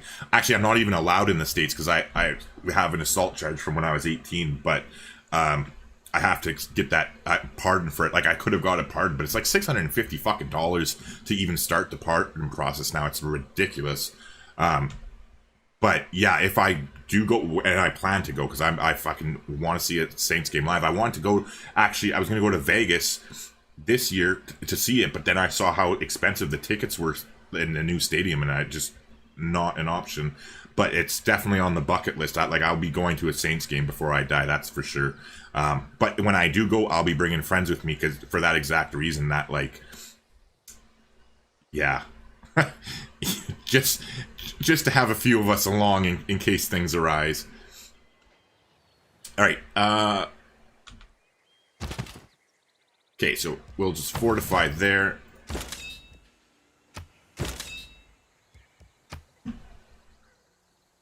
Bring the whole in North Union army with you. Oh, Thought Sizer, were you talking about, like, me sticking up for people, or were you talking about the statues? Like, I'm not going to be offended by a statue. Like, just because I have my opinion, what right do I have to force my opinion on anybody else if I'm not part of a country? Like, it is what it is. But, like, yeah, it's not like I'm going to see a statue and be fucking, oh my god, there's General Lee. Like, I don't know. But I don't know, I wasn't sure, like, because when I read your question again, I thought it could be, or your comment again, I thought it could be taken two different ways. Meanwhile, we'll move the builder there. Yocolino says, yo, how are you doing lately? Pretty good. Pretty good. For the most part. I'm slowly picking up the pieces of my life. There's a lot of shit in my personal life I've been kind of going through in the last couple years with my mental health stuff, and I'm finally been in a position for probably the last 5 or 6 months where I've been getting in a better place and trying to exercise more frequently to, like, get the serotonin and shit releasing in my brain, and it's working, so I just gotta keep up with it. But yeah, actually went a lot deeper there than I wanted to. It just kind of blah. But yeah, doing good lately, to answer your question. Alright, meanwhile, we want to is that just faith? Yeah, dies is faith, I'm pretty sure. But I still wouldn't mind pillaging it before. Yeah, you go here. And then we'll pillage it, because we can spend faith later. Yokolina says, man, I like your content, you deserve more audience. Thanks, I appreciate it. I think we'll slowly get up there. Like, my problem with this whole channel has been that I haven't been consistent with it at all. Like, I'm going to actually have a smoke here, and then I'll start playing and we'll fucking finish this up so I can go to bed, because I think I'm getting overtired again. Like, I'm really gabby and fucking all like, so, yeah. But, like, if you look at the channel, I started publishing in February of 2018, and I did it for like a month and a half or 2 months, and then I ended up starting a business in real life, so I just completely ditched it. And then I didn't come back from from February, March, April. So from basically April of 2018, I didn't publish anything at all from there until like August-ish. Yeah, August-ish of 2018 still. And then I like literally published videos for like 3 weeks. And then from then on, like I freaking took like so much time away from the channel, and I only came back like in basically in May of last year, like in May of 2009. I had 200 channel members in May of 2019. And then so I started to actually get into it, and I was consistent from May until the end of August, and I went from 200 subscribers to like I was at like 700 or something when I and then I started having mental health problems again, and so I took like 4 months off. Like, so I left at like 750 subscribers, or no, 500. It was at 500, but anyway. And then I took like 4.5 months off because I was just dealing with my shit and didn't do this. And I got up to 1,000 in November of 2019. But then I came back and started producing in January now. And yeah, halfway through January, and I've been consistent. So I've gone from like 1,000 in November to now we're sitting at just over 6,000. So we are growing, and it's the consistency is my problem. Because like even then I had those tech problems back in May. Like when New Frontier came out, I had those first 2 Grand Columbia videos that I did, and I had crazy high views on them. Like for me anyway. Like I know like compared to like say Potato McWhiskey or something, it's nothing, but like for my size it was like a huge boost, those 2 videos I had. And then I ran into those tech problems for like a month. I couldn't publish, and the views, I lost all that momentum. So it's just, if I stay consistent with it, I think we're gonna get pretty high. Like especially I have all these like 60 different ideas for the tutorial videos to do, and those are the videos that take more work, but those are the ones that also people want to watch, and they help them more, right? Rather than just me playing a Let's Play video sort of thing, or watching Let's Plays. So I'm gonna be focusing on those now for like the next few months, and my goal is to get 10,000 before Christmas is my goal. So we'll see what happens.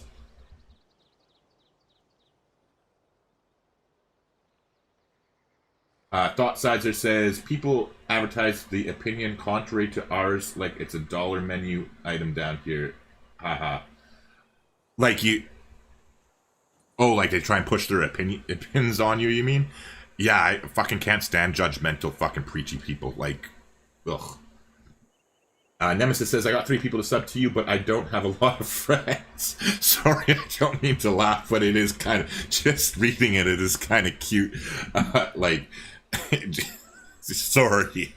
But no, I appreciate it, man. Richie says there's a very funny YouTuber named Atanshe Films who actually makes videos explaining different details of history with a focus on the American Civil War.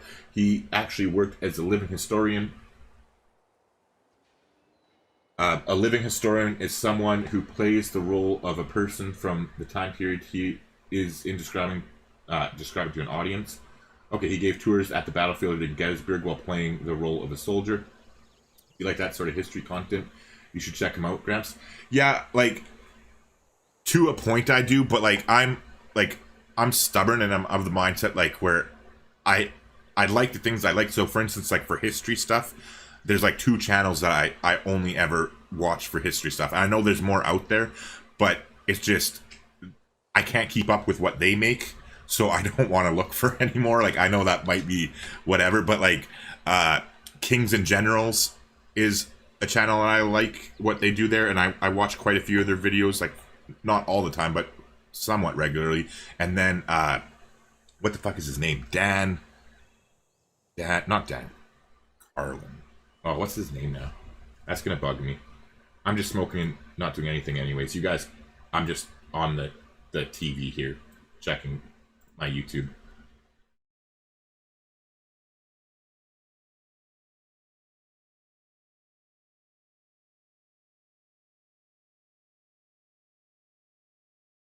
Did I not subscribe to him? That's stupid.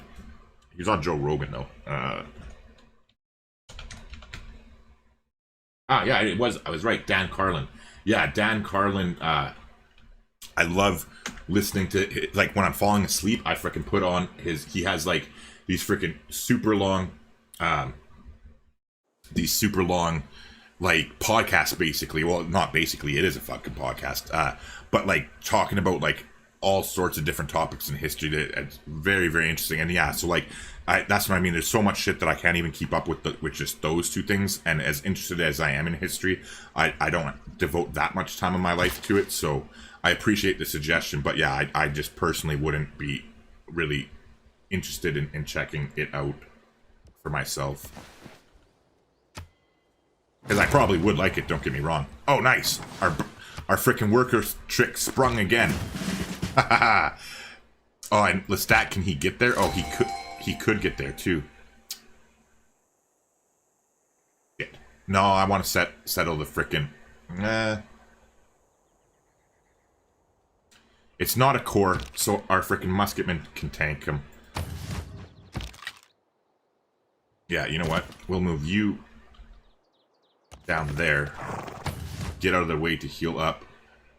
And we wanted to move these guys over. Oh yeah, so the Great General, and they were shooting it. Okay, so it does about a quarter or a third of the damage, the Renaissance walls hitting our field cannon. So that is good to know. Meanwhile, oh yeah, the Great General. We'll shift you over.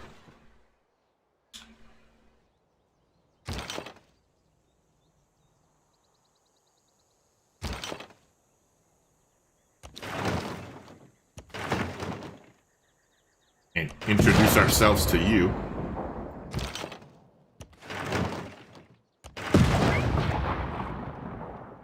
I think I'll just let him run away for now, and while Lestat comes here so we can get this vampire castle up next turn.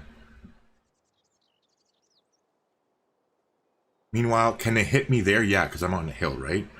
Hill. Or no, because this is a plains hill. Yeah. I don't think they can hit me here. Oh, yeah, they can. Never mind. I take that back. But anyway. Oh, nice. Woo. I wasn't even paying attention to great engineers. We got one of the fucking good ones. Grants 315 production towards wonder construction. So that is beautiful. Actually. Real beautiful. Meanwhile, we earned ourselves a great scientist too. So let's take a look and see if the good ones have gone. Oh, look at her. She was so nice. She took... Oh, yeah, because remember, we passed up the great engineer. I totally forgot about that. Yeah, so this is why you do that. So she got, like, Catherine got stuck with culture bomb adjacent tiles when completing an industrial zone in any city. She got the dumpster fire engineer. We passed it up, and now look at the one we get. Grants 315 production towards wonder construction. So yeah, that's why you do that. But what am I looking for again? Oh, the great scientist, right? Yeah, I want to see if Isaac Newton's gone. Yeah, Isaac Newton's already gone. So, yeah, why not?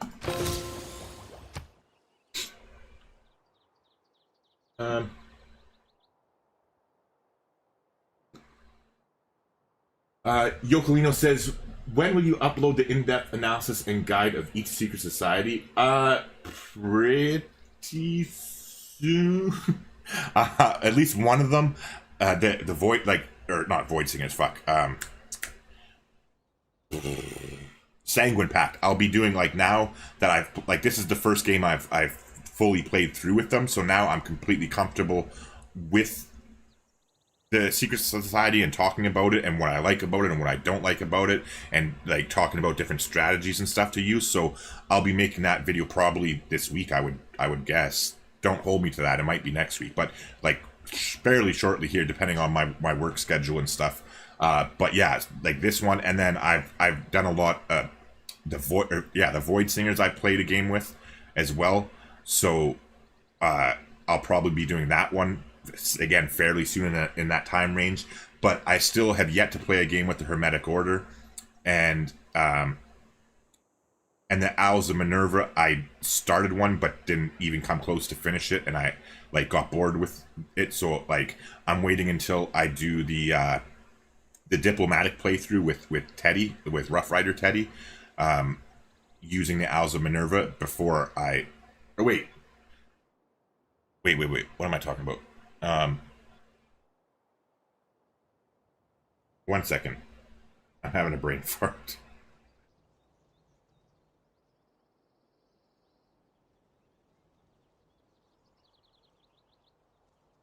I can't remember who I was planning to use for my Secret Society with the Bansa Musa game. I was thinking, oh yeah, Void Singers. Yeah, never mind. So yeah, I won't be playing that game with the Owls of Minerva until I do the diplomatic game with Teddy.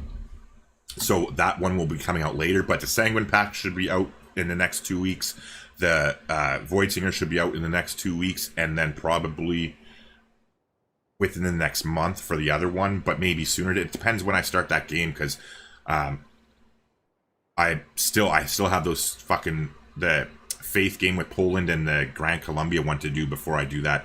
And that's my problem, is I got kind of bored with them. I should have just keep pumping them out, but then I've been occupied doing other videos and stuff, and I haven't finished the game yet. So I need to get off my ass and get those games finished. But it's less appealing for me when I'm like, oh, I could make a video I like and I'm enjoying doing, or I could play Domination, which I don't really care for. At least this way, when I'm doing it live, it's a lot easier for me to stomach, like interacting with everybody here in the chat. It makes it pleasant, if that makes sense. I'll be right back in 2 seconds. I'm just grabbing myself another drink here.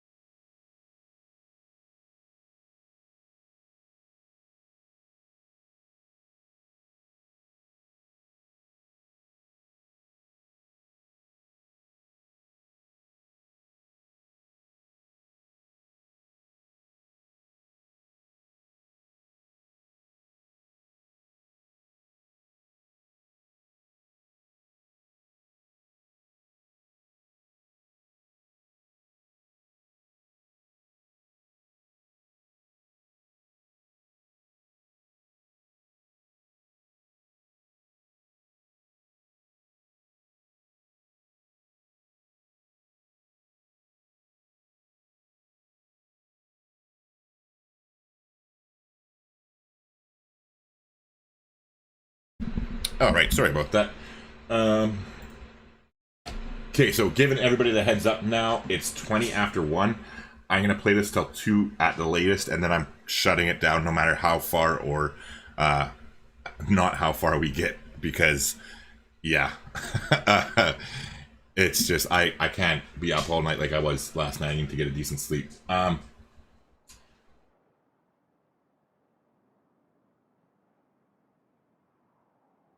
So sorry, okay, so Yokolino says, bro, yesterday I played as Menelik in Apocalypse mode and literally 3 meteors landed. One in my capital, another in the next capital, and a third almost destroyed everything I had.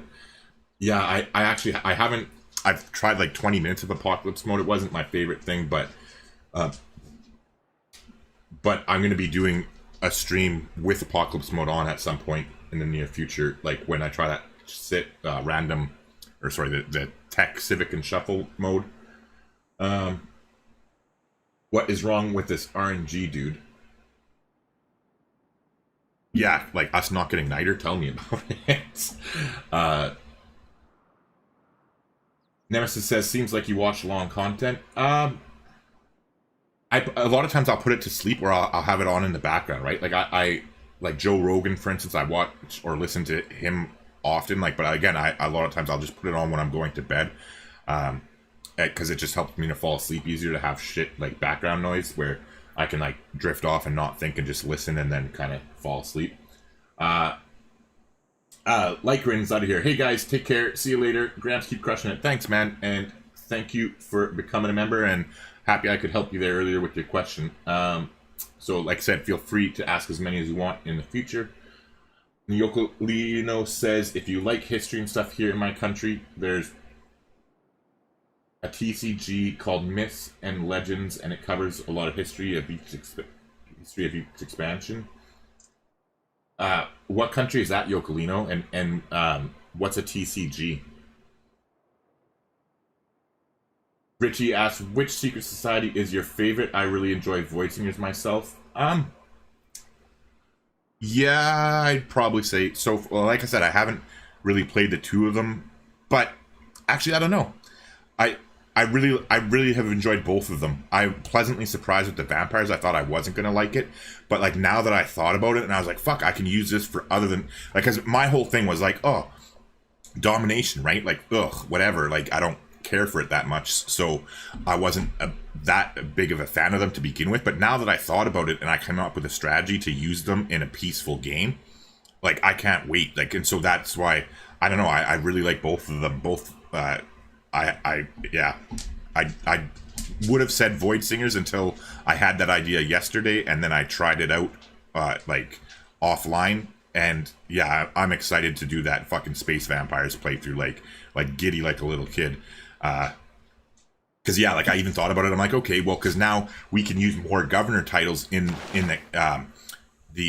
we can use more governor titles in the early stage of the game, because if I'm not playing domination, I don't want to get my vampire until he can make me a vampire castle. So I don't even need to put a governor title into the Sanguine Pact until I get to the medieval era. Like, clearly I need two of them to get to ritual, right? But like, I can put that off until I'm in the medieval era and then get it there. So that just opens up more flexibility with getting a head start based on your other governors, right? So yeah, it's just I really, the Secret Society's game mode is fucking amazing. I love it. Like, I would highly suggest it to anybody, because it changes like everything about the game, and there's just so many interesting different little tweaks and different things you can do. Like, I never would have thought that I'd be using the vampires in a religious science game, like, but then there I am, right? So yeah.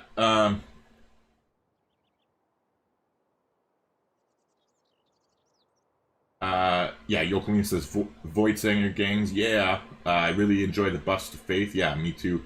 In my opinion, Void Singers and the Sanguine Pact are worth going for. Only Void Singers. Okay, Aaron says, in my opinion, only Void Singers and Sanguine Pact are worth going for. I can't really judge until I try the other ones, but from what I've heard, I've heard the Hermetic Order is pretty weak.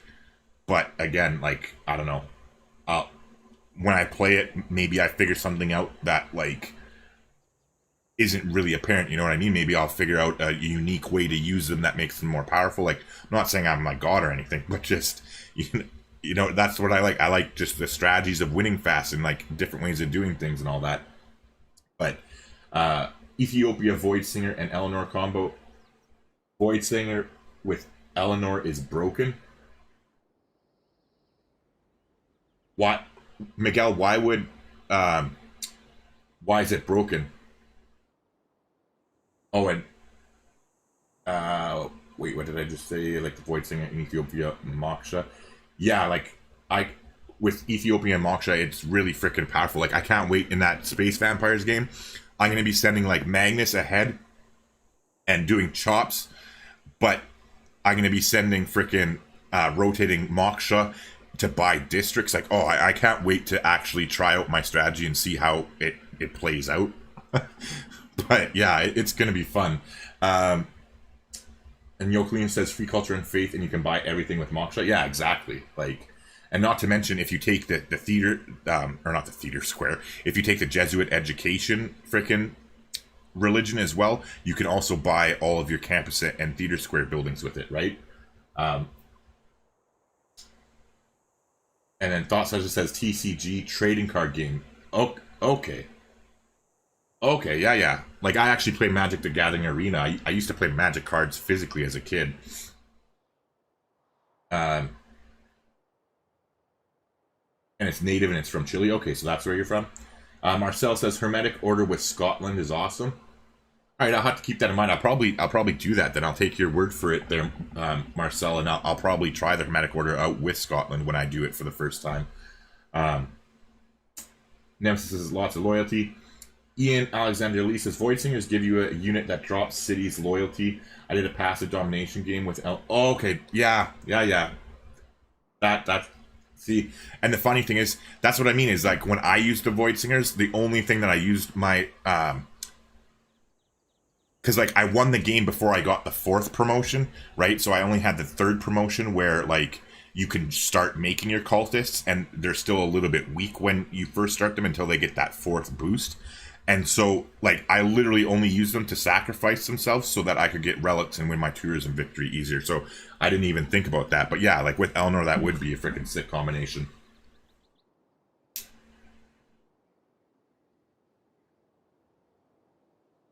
And Miguel says you can buy their unit of Voicing and take all the cities. And once you get the cultists, you can completely decimate enemy cities' loyalty with their... Yeah, that makes sense, everybody. That would make a lot of sense. And Miguel, good to see. So Miguel, it was you who asked about the vampire castle, correct? As we're about to make one. So if it is you, listen up. No, I'm kidding. But I'll explain it here now. All right. So whether it was you or not, this is how it works. All right. So we're gonna build the tile here. Hold on. Oh, next turn. Sorry. Getting ahead of myself. I take that back. We'll explain it next turn. Alright, meanwhile, you can go there. Our little builder dude. If I didn't want that cavalry so bad... You know what? I don't even need that cavalry. I would rather our builder fucking circumnavigate the world.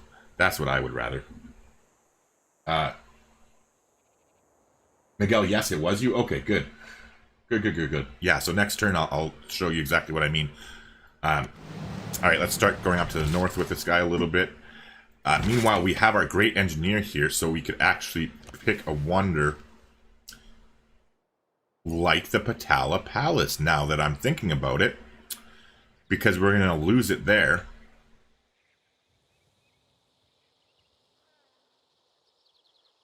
That actually sounds like a good plan. Meanwhile, what we are going to do... Oh, shit. Too bad I made that campus there. I wasn't planning on it. We could have built the frickin' the mausoleum and used his one charge to build the mausoleum, like, instantly, and then get a free charge back, so essentially get the wonder for nothing. But I don't have a tile, because I think that's my only city with a harbor, right?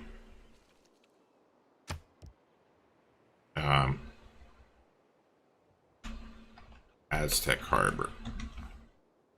Yeah, it is our only harbor. So no such luck. Anyways, it was a nice thought. But yeah, meanwhile... oh, yeah, we needed this builder. What did we need the builder for?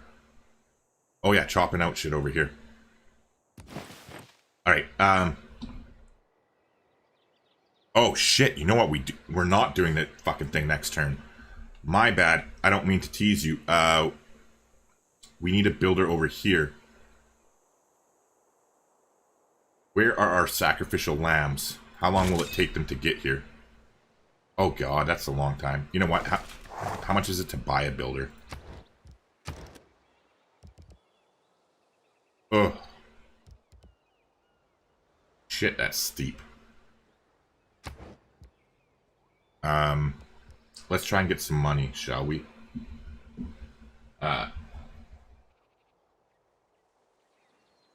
Zen says, Grant is so laid back, we Canadians are so friendly. Having a smoke playing Civ, very chill.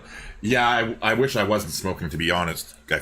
I'm so upset with myself for starting up again. I quit for like 2.5 years until just like a couple months ago. But starting tomorrow, I'm going to get frickin' new vape juice and frickin' whatever, because that's what I used to quit the first time. Like, I smoked for fucking 17 and a half years, and I quit and started vaping, and I took a year from like when I started vaping to when I cut back to stopping vaping. And yeah, then I was a fucking meathead, and I was drinking and had a smoke with my buddy fucking like a couple months ago. But anywho, but yes, us Canadians are very, very polite and friendly. Not. Some people are, some people aren't, but do my best anyway. And says, I only say that Void Singers and Void Singers are the ones worth going for because the because on DD the AI goes Void Singers and snowballs extremely fast, so you need to keep up. I don't know. I'd have to. I'm not saying they don't, because I'm sure it helps them, but I'm pretty comfortable that, or pretty confident that when I like play, like, because like I said, I played most of that game with the frickin' whatchamacallit, with the Owls of Minerva, and I like was winning the game. I just stopped because I was gonna win it, and I didn't like the civilization that I was trying with. I forget who I even fucking played with them, but yeah, but I like that. So me personally though, is I like the fact that they have like the secret societies help them now, because I like, the harder the game is for me, the more I enjoy it, because at this point, like, I don't mean to be like bragging, but other than domination game, like DD is kind of a joke at this point, where I only play against myself, like, to compete how much faster I can win and come up with different like ideas and stuff, like I was talking about, like the space vampire thing. I was thinking of playing a Mary Void Singers combo, but I don't think it would be that great. Could be, but like, he has limited faith purchasing ability, right? So you'd have to make sure that you got, like, if you're gonna do that, I'd really suggest getting the theater, the Jesuit education, where you can buy campus buildings and theater squares. That would be pretty fucking sick as the Maori, because they already have their huge faith bonus as it is. Not to mention, if you get golden ages and stuff, like, you can really get a lot of builders and settlers faster with them because of the added faith and stuff from their and culture and whatnot. So yeah, I think that would be a good work, the Maori and Void Singers.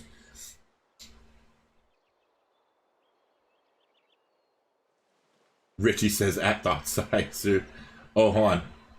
Thoughtside says, this stream has taken my interest from learning to win a domination game on DD to learning how to weasel a builder around the world, and I love it. Yeah, I know. Like, I'm literally the more optimum. Oh, actually, I'm going to take a turn to get education. Okay, so we're going to put a turn into education, because getting those universities is fucking way more beneficial. But other than that, we're going straight to cartography. It's not the most optimum play, but we want our builder friend here to complete his job. Like, it's going to be so satisfying if he does end up fucking navigating the world. Richie says, yeah, to win a domination game, just play as Grand Columbia before his inevitable nerf. I don't know. I don't think Grand Columbia is going to be nerfed. I think they're going to be left alone. I think every civ... Hey, John, thanks for subscribing, man. Welcome to the channel here. I'm glad you bumped into us and don't completely hate me. Hey, Cotton's back, too. Nemesis says, better go to bed, isn't it? Like 2:35? No, it's 1:35. I'm 2 hours ahead of you. Or, yeah, I think I'm 2 hours ahead of you. But yeah, I already said I'm calling it quits at 2 a.m. sharp. I'm cutting it off because I need to sleep. And I'm not going to risk it this time. I'm actually going to smoke a joint as soon as I'm done this stream and just go to bed. So it'll make me sleepy. Yeah, the 2 trucks to go to sleep. Yay. But I don't want to risk it. Like last night, I couldn't fall asleep and freaking, yeah. Here in Chile, it's 1:35. Yoklin says, I have classes at 2:30, so I don't really need to sleep early today. Cotton says, what did I miss? Not a whole lot. And I'm pretty sure I just... Well, I guess you did miss a whole lot. We took one other city. Depending on when you left, we conquered Gior. We're about to take this city. Our military might, like, look at him. He's down to freaking 397. Well, we're at 1,400. We're going to be taking this city next with a small little detachment of troops in our Vampire Louis. And then we're going after Seged, I guess you would say, or Seged, with our new vampire Claudia, and then oh wait, don't go on that hill, lady, not yet. with our new vampire Claudia, and then our strongest vampire Lestat. So we're slowly making our way with Lestat down to here so that we can take out this encampment, and then it's going to be go time on their city, and we're going to wreck them. But anywho, so yeah, I want to pillage this, so let's pillage ye. And then, hold on. You move here. You move there. Now, Lestat can move all the way over there.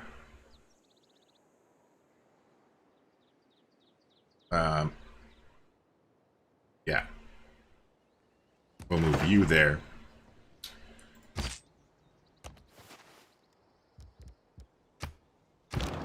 And move that bombard down. Finish the city with this one. And then let's see which unit is closest to promotion out of the melee ones. This guy looks like he'd probably be best. So I actually probably should have pillaged that before with him and then killed it with that one. Would have been the better move. But yeah, so that's what you missed. We've just been continuing on our merry way here, and things are going a lot better for us. We are in a dark age at the moment, so, I mean, keep that in mind too, but altogether, it's not too bad. This is the first time I've ever used this fucking, this Elite Forces card. We get plus 100% experience for all of our units, but we have to pay an extra 2 gold per unit and per spy, and so we're running at a deficit of minus 44 gold per turn, but we keep just hitting up Philip, because he's got a nice gold income, and so we just keep trading him our diplomatic favor for 100 and something gold every turn. So technically, we're running at like I think like a 60 or 70 gold like positive. But yeah, that's what you missed. And Thought says, man, I'm detoxing right now. Yeah, like I actually don't even smoke weed that much, to be completely honest. It's just I freaking do it every once in a while just to freaking relax and whatnot. And that's only been recently in the last few months too, because my buddy he grows his own weed or whatever, and freaking he he has his light setup is all sophisticated and stuff, and like had like pounds of it off his first 4 plants, and freaking now he has his second batch going. They're like fucking blueberry Girl Guide cookies is the fucking strain that he's growing. Like blueberry Girl Guide cookies, it's a strain of blueberry something or other, like yeah, like old school like blueberry hydro from like BC and shit. It used to be popular when I was like a teenager and whatnot. It's a combination of blueberry and then this new strain called Girl Guide cookies. But yeah, so he's been sharing some with me for free or whatever, so every now and then I've been having it. Meanwhile, is that oh no, that's a plantation. Okay.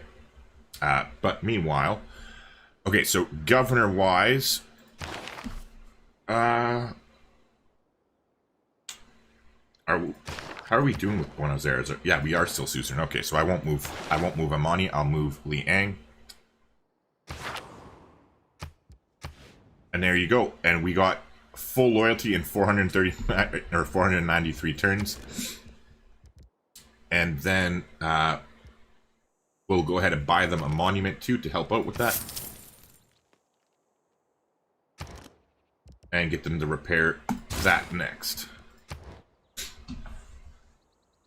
Aaron says, at Yokolino. Okay, you're talking to Yokolino. Thosser says, man, I'm detoxing right now. Yeah.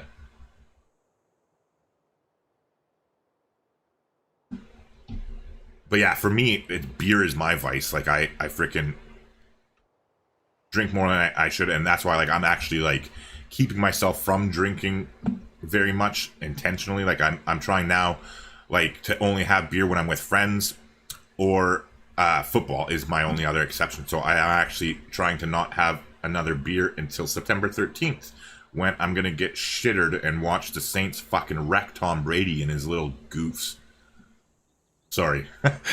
I can't wait. Like, all you hear chirp, chirp, chirp, like, on all over the networks and all over the media about how frickin' Tampa Bay is gonna be the fucking Super Bowl. Like, eat a dick. Frickin', it's gonna be, mark my words right now, if they will make it to the playoffs because of the new playoff regulations where, like, there's more teams getting in. but they're not going to the Super Bowl. You can quote me on August 31st or whatever the fuck it is that the Saints are going to win the frickin' NFC South. And yeah, even if we happen to lose the first game against Tampa on September 13th, which I don't think we will, but if we were to, I'm pretty sure that we'll still win the division before Tampa does. But either way, I'm looking forward to the football season mightily, and that's why I'm not having any beer until then, to just kind of be responsible. Alright, meanwhile, let's start shooting at this encampment.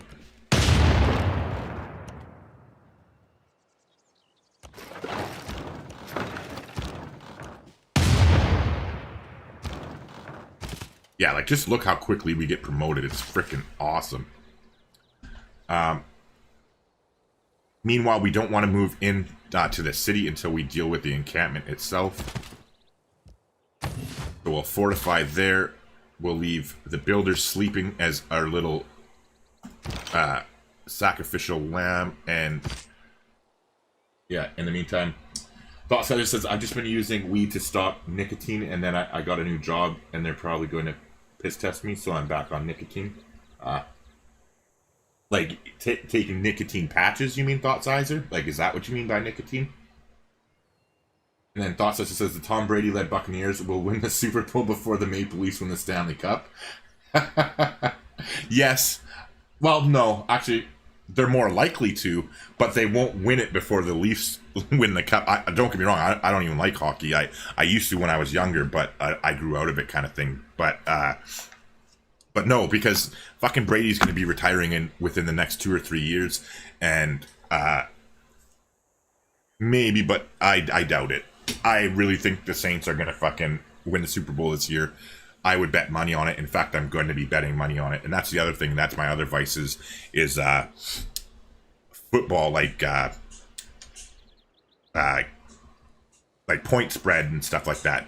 Like every week I bet on football, but I'm like always up at the end of every year. So, but yeah, so I'm sorry for smoking then, because I'm sure it's bugging you. But tomorrow at least I'll be vaping, or not tomorrow because I'm working and stuff, so I probably won't be streaming. But the next time I'm streaming, I'll either not be smoking at all and not vaping, or I'll just be vaping.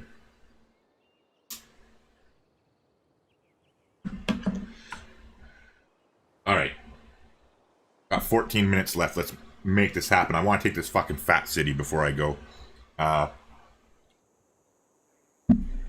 yeah, so we're doing the mission here. Yeah, we're still on the same turn. Oh my god. Fuck me, we've been on the same turn for like 10 minutes. Alright, you can actually start coming over this way.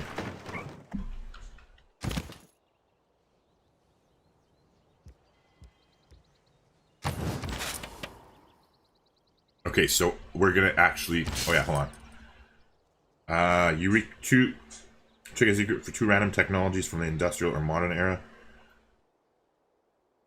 Sure, we'll pop you. Maybe we'll get the one we've been working towards.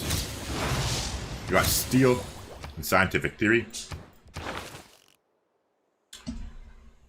Wow, you would have got that probably anyway. And scientific theory, I think, is killing... Am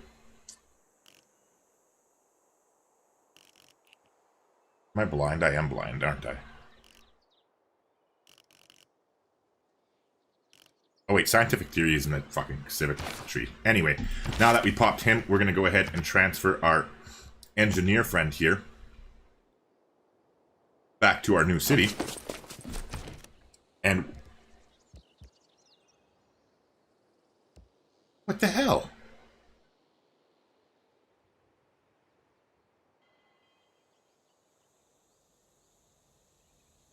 I don't get that. Like, look at, we cannot build the Patala Palace, or did it just get finished last turn?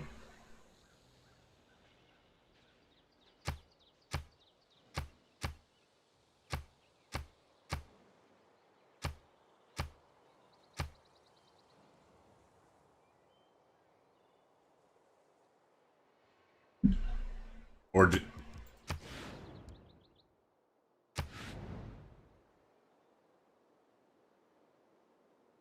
I thought the Patala Palace has to be beside a campus and a mountain. How the fuck could they have built the Patala Palace there?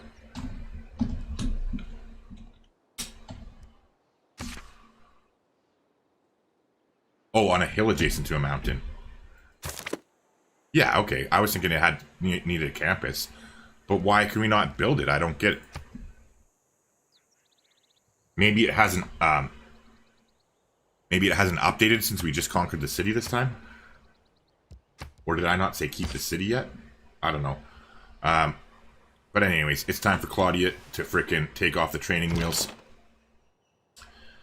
We can go there with them next time. Yeah, and the stats slowly making his way there. Yeah, so finally we'll end the turn here.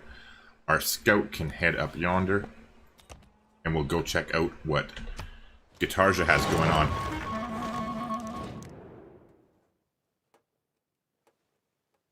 Yeah, it's never happening, big boy. You're gonna burn in hell.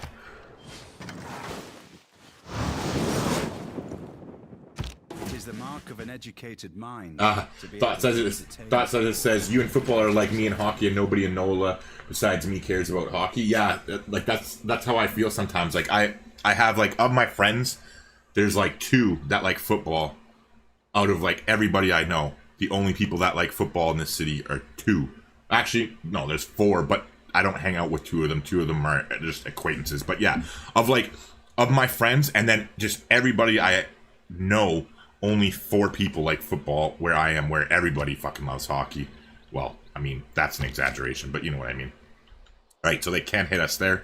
So let us go ahead and pull back yonder. We'll just hang out here. Meanwhile, it is time finally for... Or no, it's not, because we needed to fucking build... Oh, that's what I was going to do. And yeah, Natasha says don't forget to piece them out when they're down to one little city. It won't be tonight, but yeah, that's the city we're going to leave them with right there, most likely.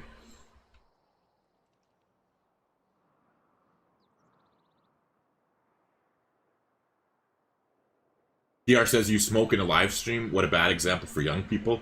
I'm not sure if you're being sarcastic or not, but realistically, this channel isn't made for young people at all. It's intentionally not. Like, even if you read the channel description, it's like the whole concept of it. That's what the concept behind like the whole name of Gamer Gramps and why the channel used to be like proudly past puberty was the thing.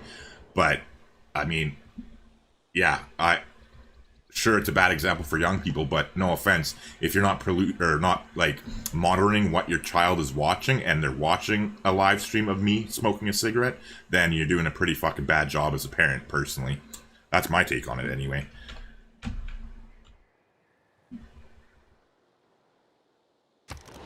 But yeah, sorry TR, I didn't mean to be a dick.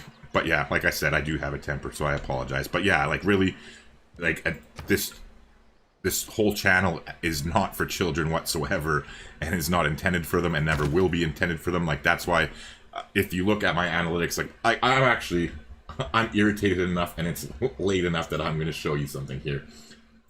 The whole point of my channel is intended to not be... Hold on here.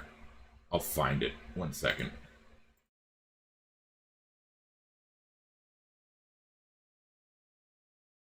Fuck, it's not even loading.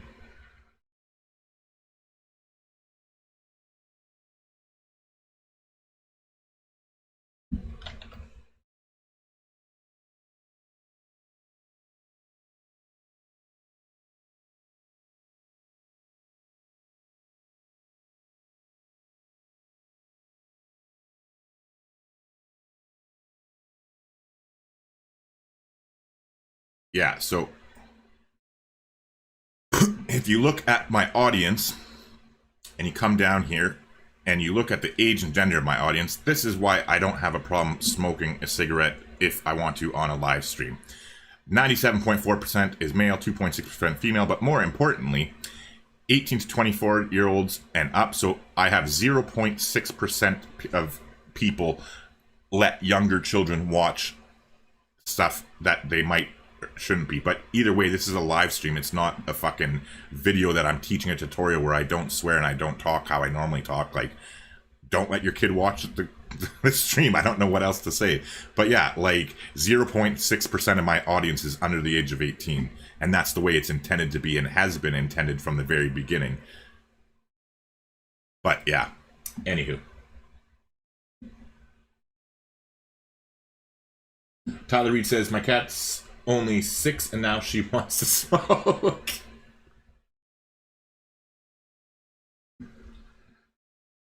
And yeah, my dog just threw a tip in Thought Sizer says. Alright. So this is the next turn. Can we build it now? Has it updated? Oh, somebody must have built it. That's weird. Oh well, I guess we'll just put him to sleep for now. Meanwhile, this guy got a promotion, so let's go ahead and give him another one. And we're getting cartography for our awesome builder friend. Meanwhile, we tanked a shot here. Let's go ahead and take a promotion and get that back up where it should be and just keep pounding away at their defenses. Now Lestat is getting close, though. We should be able to move here and tank a shot. We'll capture their builder. But that should clear Lestat. Oh, no.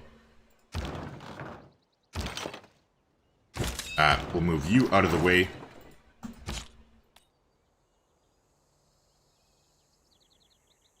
And I already fired that bombard, so I can't move it. But yeah, sorry again, TR. If you're being sarcastic and I overreacted there, I apologize. But other than that, pretty much what I said makes sense, if you ask me anyway. But everybody's entitled to their own opinion and all that fun stuff. And you know what I realized what I forgot to do? We can't do that fucking vampire castle yet because I forgot to buy the builder. We need to go get money.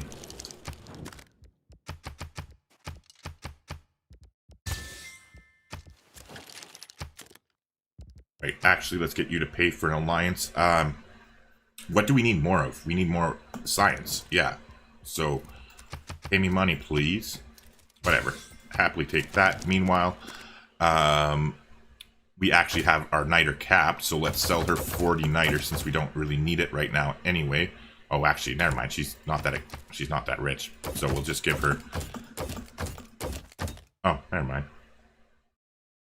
Does she not want it? Is she like that technologically backwards? Yeah, she is. It's because she's so far back in tech, but okay, we'll give her one of each of those.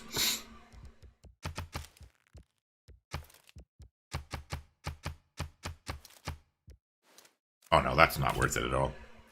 Never mind. Forget you. We already cleaned him up. Let's check Katarja. It's been a while. Okay, she's actually in better, so we can sell her all of our iron. Oh, actually, no, we want to save 5 iron. So we have some, so our troops can get healed up, and we'll give her 30 horses. And we'll take all her money. And then we'll offer her these. And get as much gold per turn.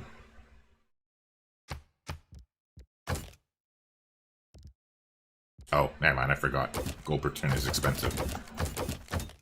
Okay, good enough. That should be enough. Yeah, that's enough for us to buy our builder. So you're going to have to wait a wee little bit for the Vampire Castle expansion here, Miguel. I apologize. Because, well, part of the reason why is I'll explain it to you, but we're going to have to buy these tiles too. So, we're expanding there naturally, so yeah, we need to buy that tile.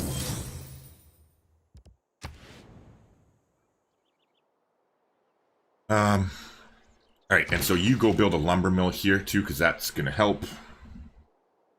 And yeah, so it shouldn't be too much longer, just a couple turns. You have to get there and then get there. Yeah. Button says 7 minutes, let's go. I'm going to break my rule. I'm going to play until we kill this big city and I do the vampire explanation because Miguel's been waiting for like fucking an hour for me to show how that works. Alright, meanwhile... Yeah, you just keep healing up and our great general can keep leading the charge. We can't get hit here, so let's move there. Just stay on alert so we're ready for them, and you can go to sleep.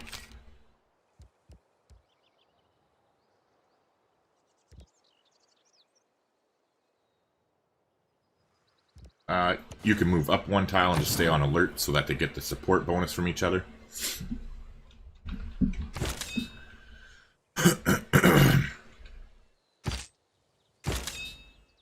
Everybody's protected.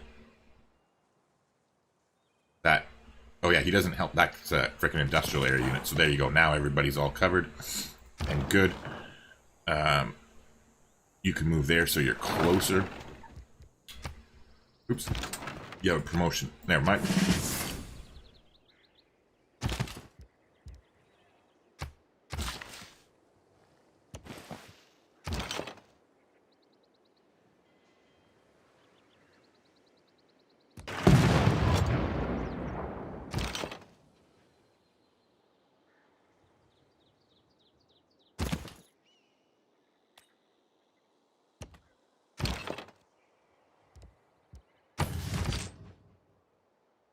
Alright, you move in there, you move in there.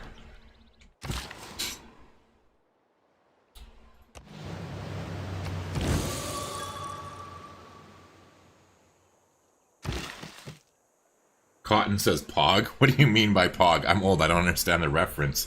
Like, when you say Pog, like, I'm thinking fat ass white girl, which I don't understand your reference then because we're playing Civilization. Or I think a pod, like, those little, like, chip things that we played as kids where you, like, threw them and tried to, like, bounce them and stuff like that.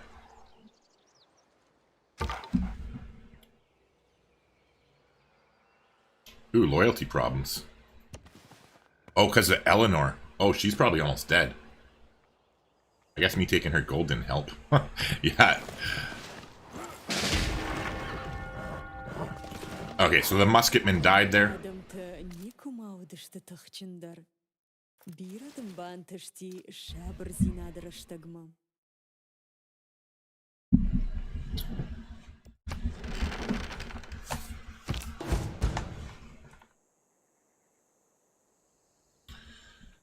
Alright, meanwhile, how long is it going to take this builder to get over there?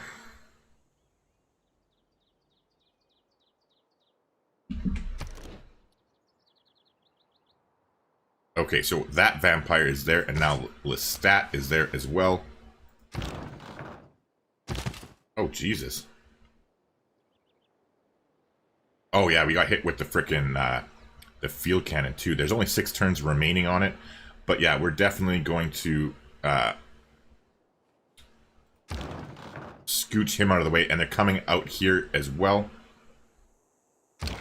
So let's make sure the great that great general doesn't help these ones, so let's just start shooting them. But meanwhile, this one does, so let's move back here so that the bombard here is under the influence. And then you are in good health, so you can move there. Unfortunately, we're too far away. We can't get a builder over there to frickin' whatchamacallit, to sacrifice them.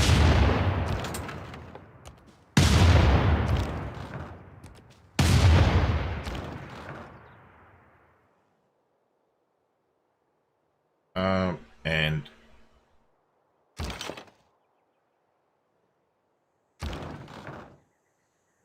you can make it into the city.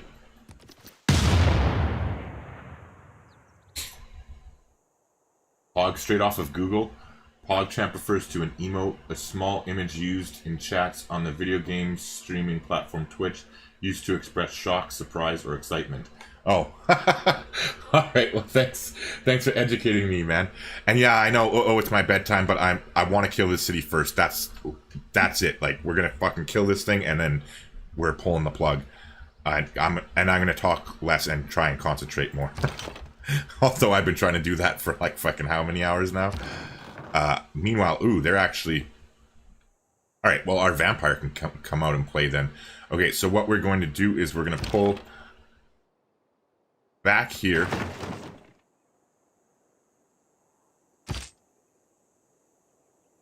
We'll move him here. Hold on.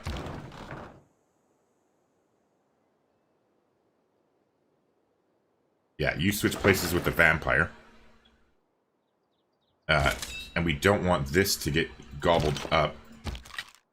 So we'll move that there. Move him forward. We can hit that guy.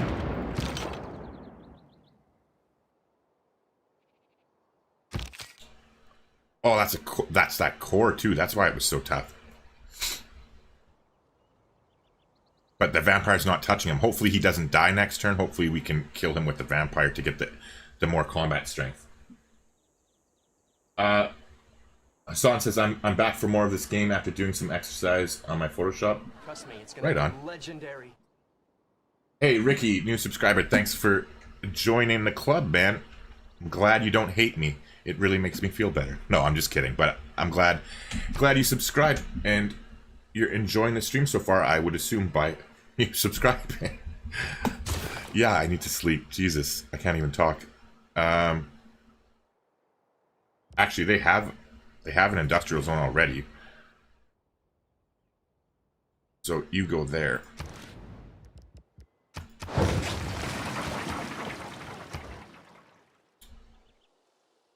God, they plan such bad cities. That's my one biggest pet peeve about Civ 6 is I just don't understand why they can't script better city planning in the AI. Like, it just...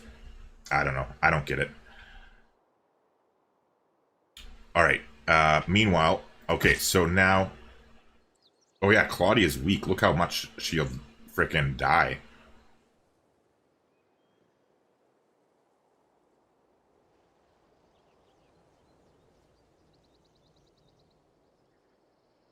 I wonder, could we kill that unit? No, right? Maybe. We can hit it with this, and we can hit it with that. Yeah, let's move Claudia over here into the water and try and kill the field cannon here. Ah, Shawn Michael, thanks for subscribing, man. I appreciate it. Alright, cool. So Claudia got +1 air score for doing that, or +1 combat strength, I mean. So that was a nice little move there. In the meantime, though, this cursor needs to get out of dodge. We can't go there because we'll die.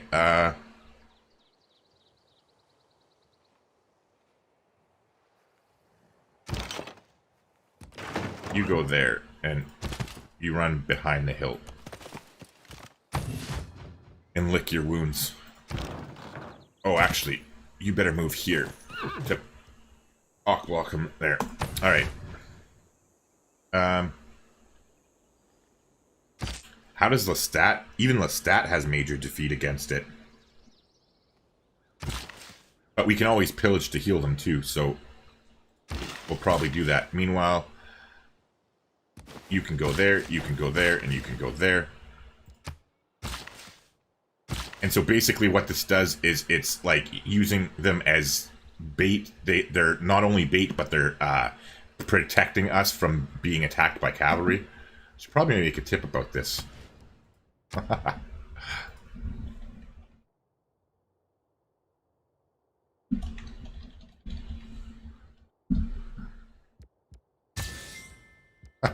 Anyways, I have to always remember, I keep making those tip videos, and there's only so many tips I got, right? So, gotta freaking, when I think of them, I gotta write them down or save them an example of it.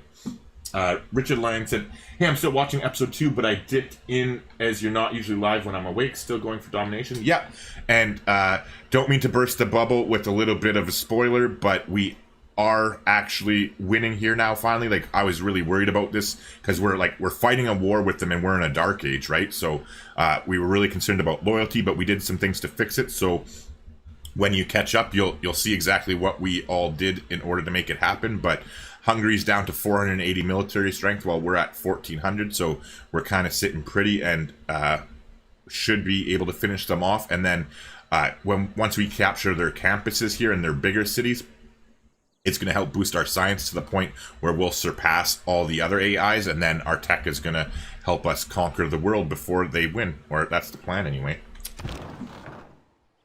But yeah, glad you popped in, Richard. Yeah, this is actually a game, like, when I do win this, I'm going to be proud of it, because I really thought this was going to be a loss. And to overcome the shitty situations that we ran into, coupled with the mistakes that I was making, especially last night when I was more tired. But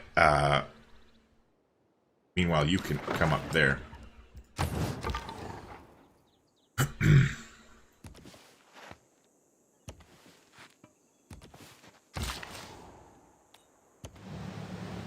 I swear, if we run into an English ship before we get to cartography, I'm gonna cry.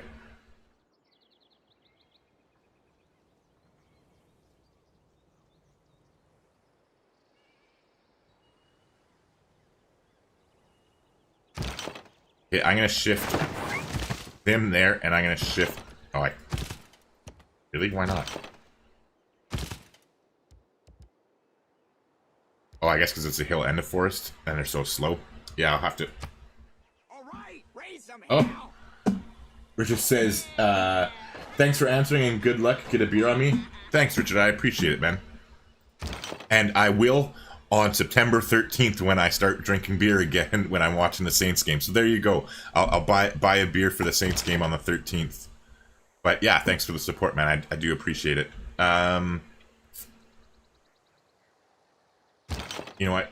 Let's move you there, and we can actually move you even closer, even though we can hit from where we are right now. This way we can actually get another one in there. Next turn we can hit with 2 of them. Natasha says the entire game momentum has shifted now, and winning should be easy as long as religious defeat is avoided. Yeah, exactly, Natasha. I 100% agree with that. And actually, now that you mention it, because we've been waiting, we've been milking... Oh my god, I just realized our frickin' treasury's so low. Yeah, it's time to get out of that policy card in 3 turns. Let's go ahead and get more money.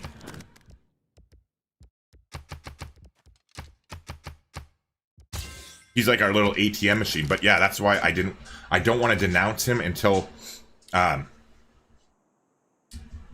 what do you call it? Until we finish selling our diplomatic favor to him.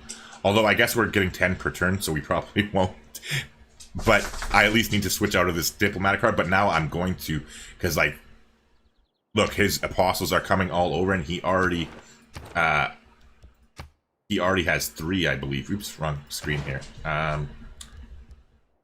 Religion, yeah. Oh, he's only got 2 now. He's only got himself and, okay, good, so she's defending herself. So yeah, we're good for, we don't even have to declare war against him or denounce him. We're good right now, because they're all fighting each other. At one point, he had Eleanor converted as well to Catholicism, and so that's why we were worried. But yeah, they're keeping each other occupied, so we should be able to just swoop in and wreck their faces once we get our technology up even more. I'm particularly looking forward to observation balloons.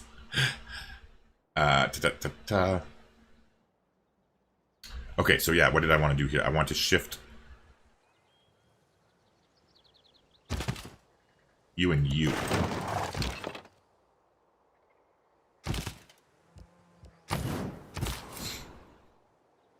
Oh, we got the... That's what happened. We got the goodie hut there. So let's finally head back here and build that city. Oh, and I forgot to chalk. Did I put the builder to sleep or something? What did I do with it? Yeah, we'll take...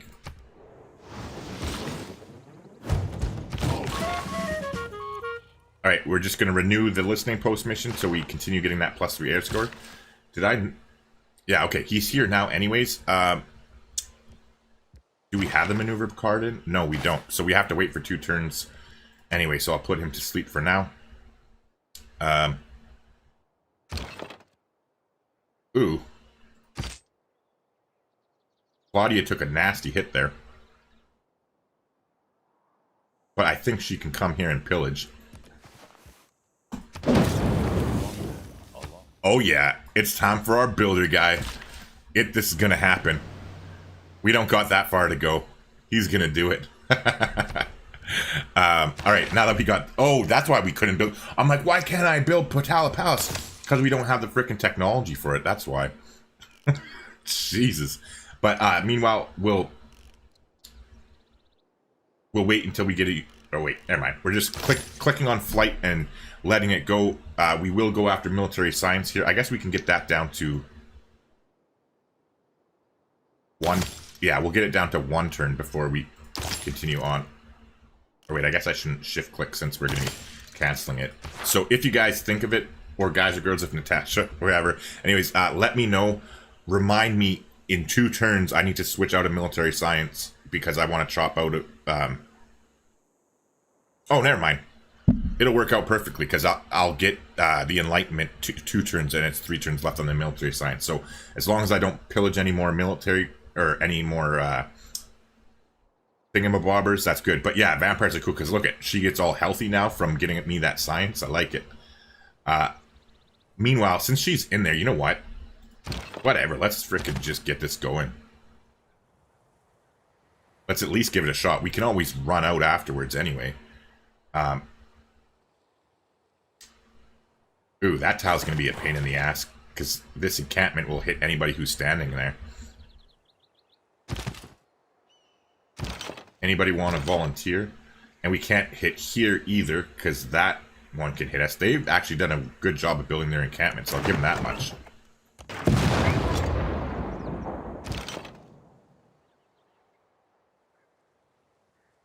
You know what? Oh, never mind. I was going to shift him over and move the field cannon there. I'll do that next turn, though. You go up onto that hill.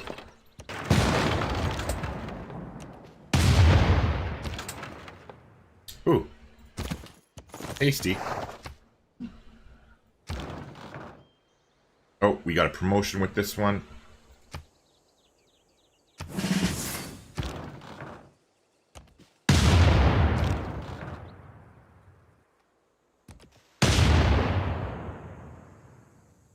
Did we kill that unit or did he run away? He must have ran away, I think. I'm not worried about it. We'll heal up there. Heal up there. Actually, let's go for the whole shebang, shall we? We'll cross the river next turn. Alright, so we're using our little builder friends now for vision to see when their troops are coming. Meanwhile, you can come there.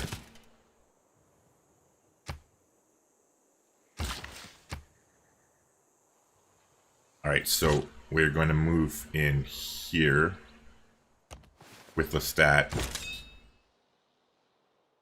I think we still hang out here because this is where most of our bombards are.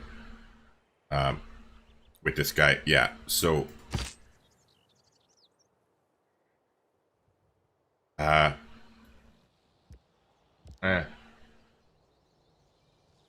we can pillage to get health back up, so let's do that.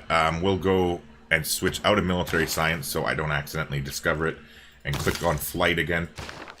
We'll pillage here with, or no, we'll attack, sorry, and then we'll pillage next turn. Yeah, so my bad. Never mind. Running in circles here.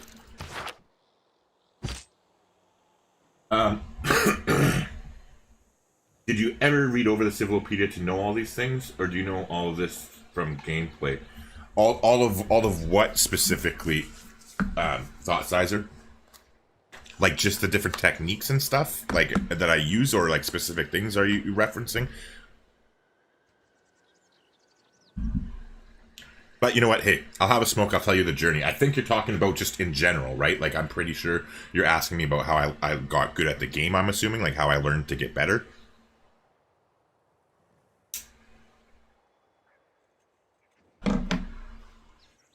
I learned through watching good people play, basically. What happened was, like, I was no good at all. Like, I had no clue about Civ 6 at all. And then I still played it and enjoyed it, but like just dabbled in it here and there. Like, I'm talking about like an hour or two here, and then a few weeks later, maybe another hour, like just barely any time at all on it. And then I actually found Quill18 was the first YouTuber I ever watched, and he doesn't concentrate on Civ 6 or whatever, but like every now and then he plays it or when new stuff happens. And I had liked his other content, so when I saw his Civ 6 content, I kind of picked up a couple things. But then when I learned that I actually didn't mind watching people play, and I learned from him, I'm like, oh, well, who else could I learn from? And so that's why I, like, about 3 years ago, I guess it would be now, I was watching actually Potato McWhiskey's channel, and I was learning from him too, because he was decent, don't get me wrong. But then in one of his live streams, he mentioned about how he was learning so much from another Civ creator called Civ Trader 6 is the person's name. And then, so if I was already learning from Potato because he was like decent, and then when he's like, holy shit, I'm learning from so-and-so, well, then I went over and found Civ Trader for myself and started watching him, and then I learned so much from him that I never looked back. And then, because from him, he mentioned, well, I already knew about the Magician from like older Civ games, so I learned some stuff from him, but then mostly from Civ Trader 6, it went to, I found out about the game mechanic through Civ Trader 6's videos. And then when I found the game mechanic, I learned a lot from watching him. And then, like, that was combined with me playing, like, shitloads. Because then I was, like, really into the game. Like, once I understood some of the intricacies, and I really liked, like, getting better and, like, finding out how to improve myself and competing and this and that. And then, like, what I ended up doing is I played games on online speed. And, like, I learned a strategy first. Like, I freaking, like, okay, this is how, a general idea for how to win a science game. Okay, well, then I sat there, I picked the best science civilizations in the game, and I played on online speed so I could get through more games and make more mistakes and learn from them faster.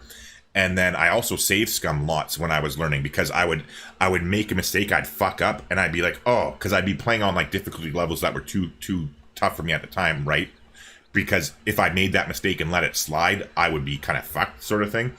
However, I would save scum lots and, like, make a mistake, get punished, and then be like, okay, and then load back, like, a few turns, or load back 10 turns, and, like, retry it again, like, how I think I should do it the next time. And then that's how I learned the rest of it, was, like, through repetition. And then more recently, just in the last year, I got a lot better from, I studied this Chinese player called Roguestar. I watched him do a religious science game where he won in 161 turns, and he doesn't speak a word of English. His civilization game, like the entire everything, like all the policies, all the everything is all in Chinese. So, like, I literally have to, like, I have a lot of the icons and stuff memorized, but, like, I had to, like, have him on one monitor and then the game open in another one sometimes, so I could, like, compare, like, find out what thing he was putting in or whatever, or what technology he was researching in what order. And then, like, I wrote notes when I watched him play the game, and I took detailed notes, and then I tried the strategy, like, over and over for myself. I played it kind of, like, 3 or 4 times, like, in different games, and then I, like, learned what worked from him and what doesn't work so much for me personally. And yeah, so that's basically the story of my freaking evolution of playing the game. But if you don't know who he is, I would definitely recommend you check out, I'll throw a link here. There's a link on my channel, but oh, actually, never mind. I unsubscribed from him because he doesn't make content anymore. That's what I was about to say, though. Unfortunately, he doesn't make content. Civ Trader 6 I'm talking about, because he stopped making it. He stopped making it just after Rise and Fall came out. But he is so good at playing the game, and he's so good not only at playing it, but also explaining. Like, everybody comments to me and gives me compliments about how I do a good job explaining the rationale behind the decisions I'm making and stuff, so that you can, like, learn and understand from watching me. You can apply it to your own games. He is very, very good at that as well. And yeah, like, if I had to pick one person to learn Civ from, I would watch his videos, even though they're old. Most of them, there's only, I think, 4 series on his channel, but I'll put the link in the comments here for you. But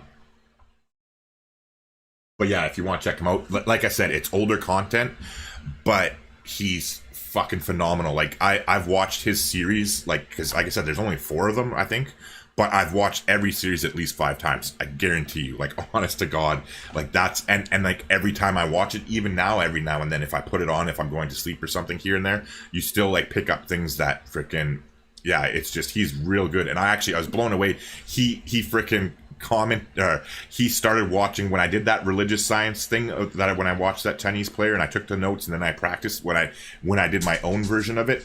He actually started watching my freaking game and left me detailed notes, like constructive criticism, how to actually get better, like page-long fucking comments, and like, oh, I was so like humbled and like grateful that he did that. But then, like, I had started that series right when I I was dealing with my mental health shit and took like the 4.5 months off, and then because I stopped making videos, he stopped, like, there was nothing for him to reply to, right, or comment on rather.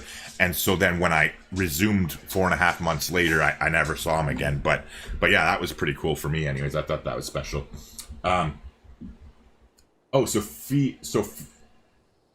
Sophenius says, hey, Gamer Gramps, first time seeing you live. Well, welcome in. I'm glad you stumbled here. Oh, my dog needs to go out again. Oh, you can tough it out until we take the city, Jinx.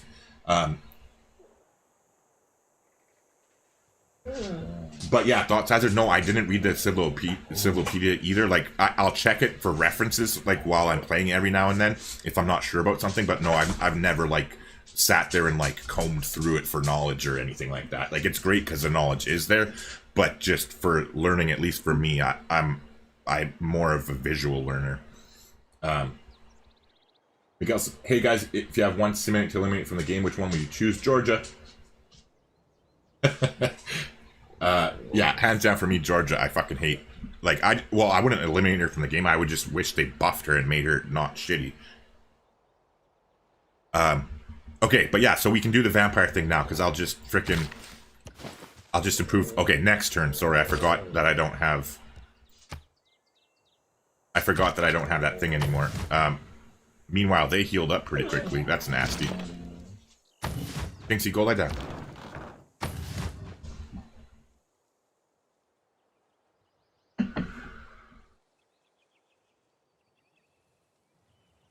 Richard says, I swear you or your dog just farted.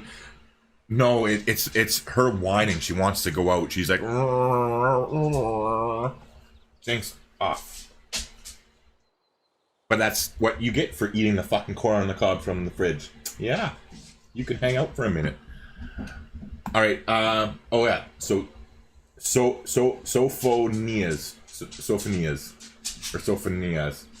or Soph is fine. Yes, we will go with Soph. That's a good idea. Sorry about that. Pronunciation is definitely my kryptonite, that's for sure. Still waiting for Ethiopia. Can we expect a Let's Play later this week? No, but we are going to be doing it live. Actually, I'm curious here. I'll quickly pull it up. I guess I can make that full screen so you guys can see it easier. It all depends on you. Go to the main page of Gamer Gramps here, like the main channel page, and come to the community section. There's a poll here, because it's up to you guys. Yes, Space Vampires is back in the lead again. The last time this was like shifted, where the diplomatic victory with Mansa was winning.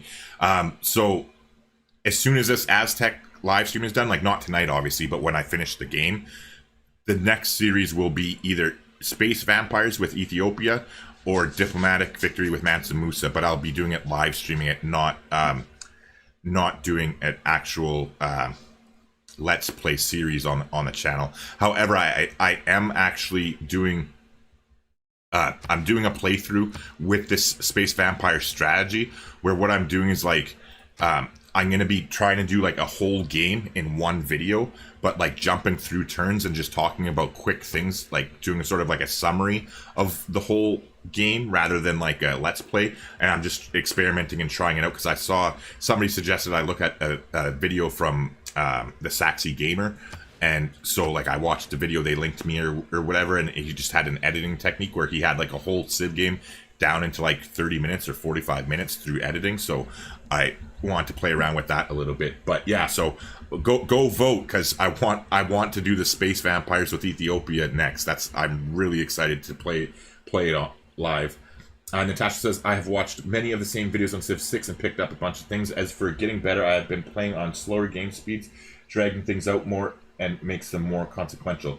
Yeah, like, for me, it was the online speed, like, because I like standard speed. That's what I've played on now for, like, over a year.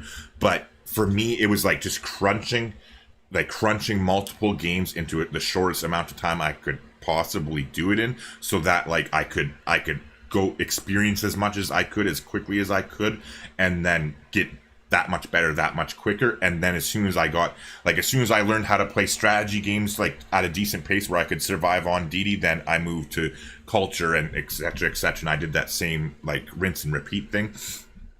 And then as soon as I got the hang of them, then like even before I was good, if I was just like good enough where I knew I was going to win a game, I'd just cancel it. Like I've only won, I think there's probably like 10 civs that I won the game with. Like, seriously, true story.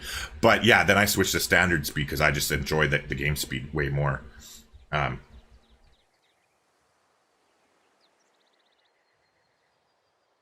Yeah, oh, sir, hey, good to see you, man. He says, damn, still streaming? I swear you said you pulled the plug at 12. Yeah, and here we are. At 2:30 in the morning. Ty Store says, hey man, love your content, shout out from Australia. Hey, shout out right back at you from Canada, Ty. And nice name, by the way. In case you don't know, my name is Tyler too, so that's what that's about. Hassan says, Menelik looks like a villain straight out of a Batman story. He sort of is, like, he reminds me of like a black version of like Dr. Evil, where I could just like, in my head, I just picture him being like, I don't know, when I saw the sneak peek reveal video, like I just chuckled, and that's the first thing I thought of. And he sort of looks like a vampire too, right? Like, is it just me, or does he not just have this sort of look about him like Menelik? I don't know. He just kind of, like, his eyes to me kind of look like he's a freaking vampire. Like, that's why, I don't know. It's perfect that I'm going to do the space vampires thing with him. But, yeah. Anywho. So Soph says, awesome, so glad Musa didn't beat it. Oh, awesome, so glad Musa didn't beat it to them. Yeah, no problem for pronunciation, by the way, I get that a lot. Well, see, I'm sure if I heard you actually pronounce it once, like just once, like voice, I'd have it. Legendary. Oh, hey, Benjamin, thanks for subscribing, man, I appreciate it. But yeah, if I heard you say it, I would never, ever fuck it up again. But I'm just, whatever, the way my brain works, pronunciation does not go well with me. Alright, meanwhile, we can take a shot at that guy there. And Richie says, Tyler is my little brother's name. He's going to college tomorrow. Oh, well, that's got to be bittersweet for you.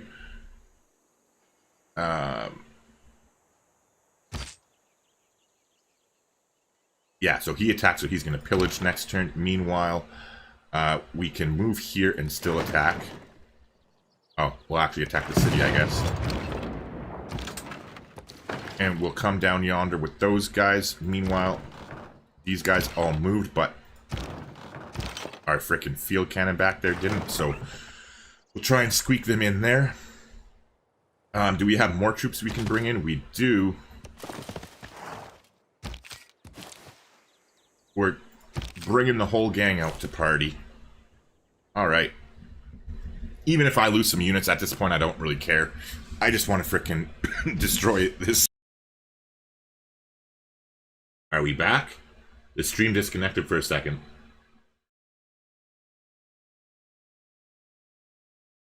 Is everybody still here?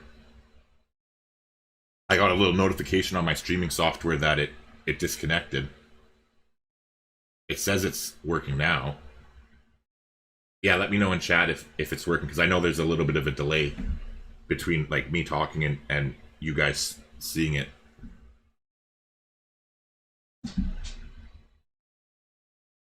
Okay, yeah, Richie just answered something else. He says, also, why are your units doing almost no damage to the walls? The units are doing very little damage because they are Renaissance. Okay, so first off, they have Renaissance era walls in the city itself, and then in the encampment itself, they have the encampment fully upgraded as well.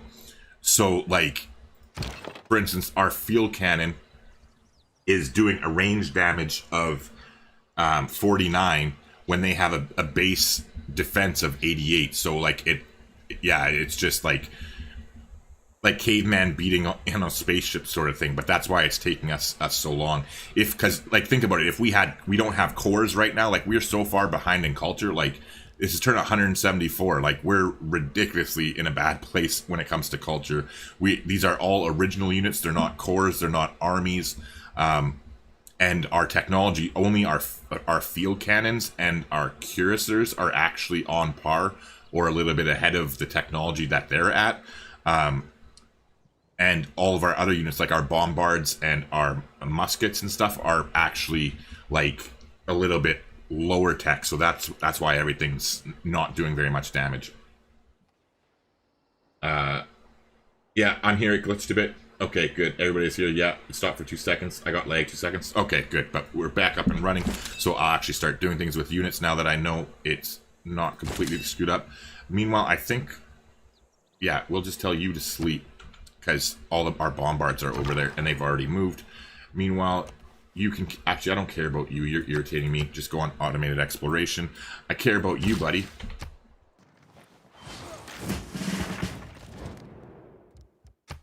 No, go away. Come on, buddy. You can do it. Well, that's anticlimactic. I guess I don't have a lot of the technology. He doesn't move very far.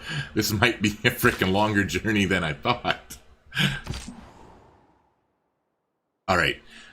Okay, so I'm finally in a position to explain. So Miguel, I really hope you are still here, so you can hear this, or if not, I really hope you do watch this later to understand. All right, so the way the vampire castle works. Oh, fuck's sakes, I'm gonna have to do it next turn because I forgot I moved him. Oh my god, this is like the never-ending explanation.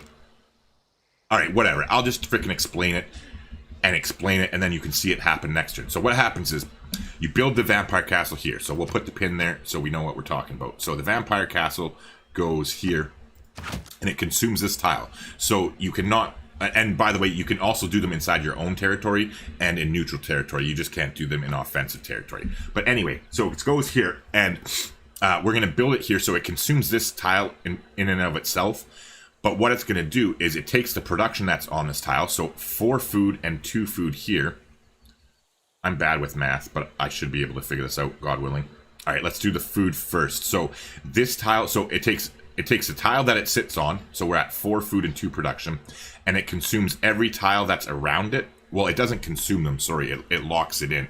So what it does, we won't get anything for here, so we'll get 2 production, 5 production, 8 production, 11 production, 14 production, 16 production.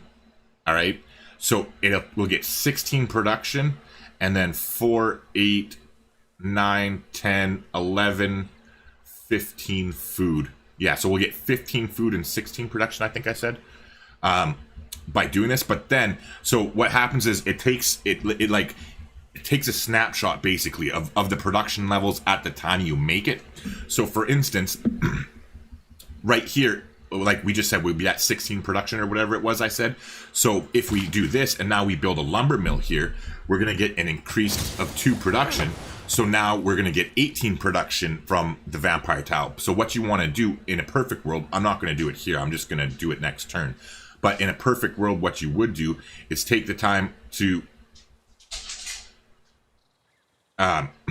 build a mine here to increase the production, and even lumber mills around here, like if ideally in your own territory like we did here,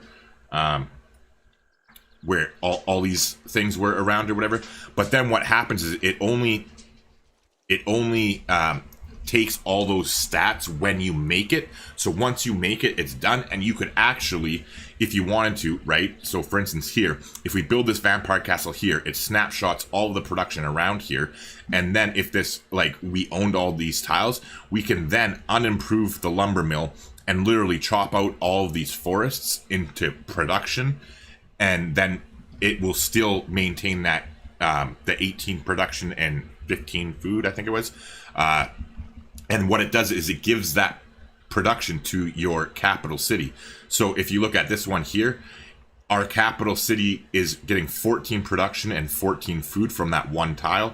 Like, our worker or our citizens don't work in that tile, but we're getting 14 food and 14 production from there. And then our other one over here is actually giving us 16 production, 2 faith, and 14 food, because it gobbles up like any tile around here. So it gobbles the 1 faith from this one and the 1 faith from that one, etc., etc.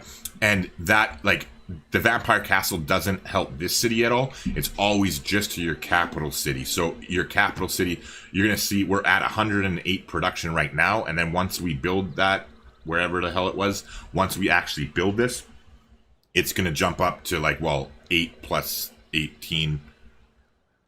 Ooh, math, 26. So it'll jump up to 126.8. But meanwhile, let's go ahead and hit them again here. And I think I will just kill them. Well, let's see if we can kill them with the musketmen. No, unfortunately not. Wait, can we kill them with you? No. Crap. Yeah, whatever. I'll kill it with a stat, because that's a core. That's a core unit, so I really want to make sure they don't heal it up. And then,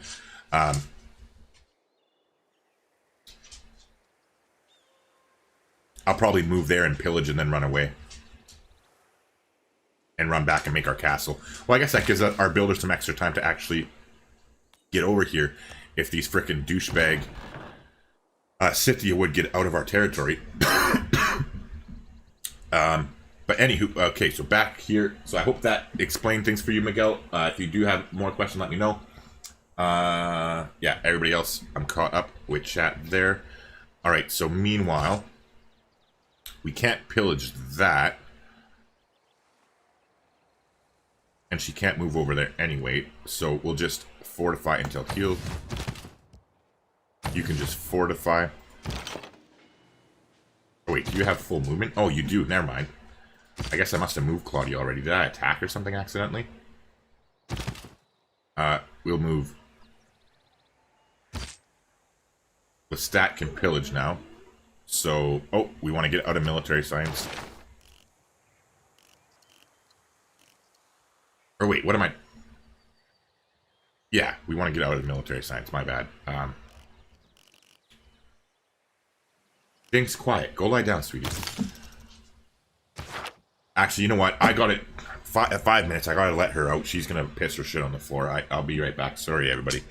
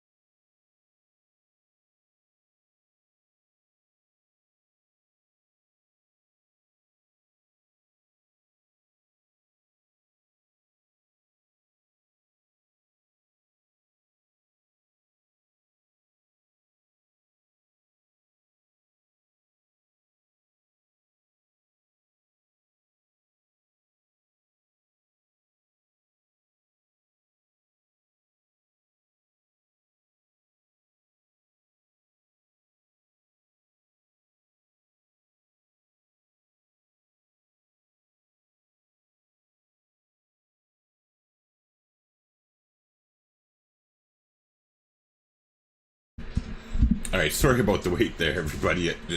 I ended up taking out both the dogs so that frickin' I can just go straight to sleep as soon as we kill this city here. Hey, Ilk, he says, yo, what's going on? I was just in the backyard taking my dogs out for a pee break there. Well, when will we go to war against Scythia? Ian asks. We are going to be killing Eleanor next. She's our next victim.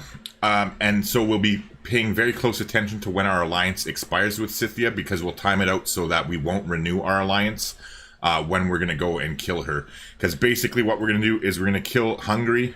Like, it won't be tonight, obviously, but we're going to completely gobble up all of Hungary's cities here, except for, excuse me, that little baby one there. And then we're going to pivot over here and kill Eleanor. And then at that point, we're going to split up and send one army to find her capital city and kill it. Do we know where it is at the moment? No, it's probably right in the center or something like that. But yeah, we'll flush down there with one half of our army and kill her, and then come over here and kill Eleanor, and then we'll finish up with Philip of Spain last. But yeah, that's the method to the madness.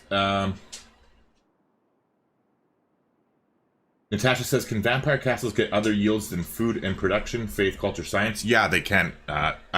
In case you weren't here when I showed it, our vampire castle right here is generating 2 faith, because it's picking up the faith from this tile and the faith from that tile right there. That's why I'm actually so excited about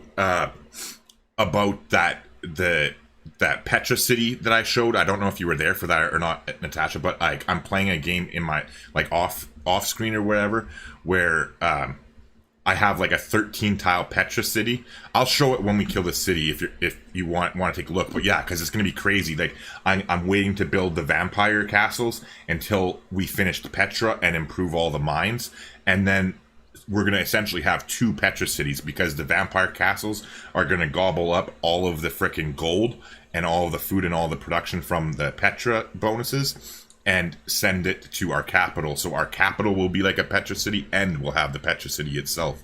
So yeah, they do, is the short answer, and that's pretty cool. I can't wait to do that.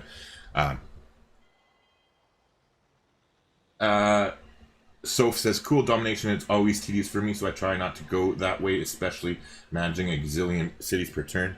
Anyways, I'm gonna head out for now. Good night, all. Good night, Soph. Thanks for popping in. And yeah, domination's my least favorite victory type. I really don't care for it at all, to be honest. But because I don't like it, I don't play it very often, so I'm not that good at it. So I've been making a point to play it more in the last month or so, just because I want to officially get good enough where I can make tutorial videos to help people get better at it, but then not have to do it very much at all after that, unless I want to.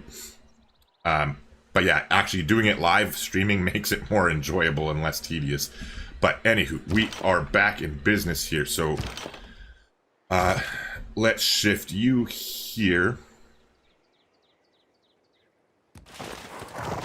and fortify. We can shift you there and hit.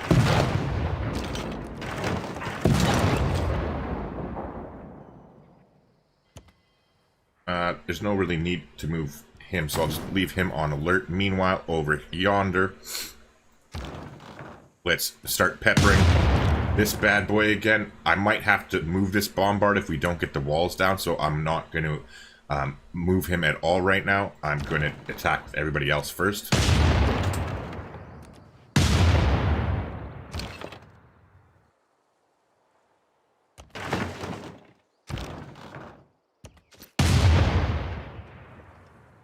Yeah, I'm definitely going to have to move him because, yeah, definitely going to have to.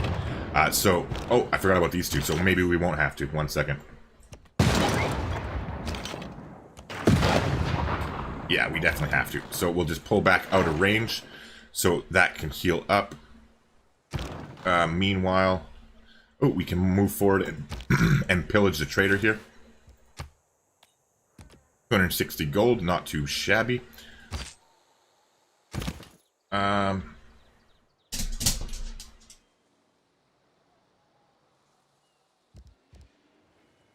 I'll move in closer with the Corsair, but just skip their turn.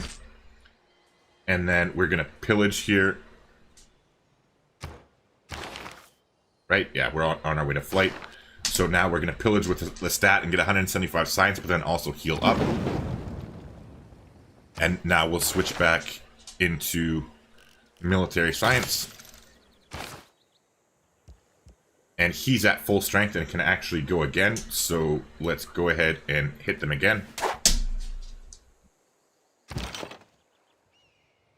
And meanwhile, we'll move into range here with the field cannon. And actually move our great general from here. Or no, never mind. He doesn't help field cannons. I forgot. My bad. You can just stay sleeping, my friend.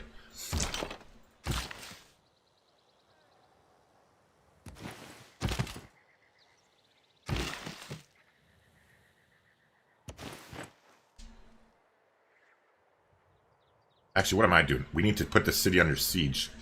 Where is the cavalry unit? Who can get here?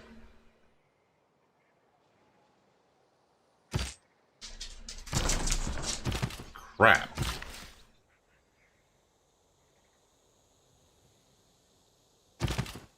You can get there. Can you get there? No. Oh, that was a mistake on my part. Whatever. We'll bring him in. Or no, we'll be moving Lestat to there. So we'll bring him to right here where he's out of reach but still can heal up. And we'll start using our builders to head over here.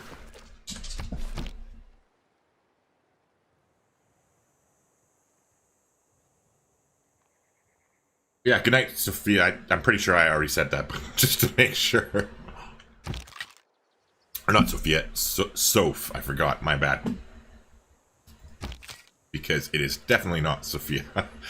Yeah, we'll just hang out with these guys. We don't really need them at the moment. Next turn, we'll be switching out of military science. Alright, so nothing died. But he's been a busy boy. Contrary to nature is contrary to reason. Alright, we finally got rationalism. To reason is absurd. So before we slot it in and change our policy cards, we're going to go here and I love this mod. This is a mod called Better Report Screen. So you come to the policies and it shows you every policy that we can slot in and what it actually does. So like all those ones that like do increase a percentage of production or a percentage of gold, etc., etc. It actually shows you the specific amount that they're going to give you. So you can always make sure that you're putting in like the best choices, basically. So taking a look at our science here, slotting in rationalism is only going to give us +6, so it's not worth putting in for 6 science a turn. And taking up a whole policy card. Whistle banking is definitely one we're going to put in for the +8 food and production.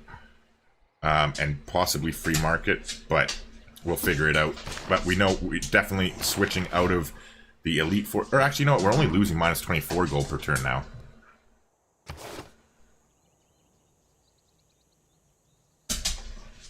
You know what? I think we're fine without that. Oh yeah, I'm putting in chivalry to do those chops. Natural philosophy is obvious thing. That's obvious thing. Is there anything I want more than that? Like that production is only in one. Sorry. Okay, you guys. Hey, enough. Go lay down. The dogs are roughhousing behind me. I don't know how loud it is on the microphone. You know what? Fuck it. We'll keep it in. And I'll just keep milking Phil for money here. Oh, good boy, Phil. Good boy, my friend. You do you, buddy. 440, not bad at all for a day's work. Yeah, so that definitely put us in nice position now, and I think the experience is definitely worth it. It's going to pay off in spades once we actually get to form cores and stuff and go after the rest of the world. Meanwhile... Okay, so this bombard can actually go into the city to heal up, because... it's really damaged, and they have cavalry that are coming close here. What unit did they kill? Oh no, they didn't kill a unit. Never mind.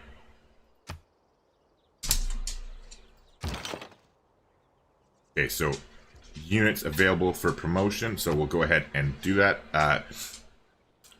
For my ranged units personally, I always choose emplacement. Like, no matter what side of the tree I go down, I always take emplacement because, to me,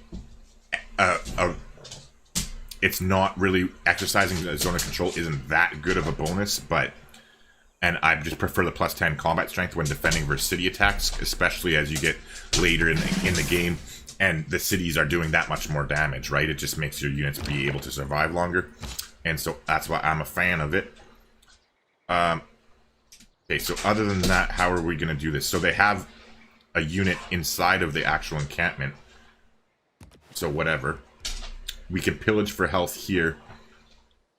We have the city under siege now, so it won't be healing up anymore, at least. That's something. I will move this guy forward, and same with this one, just so that we can, like, substitute in if they start doing lots of damage to our units. Like, for instance, this one right here that is almost dead.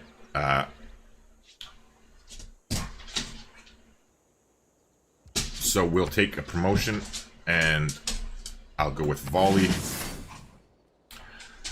And hopefully we can take care of the, whatchamacallit, the, Okay, Jinx, enough. Leave him alone. Take care of the walls here. Jesus. Anyways.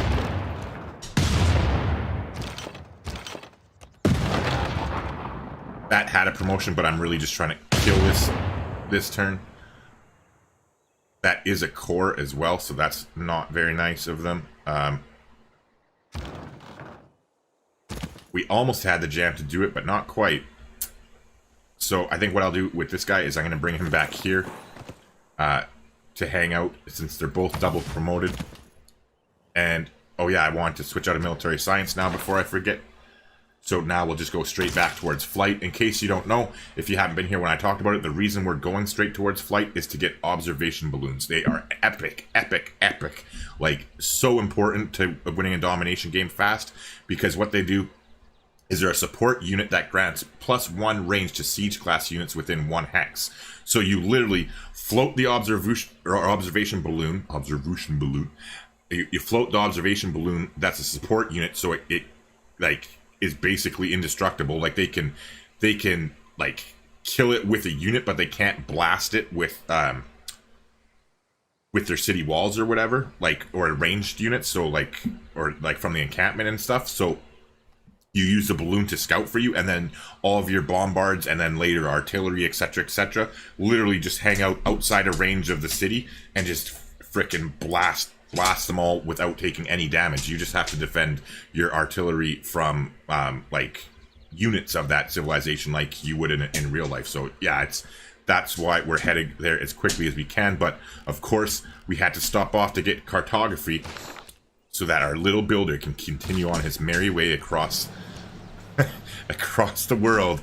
Almost there. It probably won't be happening this stream because I plan to kill the city pretty freaking quickly. Meanwhile, this Corsair, I'm just going to fortify it and leave it healed. We definitely need to get out of range here. Yeah, they can't hit us here. I don't want him to come into range, though, so I'll actually set him back there to heal and put them there to heal for now. Meanwhile, Lestat can heal from pillaging.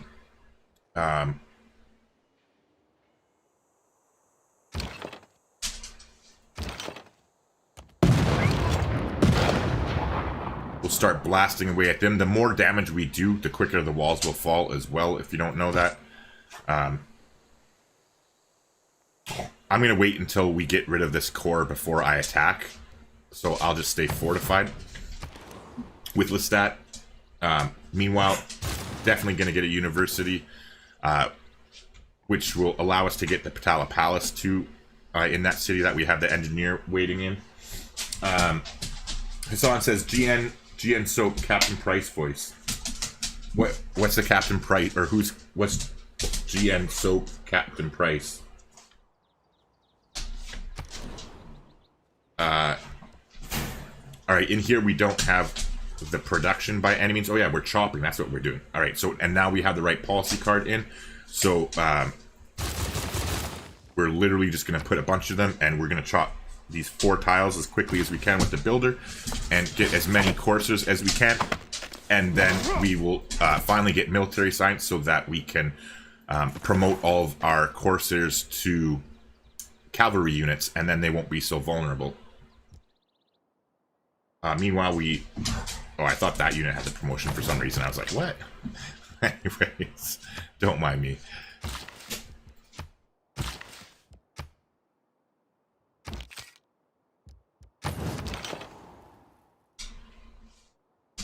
Alright, meanwhile,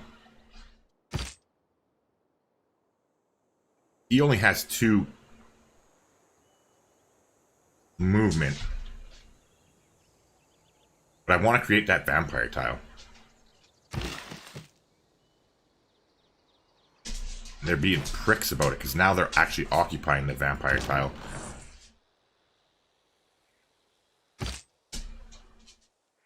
But yeah, whatever. We'll just pull back out of range. We'll take a promotion here. So I always suggest taking Battle Cry instead of Tortoise, because I didn't really realize it before. I always used to take Tortoise first when I was with my melee units when I was in games, and then I would take Battlecry, because I usually promote them like both the first promotions and then go down this one right here. But Tortoise gives you plus 10 combat strength when defending against ranged attacks. However, Battlecry gives you plus 7 combat strength versus melee and ranged units, which means you have plus 7 combat strength all the time. So this one is the better option to choose first, in my opinion.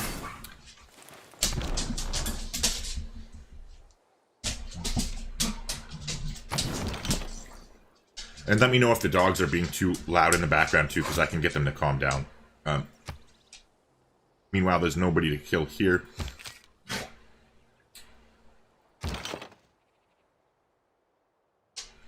We're going to come here and blast there. And we'll pull back with him and take a oh, I didn't realize he had the promotion. It didn't register until I saw it, otherwise I would have kept him there, but whatever, it's fine. Meanwhile, we have another promotion there, so we'll go ahead and take that now. Nice, so they fell for one of our builder traps again. And the reason why it's so effective is because look at this, okay? So we have these builders sitting out there just waiting to be captured by them. But when their unit captures your builder, it ends their turn, which means now, instead of him attacking any of our units, he captured a builder. Okay, good job, like high five, right? But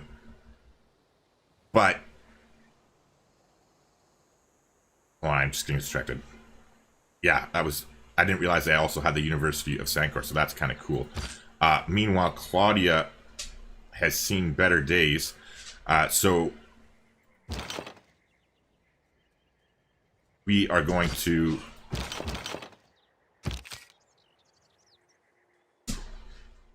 move this one back. Oh, that's going to take both her movement.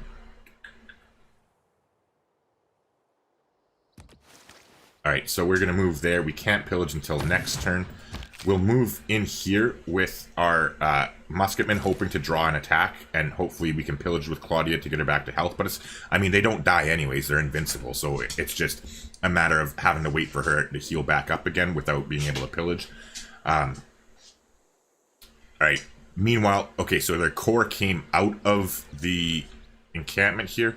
So we're going to start hitting the encampment again from our bombards, the furthest ones out to start with. And so that way now, oops, he has a promotion. Yeah, he has a promotion, but whatever. Let's just kill it. There you go. So now it's done. It can no longer attack us and deal damage. And in fact, we can actually go on and pillage it, which is what we are Oh, he can't make it there for movement-wise. I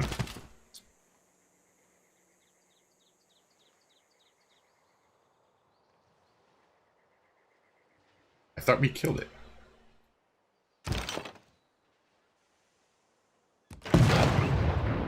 Oh, it must have had like a sliver of health yet left. Yeah, there you go. We have gone ahead and pillaged it now. We need to get the city back under siege though, so gonna have to play around here a wee bit and figure out who can reach it. This core here is kind of nasty, so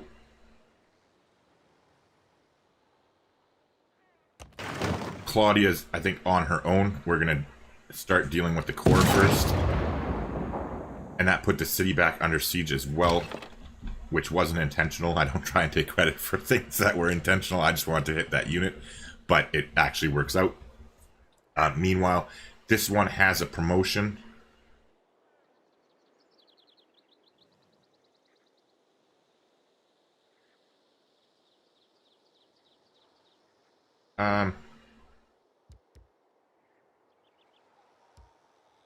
I'll attack and start weakening them. There you go, we got a promotion there. And now I don't think they'll attack us. We might still get hit from the city walls, but at least he's completely out of the equation, basically. Meanwhile, we can actually, like, this one's injured, but we can actually hit him. So we'll go ahead and do that there, and that'll give them the promotion, so next turn they can heal back up a lot quicker. And unfortunately, the Cursors doesn't have the movement, so we'll just move them onto the hill and heal them, and then...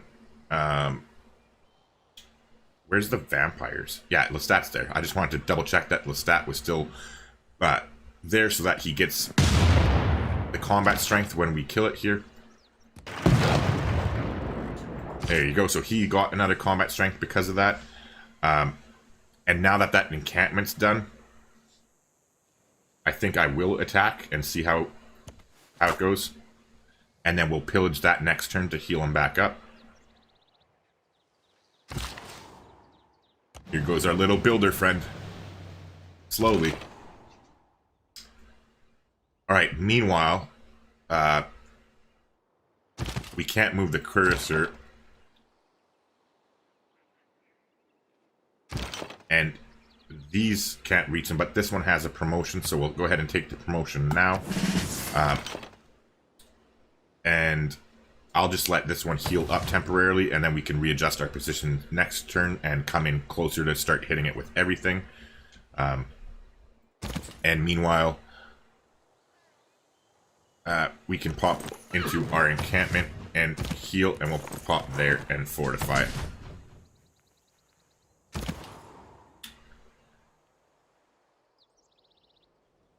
Alright, so meanwhile, I want to stay in our territory because we're going to be upgrading these fairly soon, so we'll just leave them on alert for now. We'll be building that university in a turn or two. Oh, I need to switch, or no, we have one turn left. Never mind, I don't need to switch back into it. Alright, meanwhile though, what's the best avenue to attack? Here and here? And we could reach it? Yeah, so what we're going to do is, I'm going to move Lestat here, because we're going to, or move Louis here, because we're going to move, make the vampire castle next turn. Finally, they got out of our way. And we're going to shift our field cannons. Really? Even with the Great General, you can't move? Whatever.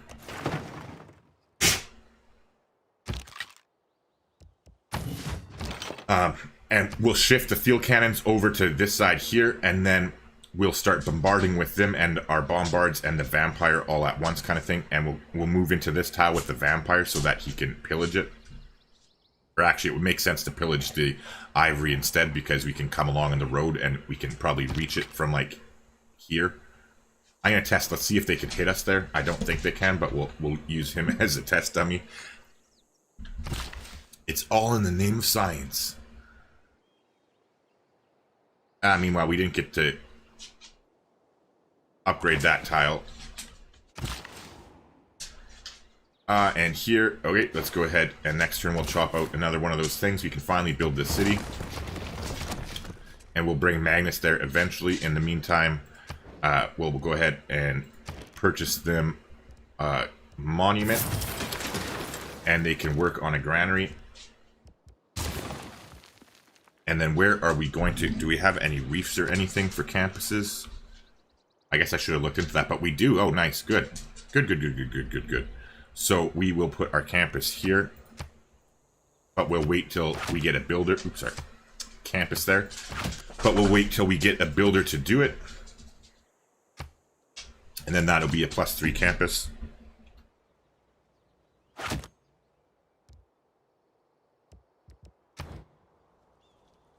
All right.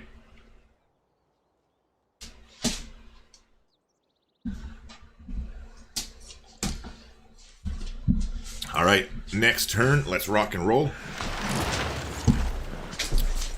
You enjoy that, Builder Hungry. You enjoy it, my friend. All right, so it looks like we're going into the World Congress here, and I actually have diplomatic favor for once, so that's weird. I normally have it like an next to none, but not when I'm playing domination games, I mean. Anyways, plus 20% faster population growth, but -5 loyalty per turn. I'm going to vote for us on this. For the loyalty. And then, ooh, plus 100% production towards buildings in this district. Our science districts. Yeah. And we're going to pump this because we're making enough diplomat favor that we can sell to fill up basically and keep up with his income anyway. Where am I blind? Campus. Science district. Oh, there's another one?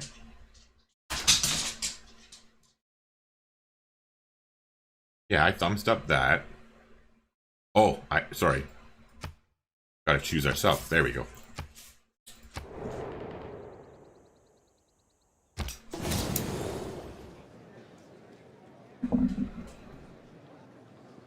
Alright, so we lost the one, but we did force the campus through.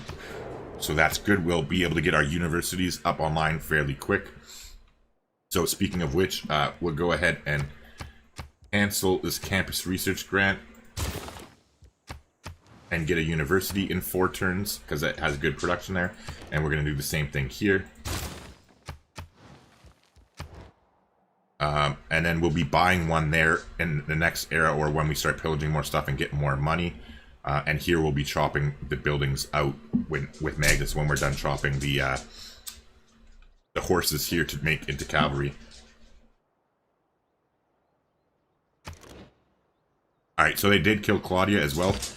So they don't die, they just teleport to the nearest vampire castle, so we'll just let her heal up in the castle. Because I don't think there's enough tiles for her to pillage. Lestat is kind of busy doing that on his own right now. Speaking of Lestat, we got company here. So the nice thing is, now that we're in a 3rd tier,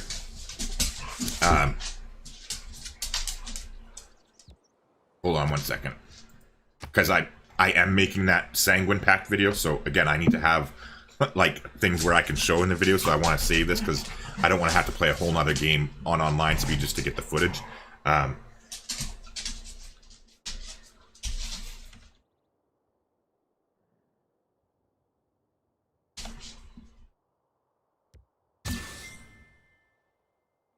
Okay, so got that there. Alright, so now he can pillage, but it only takes 1 of his movement.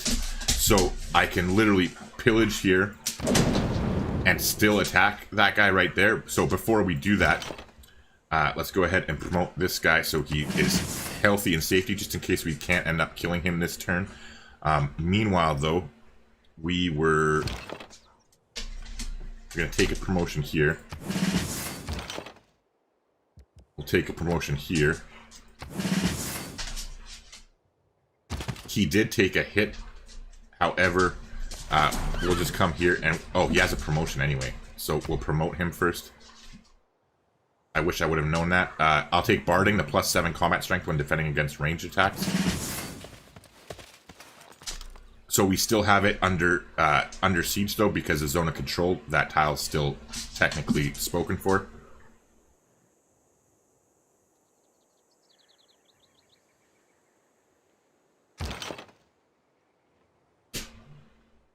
Alright, so we'll let that one heal. Oh, we can't get... Never mind, we gotta get it out of the way. So we'll move that there and heal. We'll move this here, so next turn it can get into the water and get out of there. We'll heal up with our Cuirassier as well. And then in the meantime, we're almost promoted here with this field cannon, so we'll move up. We'll be able to hit and promote next turn.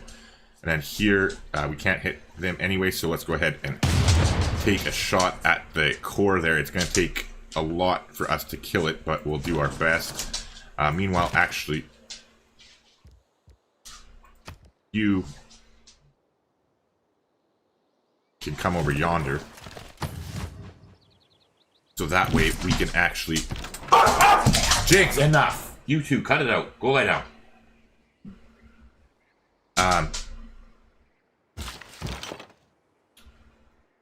What was I going to say? Okay, so that's the nearest point that any of them can move to, so I'm going to make sure that, see, this is what I'm checking the promotions for, because this is the bombard that's promoted to attack units better. So I actually want to move this one, which is crew weapons and shells, so it'll damage the city better. So I move that forward and do more, and do more damage. And then these guys are just going to kind of have to patiently wait their turn. And we'll move our Great General forward as well, but not too far. We'll keep him on a unit. Jesus Christ, you guys, really? Alright, ugh,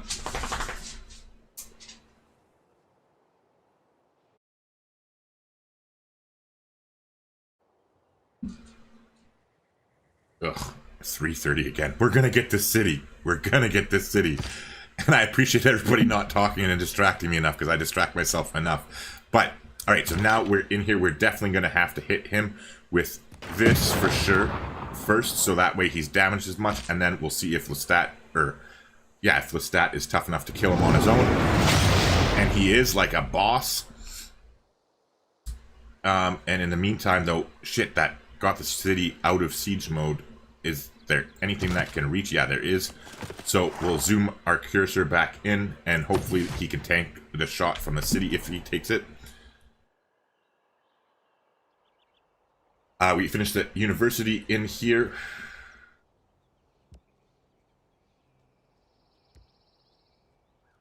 I mean,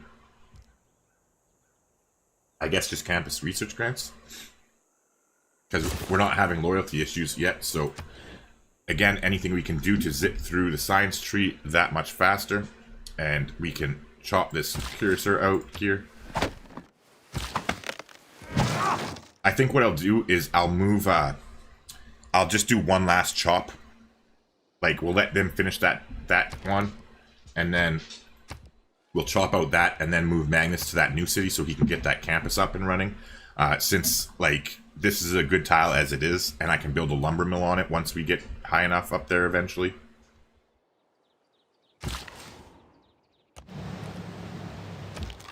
Jesus, two movement in thing that's like slow motion. Alright, so we'll go ahead and take our builder back.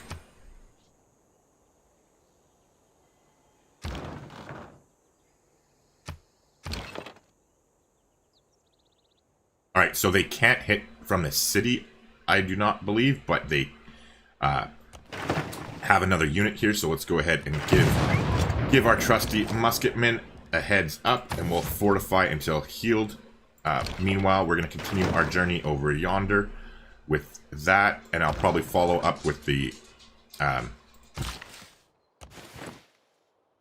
follow up with the...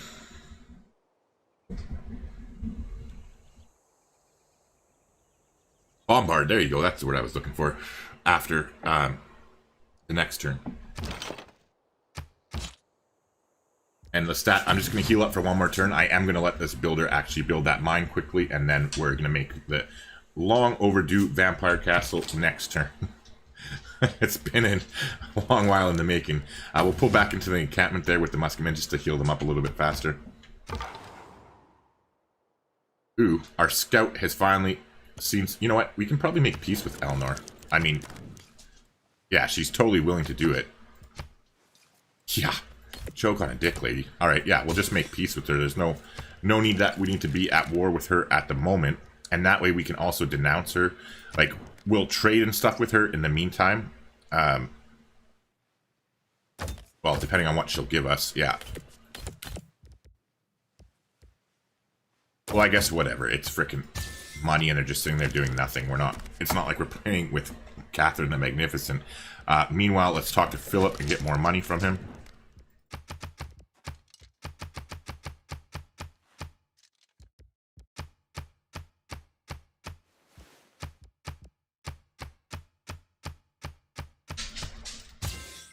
There we go. And now he can continue on exploring his merry way in peace, and we'll have a pretty good idea of the territory. Ooh, he did survive just by the short and curlies. Alright, so he served his purpose. He can get the hell out of Dodge now, because now we'll be moving back with Lestat here to come after the city. Not to mention we're going to be moving in with these other units as well. So...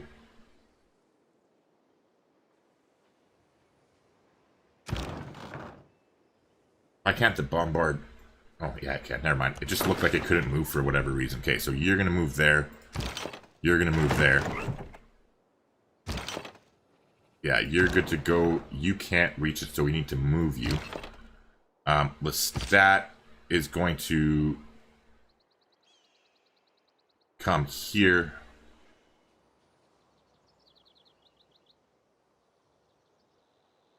Because we can pillage the aqueduct and the trader, actually. But yeah, because that way we can attack and then pillage to heal up. Ugh. My wrist is gimping up a little bit. Ooh, I don't want to move him there. I'll move the triple promoted one here because we're in range of that. But we'll skip him there.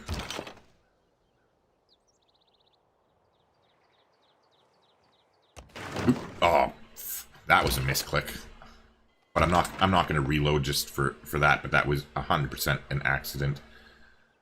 In the meantime, you can go there. You can hit. You can go there. And we'll just keep frickin' smashing the city for everything it's worth. Our musketman survived too. He's still in range there, so he's gonna die next turn. We'll hear our first death ball or death bell in a long while. But we'll come here and just fortify until healed with the cuirassor. Or yeah, that's right. Yeah, you're healing. You're waiting to be upgraded. You're building that. You are going there. Things are happening. All right, we finished a campus here too, which is great. Let's immediately go for a library. We have 3 envoys. Again, we're just going to hold on to them. Or wait. Yeah, because we don't have banks, shipyards, or a consulate building. I think the capital is the only one.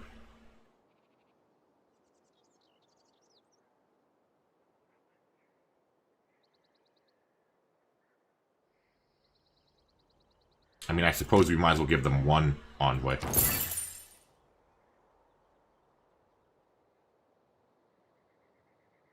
But yeah, the only one that really helps us out is Cardiff, other than, I guess, looking for suzerains, but I'm tired and I'm not going to worry about that now. That'll be tomorrow or whenever I stream again. It's Tyler's problem. In the meantime, okay, yeah, I was right from here.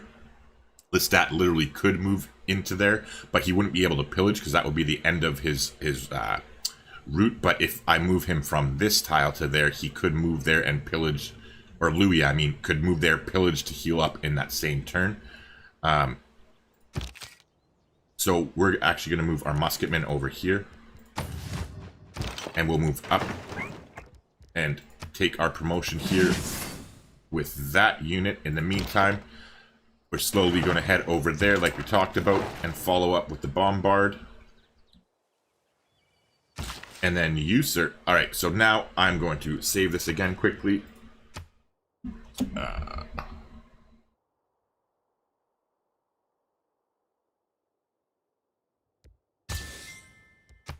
Just for that tutorial video, I don't remember who asked me about it earlier, but yes, I am making it. That's why I'm doing these things, so that I have the footage that I can quickly pull up and then explain the situation for the tutorial.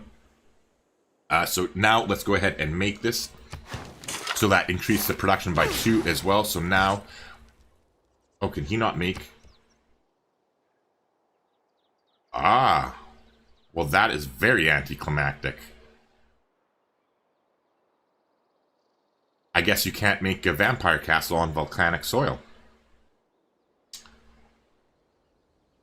Shit. Alright, so we got to do some quick math here. I think right here is the best choice.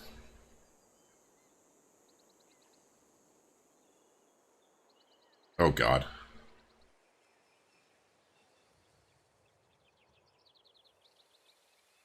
Okay, because right here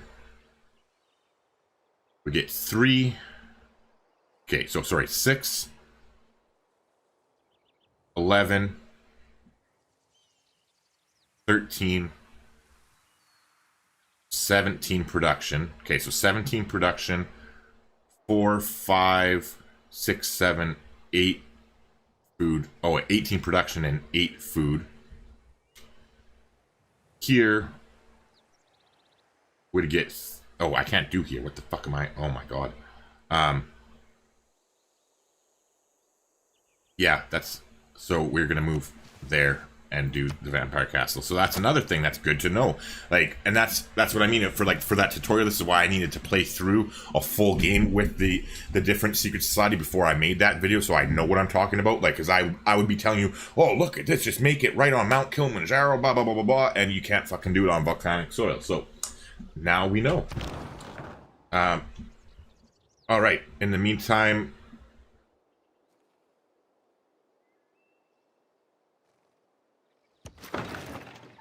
oh, what? How did a bombard move on a field cannon? What?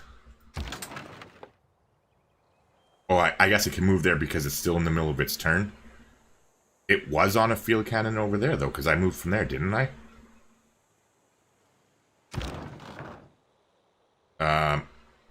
I'm confuzzled, but I'll pull the bombard back. Meanwhile, we'll send out another builder. Oops, cancel.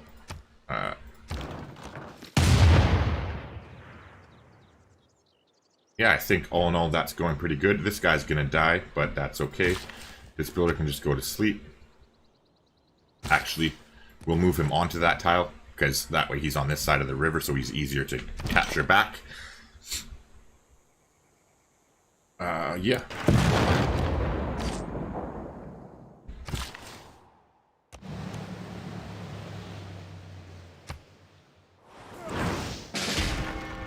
Alright, so there goes our musketmen, which we were expecting. No, I don't want your mercury, man, but I do want your money.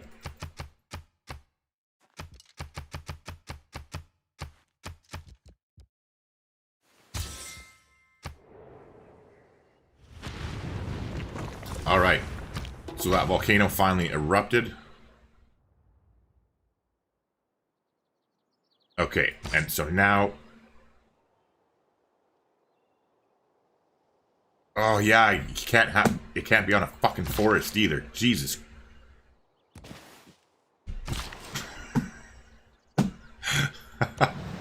It has to be a clear hill. We learned that last night and I completely forgot. Ooh, okay, they need a unit in here. You need to get out of dodge. So, we'll flip-flop them. And then... move in with the field cannon.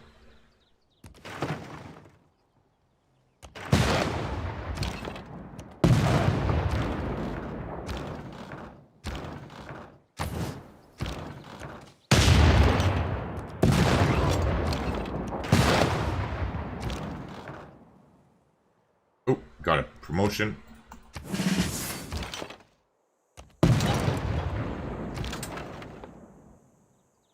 Promotion here as well. We're going to attack with Lestat. Because again, we'll pillage the aqueduct next turn.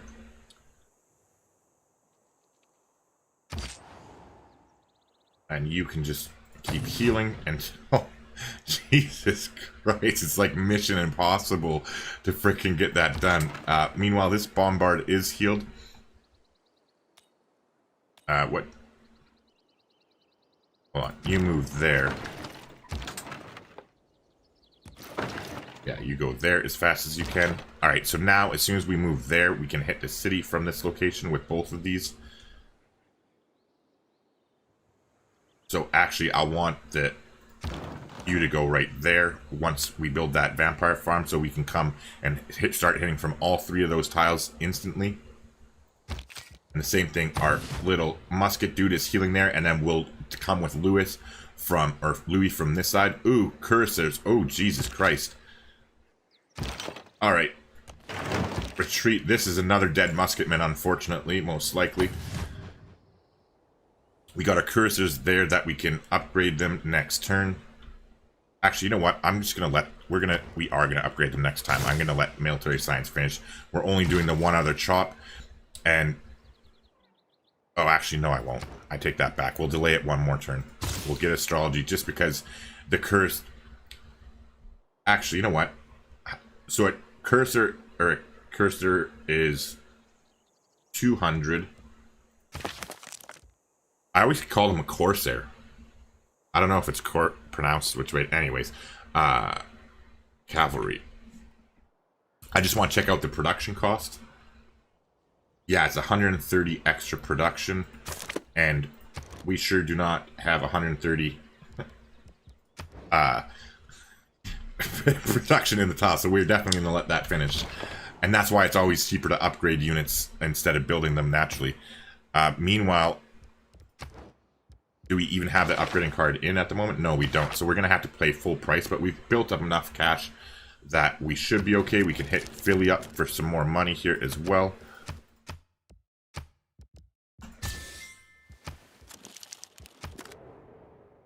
And so in the meantime, our troops here can just hang out.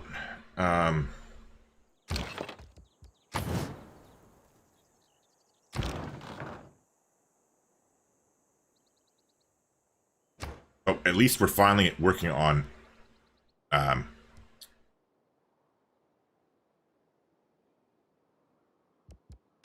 least we're finally working on nationalism.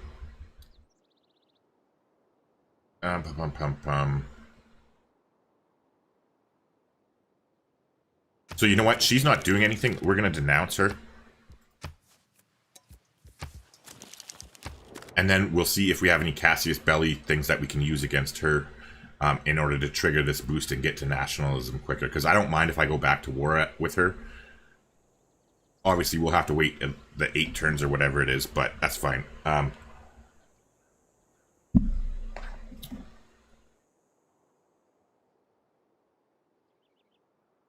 Hassan says, are you leading the domination?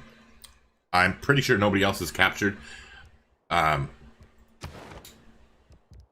Captured a city. Yeah, nobody has any cities captured at all. Because everybody's still in the game. However, yeah, we are leading. And that's going to increase significantly because we're going to kill Hungary tomorrow. Or whenever I stream again. I keep saying tomorrow just out of habit, but...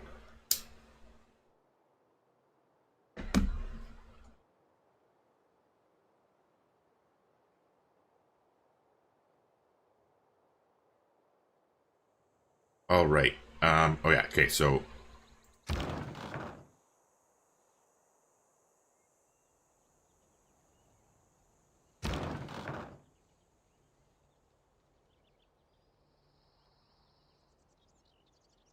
Yeah. Yeah, you go there.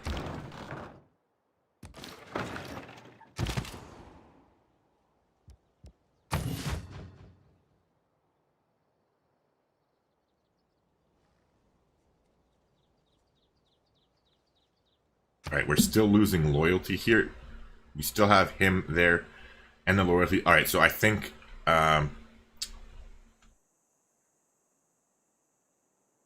after the campus research grants here, let's try running one of those bread and circuses and see if that helps, because it is in range. But once we kill this city, that loyalty should be an issue too. Like, and we're gonna kill them long before 16 turns run out. So, oh, it's because there's no freaking unit in there. I have all these units just sitting around doing nothing. Anyway, yeah, we'll come here to builder block as well.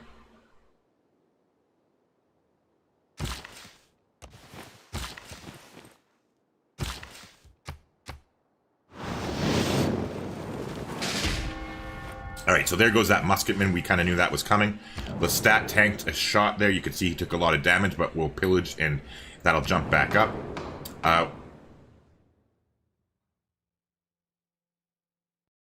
Oh yeah, it does get you, 1 gold does get you diplomatic favor. That's actually really good. Hold on, let's see. And I'm going to save this as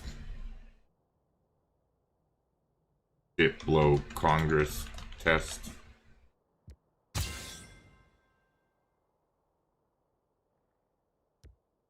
But then I'm also going to save this as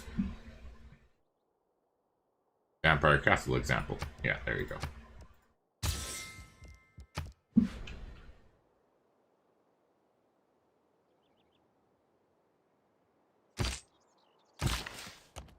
Oh, never mind. I'm getting ahead of myself.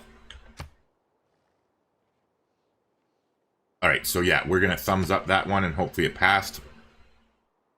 And Montezuma, an emergency against us, we have to vote no, but I don't really care if somebody goes back to war against us. It just gives us a chance to earn more diplomatic favor by winning. So the military emergency failed and the aid request passed.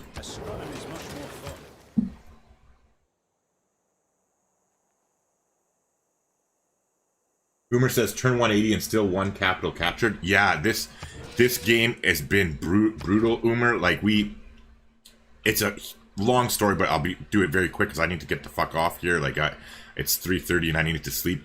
But what ended up happening was we went to war early with Hungary. However, it took us a little bit too long to get through into his cities, and by that time he had got walls up where we couldn't do anything with them without losing so many of our units. And then, so normally we'd be okay because we'd pivot into like niter technology, but then we didn't have any niter whatsoever in our entire empire, and the only closest source was at the time this niter right here. So we ended up having to like circle our whole armies around the north here and get Granada to take their niter. And yeah, it was just a long thing. And now, like, I still, like, I'm actually proud that we're winning this because I really thought we were gonna lose this, to be completely honest. But yeah, normally by 180 I'd have like I'd be done the game, or like at least have almost all of the civilizations be done. Like you'll see in the Grand Columbia series when I finish that. All right, so we're gonna pillage, get some cash, and heal him back up nice and healthy. And now we'll get military science here. We'll chop out this Corsair. And now we can move Magnus. Oh, they freaking glitched my governor. We don't have freaking... I didn't notice that they sent a spy. They sent a spy and booted our governor out. Foreign city... Oh, Indonesia? Okay.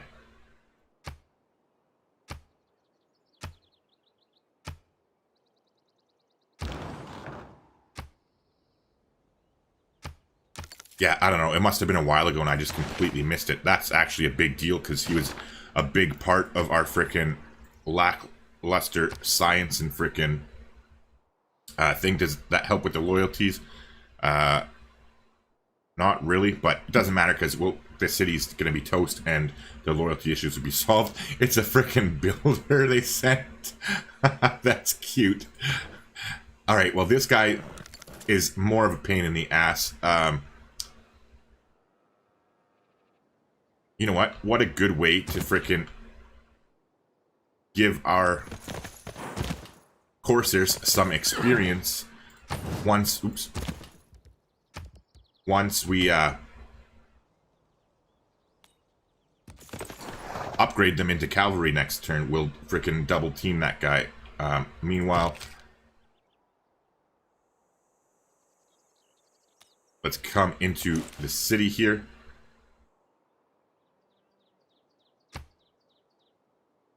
And delete the warrior unit there. Meanwhile, back here. Is there any units that are almost dying? No, it was just Lestat that they attacked, so that is all well and good. Let's frickin' just go ham. Oh shit, that one had a promotion that I didn't see before I clicked. Sloppy.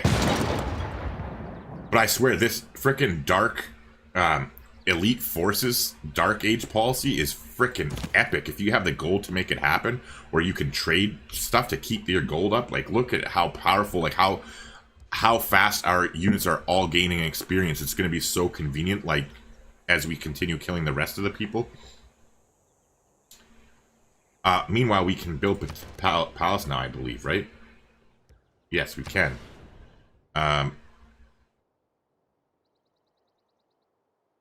Wait, do it in this city, because this city has way better production. Right? Yeah, that has 8.8.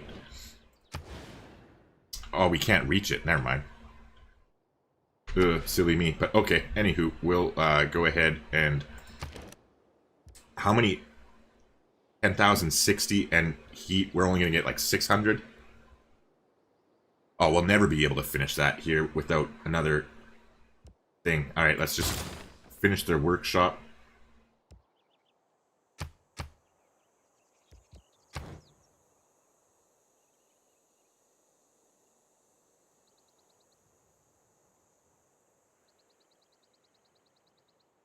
Alright,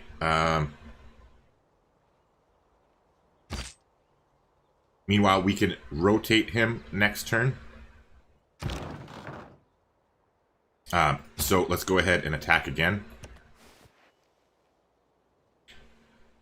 And we might not even have to rotate him. We should just take the city next turn. Oh, they can build Patala Palace here.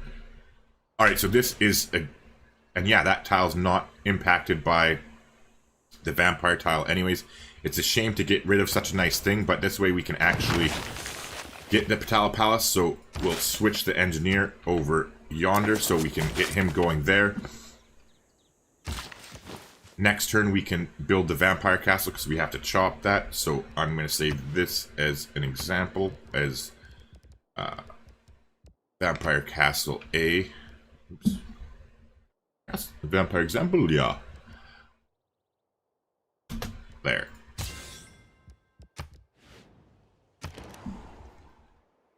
Alright, so we got that courser.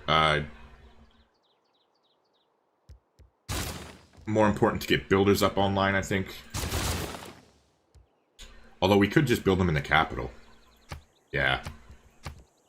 That's a better idea. You get started on a university.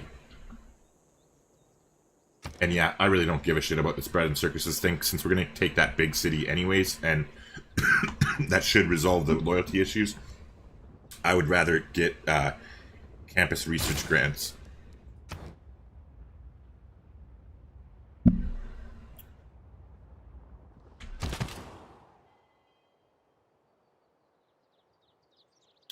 Alright, so he is fully healed and good to come back in if we need him, but I don't think we're going to need him right away. But that doesn't mean... Oh, actually, we can probably take it this turn. I didn't realize we had another kill, yeah. This cursor should do it. And there we go. Been a long time coming. We'll keep the city. Loyalty-wise, it's fine. We don't even need to put a governor in right now. So that is fine. But this is exactly where we are going to keep or save the stream and call it a night here. Oh yeah, it's way down here, I think. Aztec stream. All right. Whew. Well, there we go. We at least did that. It is 4:45 or 10:45 now. I really need to call it a night and get some shut-eye here. So it says, I have one question when it comes to domination. If we want to get rid of a city center, do we have to do it early or late game to take the city?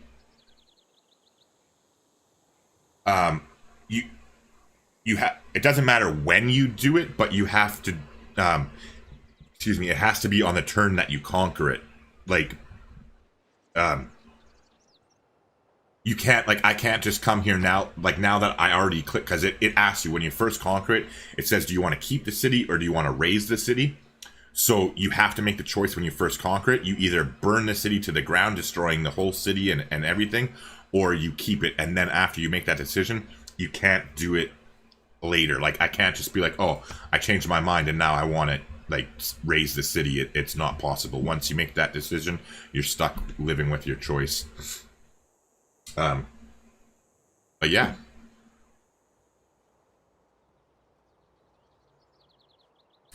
Yeah, Thought Sizes says, have a good night. Thanks for the stream. No problem at all, man. I'm glad that you popped by again. It was nice having everybody with me.